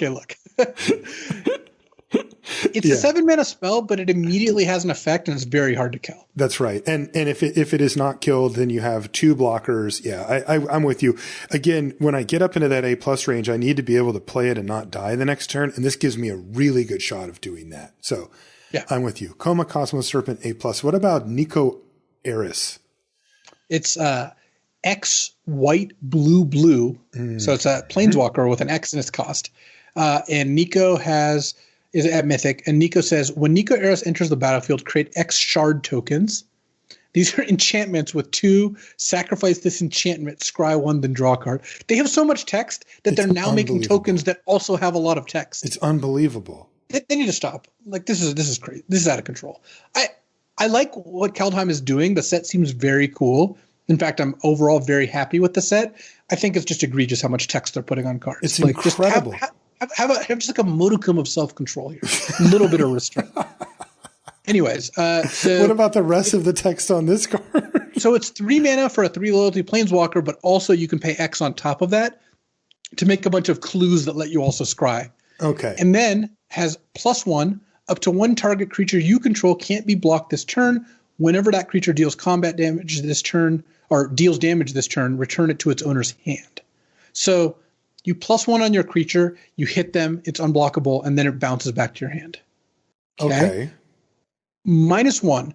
Nico Eris deals 2 damage to target tapped creature for each card you've drawn this turn. Okay. So that's pretty good. Yeah, so you draw a card on your draw step. So this is -1, deal 1 damage at the very minimum. And of course, you start to sack these shards and then you can deal more. 2 damage at the minimum, right?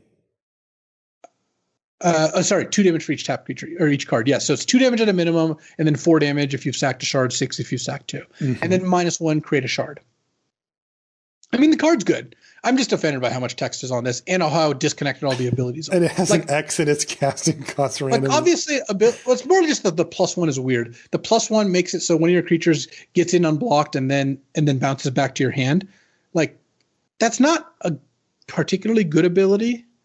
You would mainly use that if you had an ETB or if you had a bunch of mana and wanted to like give one of your creatures vigilance, or if you just wanted to start clocking them. So I guess all those added up is pretty good. Yeah. So that's not so bad. But the rest is powerful. Yeah, I mean it's a really good card. I'm trying to like quickly review all the things it does and I just can't. Yeah. I'm assuming this is like an A- or something, right? I mean that's a lot of value. So. Yeah. So you're gonna play like let's say they attacked you with something and then you go like pay 5 mana, play Nico Eris, -1, kill your 2/2, and then next turn you like sack a couple shards. But the problem is dealing damage to only tapped creatures means if they attack Nico, you're then chumping to kill their stuff. Like I'm not 100% sure. Probably. I think this is probably like a B+. Okay. You're mostly gonna play this to draw a couple extra cards.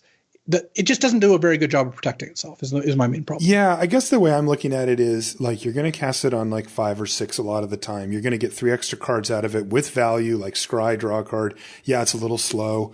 But, imagine if Tireless Tracker just spat out 3 super clues when you cast it. If you cast it a little later in the game, that's pretty good. And then it does stuff, right? Like I don't even care what all the other text is. It's like, it is a problem for your opponent. They can't just leave it on the battlefield.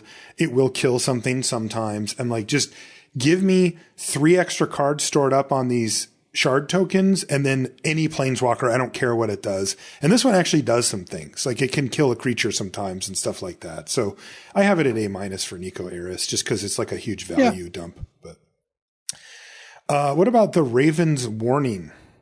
So this is a saga. It's a rare for 1 blue. Wait, white. let me guess. Does it make a creature? Number 1, create a 1/1 blue bird token with flying. You gain 2 life. What does 2 do? Whenever 1 or more creatures you control with flying deals combat damage to a player this turn, look at their hand and draw a card. What does 3 do? 3 is pretty cool, actually. 3, You may put a card you own from outside the game on top of your library. So, that's weird. For limited, that's kind of cool because you have a bunch of cards in your sideboard, and that's what it's talking about. Mm-hmm. I mean, 3 mana for a 1/1 flying gain 2 that has a 1-turn window where if it hits, you draw a card and get to look at their hand is pretty good. Mm-hmm. Like you would play that. And then the third chapter isn't bad. I wouldn't put good cards in my sideboard to be able to use Raven Warning to get them. But almost every deck's going to have cards that just don't fit. You're going to have your option of probably like 2 to 5 playables that you wouldn't mind getting. You can also always just put a land. You can have lands in your sideboard. So this gives you some good flexibility while kind of getting the card back with the first 2 chapters.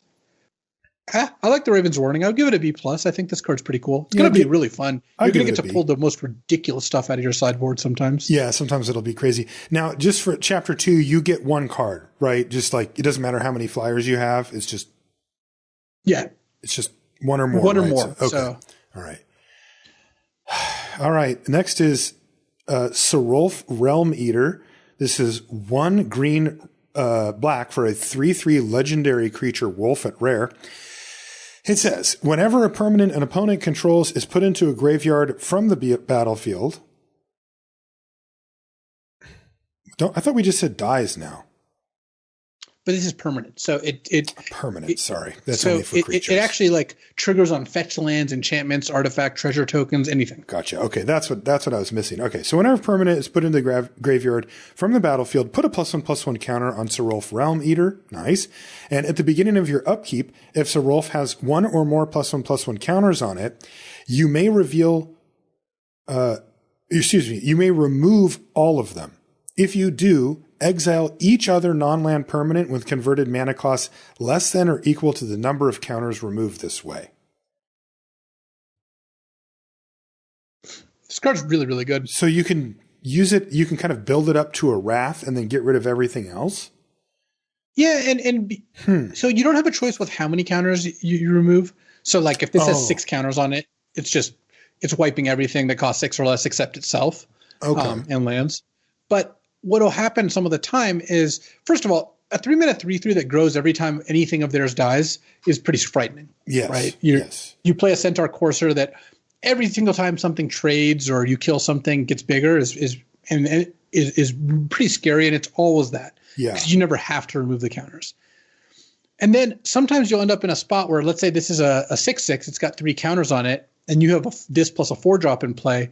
You might just remove those 3 counters to exile like 2 of their 2-drops or one of their 2-drops and one of their 3-drops or whatever they have in play that's smaller. And then keep smashing them with the 3/3. Yeah, plus your 4/4 that's already in play. So, and your opponent doesn't like you're the one who gets to choose. So you can have this and play with 4 counters and just play all your creatures.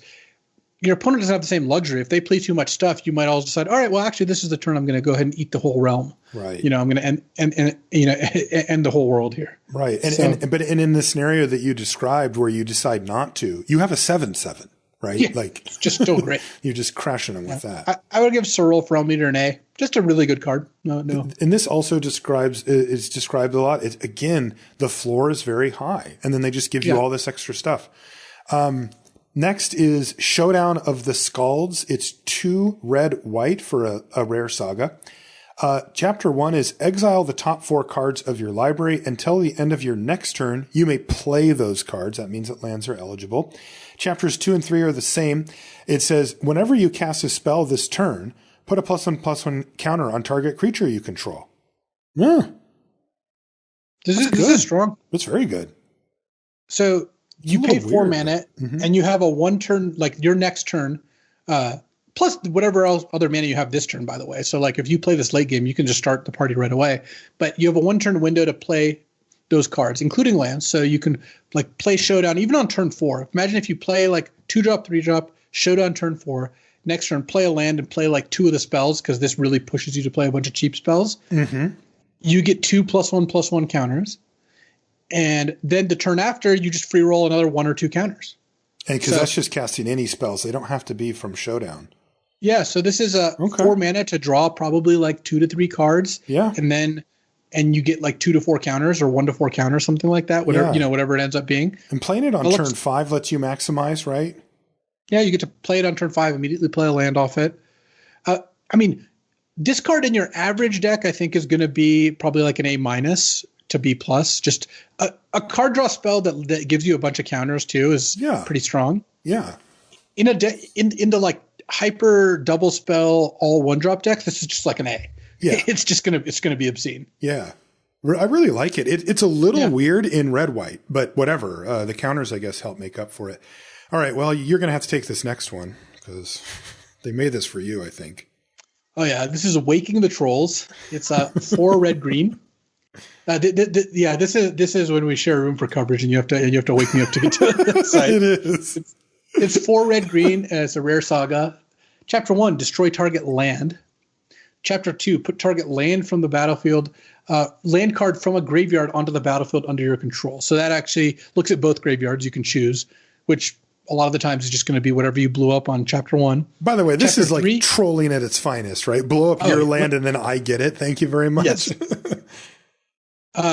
And then Chapter 3 is choose target opponent. If they control fewer lands than you, create a number of 4/4 green troll warrior creature tokens with trample equal to the difference. Does this card just suck or what? So 6 mana destroy a land in limited. Is that where you want to be? The first 2 turns suck, but turn 3, you're or the third chapter. So you're going to play this, destroy a land. Next turn, get a land back. Next turn, you might get like 2 trolls out of it, which is not unreasonable. Like that's pretty good. So this card will shine if you're at parity or ahead. It will be quite bad if you're behind, really bad. Yeah. You paid 6 mana to do nothing. Can I ramp into this? If I can get this down on turn 4 or 5, now we're kind of talking. I might be able to keep you off of a 6 mana card, and then I might be able to get a couple of trolls when they're still relevant. But if I just naturally am playing lands up to 6th mana, that ends up being turn 9 or somewhere in that range, at which point the destruction of land does really not very much. And you're just having to wait too long. It's also a disaster if you ever draw this, even though it gives you a 2-land buffer. It's still possible that them at -1, you at +1 still equals parity if they've just drawn two more lands than you. Then it's just a catastrophe. The trolls never wake up. They miss their coverage. which also reminds me of sharing coverage with you. Yes. Yeah, no, I'm not waking any trolls. This is cool and it's kind of interesting, but for my 6 mana, no way am I playing this card. I would give it an F. I can't imagine wanting this. I think this is like a sideboard B, because in a control versus control matchup, this card would be really good. Okay, yeah, or if hitting a specific land actually could matter, that would help out a lot too. Taking them off of a color or a snow or something like. Anything. I just need a little more. The one spot where I could like it is if there's enough ramp. Like if I could play like 2 ramp spells and get this thing down 1 or 2 turns early, that's really powerful. Like that's gross, but otherwise I don't think I'd be interested. What grade do you want to give it? I would probably give it like a sideboard B or a D, because there's going to be some games where it really does shine. I just don't think you're going to end up being able to use this all that often. Okay. There you go. 3 artifacts and then some lands, and then we're done here. My God, this has been the longest rare and myth. Yeah.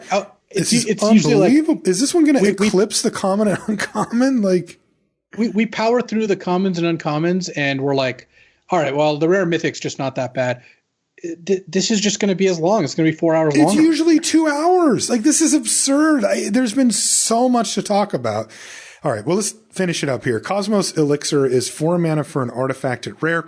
At the beginning of your end step, draw a card if your life total is greater than your starting life total. Otherwise, you gain 2 life. I love it. I would never play this card, but I love it. I actually think this card's pretty good. 2 life on your end step. Is that worth 4 mana? Yeah, a 4 mana card that says you gain 2 life every turn. You would put that card in your control deck, and this is okay. So I have a bit of an edge over you here, Marshall. Right. I have a couple. I don't need to name all of them. But explain this one. I played with the card Honden of Cleansing Fire. Okay, it's 3 and a white for an enchantment that says at the beginning of your upkeep, gain 2 life for each shrine you control. Okay, and so it's a 4 mana card that gains you 2 life a turn. Mm-hmm. In a control deck, that card is really strong. Really? Like it's kind of like, imagine kind of what Ill-Gotten Inheritance was for aggro. Mm-hmm. That's similar for control. When you're playing a beatdown deck and they play this Cosmos Elixir, you're going to end up in a spot where you're going to feel like the damage you do is racing this and racing it badly, because 2 life every single turn negates a 2/2. And then if they ever stabilize, they just become out of reach. Oh, look, they stabilized at 7. Well, 2 turns later, they're at 11. And now the threaten or falter or burn spell no longer does the trick. That is a lot of pressure on the aggro player. That is. I can feel that. And what's awesome about this is this pays you off if you gain enough life, which means against control decks, this card's amazing, because you play this. Like, imagine we're both playing control and you play this on turn 4. I'm just going to want to concede, because you're going to go, all right, go. I gain 2 life. I'm at 22 now. And now if I don't damage you, you just draw an extra card every turn. Yeah, forget it. And then if I do damage you, this gains the life back really fast. All right. Cosmos Elixir is actually an A-. What? Like, it's that good? This card's really good. Sweet. It forces your opponent to deal a lot of damage to you. Otherwise, you start drawing a card every turn. That is true. That is true. And that is inevitability for sure. Like, and in a difficult to deal with. There's two scenarios. There's one scenario, which is their deck doesn't naturally want to deal damage to you, right? A control deck or some of the mid-range or ramp decks, in which case you're forcing them to do something their deck doesn't want to do. So they're not that equipped to do it, and it disrupts from their main game plan. Mm-hmm. In that case, you accomplish something good. Or they're a deck that's designed to deal damage to you, in which case a 4-mana gain 2 every turn is quite powerful against them naturally. Yeah. You know, one shortcut I like to use, I've used it a few times in this review, is what if I subbed in like an average bread and butter 4-mana common instead of this? And if I do that, it's probably like a 3/3 with some ability, right? That actually also negates a 2/2 attacker. That does the same effect a lot of the time, which is their 2/2 has to stay home. Now it gives me some other options as far as blocking a 3/3 or whatever. It's not an exact, clear cut thing, but if it's even in the ballpark, then I'm in, because this does things that a 3/3 won't. Right. It can. It's highly effective against control decks and against aggro decks. That it's actually somehow better against control, but still, if it, all I needed to do is just scrape by against aggro. Like, I don't need it to be an aggro killer, but I can't have it be a brick, right? I can't have it be 0. And it's not, you're right. Wow. I mean, this is way more than scrape by. Like, when you're playing aggro and they play this card, you are going to feel it. It's kind of like Quakebringer, but the reverse. Yes. Where you're under a really fast clock here, because this doesn't just negate a 2/2. It does that, but then if they ever negate it in a different way, starts to pull them very far ahead. And then at some point they start drawing cards. Yeah, I mean, I was trying to aim for the lowest, like, immediate case, right? Yeah. Yeah. Okay. Well, I'm going to go B+ on Cosmos Elixir. That's awesome. You're going to want to take this card first most of the time you see it. Especially because it's colorless, right? I mean, the thing is, this is also fine in an aggro deck. If you play this against a control deck, it's going to mess them up. They're going to have to start attacking you. Like that doesn't work very funny. well. I don't and think in the aggro mirror, you gain life. Like, I think this card is just legit good. It's a really cool design. It's a sweet design. Yeah. Now that's some business. And you know what? Not that many words. It just tricks you because it says draw a card if your life total is greater than your starting life total. It's usually, again, we shortcut that to crap, but that's just not the case here. Right. Very cool. All right. Cosmos Elixir. I'm in. Give it to me. What about Maskwood Nexus? This is a 4-mana artifact at rare. Creatures you control are every creature type. This is the same is true for creature spells you control and creature cards you own that aren't on the battlefield. Again, if you'd be easier to say that all your creatures are every creature type, but Magic has to spell out. Right. They so also creature spells, meaning that specifically while it's on the stack. I mean, creatures on the stack and creatures that are in your deck or in your graveyard or anywhere. Yeah. Okay. So all your creatures become shapeshifters everywhere. Uh-huh. And then it also has 3 tap, create a 2/2 blue shapeshifter with Changeling. So by itself, this card's not worth it. I would not play a card that was 4 mana, 3 tap, make a 2/2. Magic has just passed these cards by. Right. 7 mana for your first one's too much. Yeah. Yeah. It used to be that would be a great game-ending long-term value plan. I don't think we're at that space anymore. I just think there are some matchups where that'd be okay, but most of them wouldn't be. Where I think this card really shines is if you're playing an elf or a giant deck that has a lot of tribal payoffs, this just means they all just kind of go into overdrive. Like, if you have 5 or 6 cards that care about elves, playing this makes not only all your non-elves into elves, but it also means you have a repeatable source of making elves. Like, you have the Elvish Warcaller, where now you can pay 3 tap, make a 2/2 plus a 1/1 every turn. Mm-hmm. So I think this card is basically a build around B, where it's going to be good in a tribal deck and not very good outside of one, though I will side it in against really slow removal-based control decks. Yeah, this might be the most narrowly build around too. Funny enough, if somebody plays this on turn 4 against me, I either feel like I can't lose or I can't win, depending on how the rest of their deck is built. Yes. Okay, so build around or how your deck is built. If you're a blue-black deck that has a bunch of Doomblades in your hand and they play this, you're like, wow, I'm not going to beat this card. Yeah. But if you're like a red-white aggro deck, you're like, oh, thanks for skipping turn 4, buddy. Right, thanks. Yeah, and then pay 3 mana for a 2/2. Cool. Last artifact is called Pyre of Heroes. It's another block of text. 2 mana for an artifact. 2 tap, sacrifice a creature. Search your library for a creature card that shares a creature type with the sacrificed creature and has converted mana cost equal to 1 plus that creature's converted mana cost.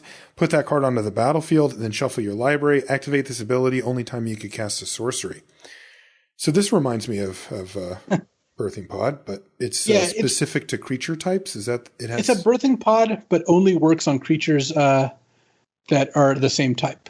And it costs 2 to activate. Okay, I guess birthing pod technically did too, but this looks pretty bad to me. Very narrow, right? I mean, this is like you need to have a whole bunch of the creature type, and you need to have multiples at each converted mana cost, and they need to span from your least expensive to your most expensive card.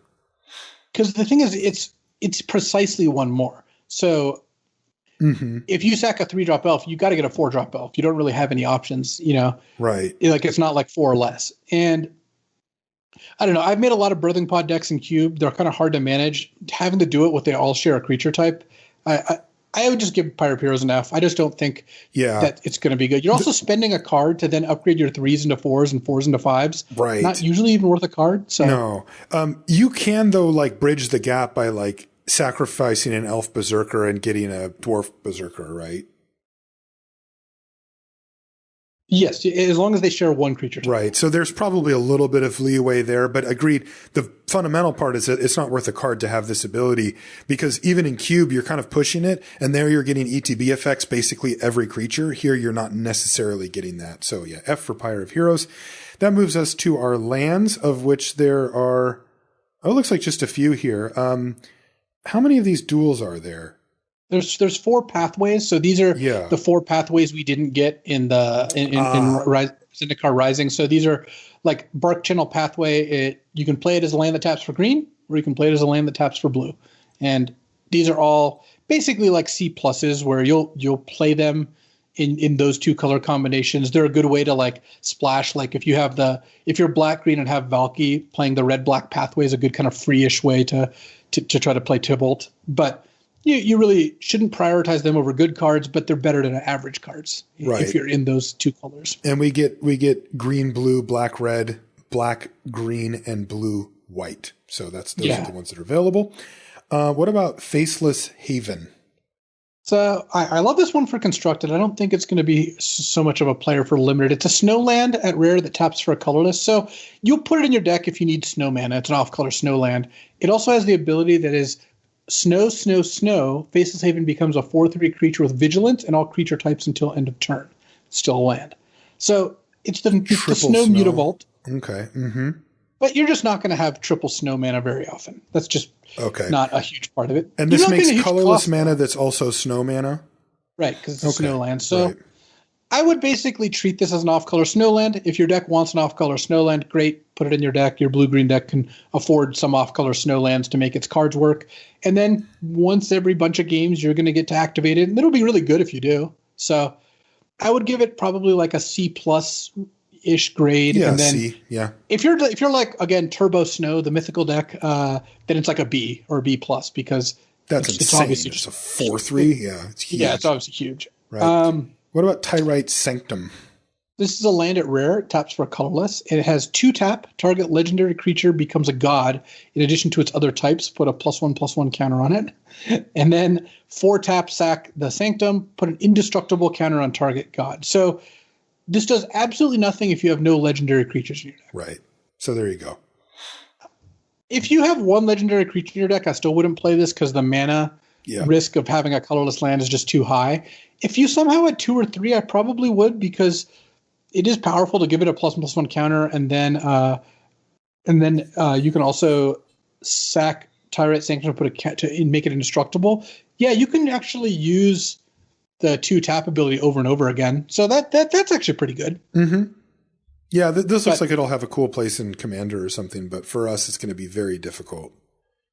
I guess the fact that you can repeatedly use the +1/+1 counter ability makes me think if I had like a cheap legendary creature and my mana was decent, I might play this, because it is powerful to get. That is very powerful, though. I will say that your legendary creatures are often your best creatures, and therefore often the most likely to try to get killed anyway. So you spending a whole bunch of extra mana, piling a bunch of counters on it when it's the card that they wanted to take care of with their at first opportunity, maybe isn't really where you want to be when it can mess up your mana. My inclination would still be to just leave it, but that is really, I mean, putting a counter on every turn adds up really, really fast. You only need a couple to make things really great. I would give Tyrite Sanctum an F. I'm not saying it's an F, and every now and then you'll put it in your deck if you have like multiple legendary creatures. Yeah, for F, our rule of thumb is if you would be better off never putting this card in your deck from the beginning to the end of the format on average, even if you could find technically some exceptions, so you always want to keep your eye out, but that meets the threshold in my mind for Tyrite Sanctum. Last one is called the World Tree. This is a land that enters the battlefield tapped and taps for green mana. And as long as you control 6 or more lands you control have tap, add 1 mana of any color to your mana pool. And then you can pay double Wooburg. So white, blue, black, red, green, tap it and sacrifice the World Tree to search your library for any number of God cards, put them onto the battlefield, and then shuffle your library.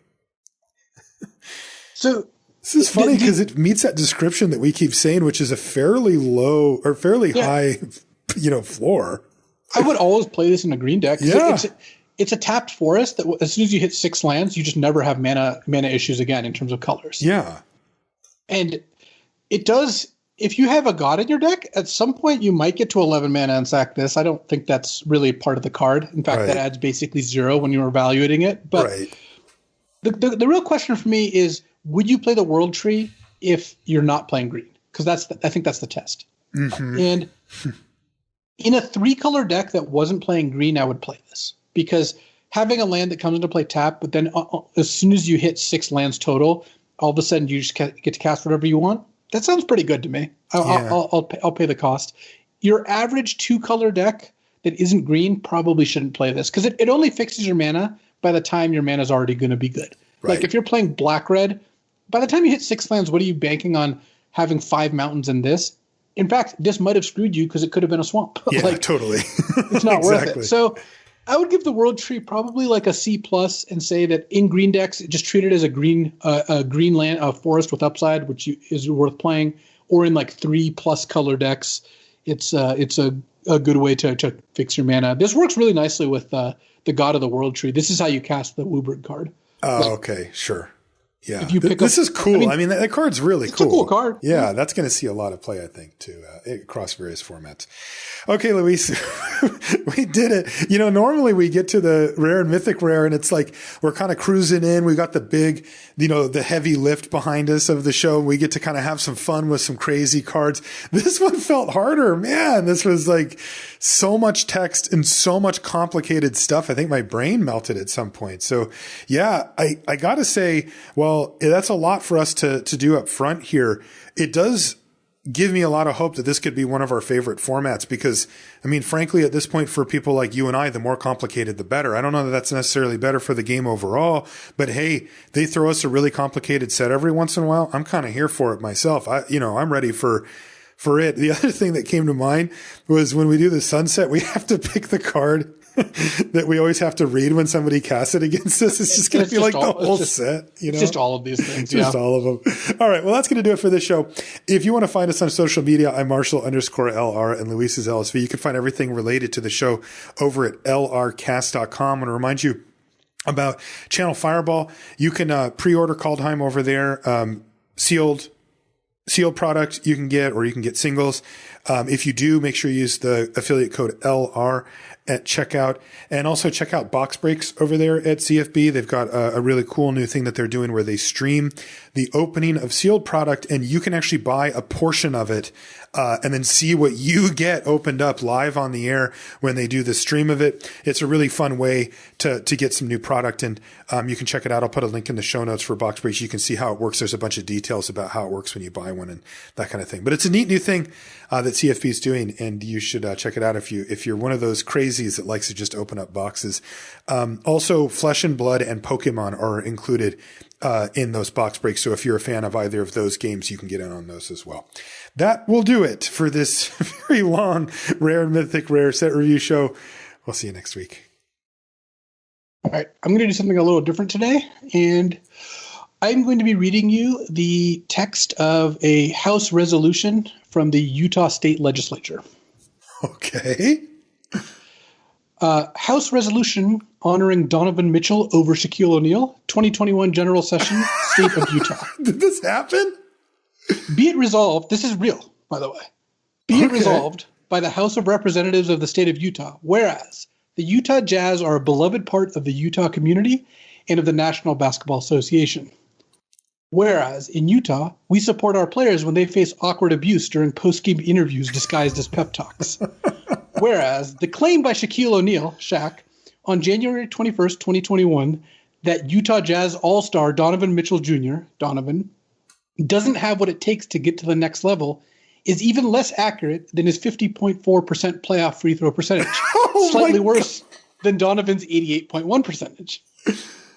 Whereas the Jazz eliminated Shaq and the Los Angeles Lakers from the playoffs in 1997, 4-1, and 1998, 4-0. Whereas we're not talking about 2000, 2001, 2002, or 2006 right now, the years in which Kobe Bryant's Los Angeles Lakers and Dwayne Wade's Miami Heat won championships for Shaq. Oh my God. Whereas Kazam has a 5% rating on Rotten Tomatoes. Whereas Shaq underdevelops his hot takes almost as well as 1990s Shaq Fu video game. Oh my God. Whereas Shaq correctly described Donovan as an elite scorer, given that in his third NBA season during 2020 playoffs, Donovan became the third player in NBA history to have at least two 50-point games in a single playoff series, joining Michael Jordan in his fourth season and Allen Iverson in his third season. Whereas on the same night Shaq disparaged Donovan made a 600 three-pointer earlier in his career than any other player in the history of the NBA. Whereas Donovan Mitchell is more than just a scorer, having grabbed 982 rebounds, swatted 79 blocks, and picked 306 steals for the Jazz as of January 26, 2021. And it goes on like this. And that is incredible. I hadn't seen that. I watched the interview, but I hadn't seen that. Now, therefore, be it resolved that the House of Representatives of the state of Utah recognizes the exemplary service of Donovan Mitchell Jr. to the Utah Jazz and to the people of the great state of Utah. Be it further resolved that the House of Representatives consider making the Spida the official state arachnid. That is amazing. Be it further resolved that the House of Representatives also recognizes the tremendous impact Shaquille O'Neal, one of the all-time NBA greats, has made in communities throughout the United States through generous donations of his time and resources. Be it further resolved. That's it. That is incredible. That's exactly what Donovan said. He's like, like, what do you want from me? You can go to their website, actually. I'm going to. That's absurd. I did not know that happened. That is amazing. I watched the interview and I'm like, come on, Shaq. Like, I get what you're trying here, bud, but it's not flying. Yes. I even left out, they had more stuff about how great Donovan was and Donovan and how much of a blowhard Shaq is. But this is a proposed legislation. I don't know if it's going to pass, but the fact that it's got proposed is incredible. This is whereas his take is even less accurate than his 50.4% playoff field. I just lost it.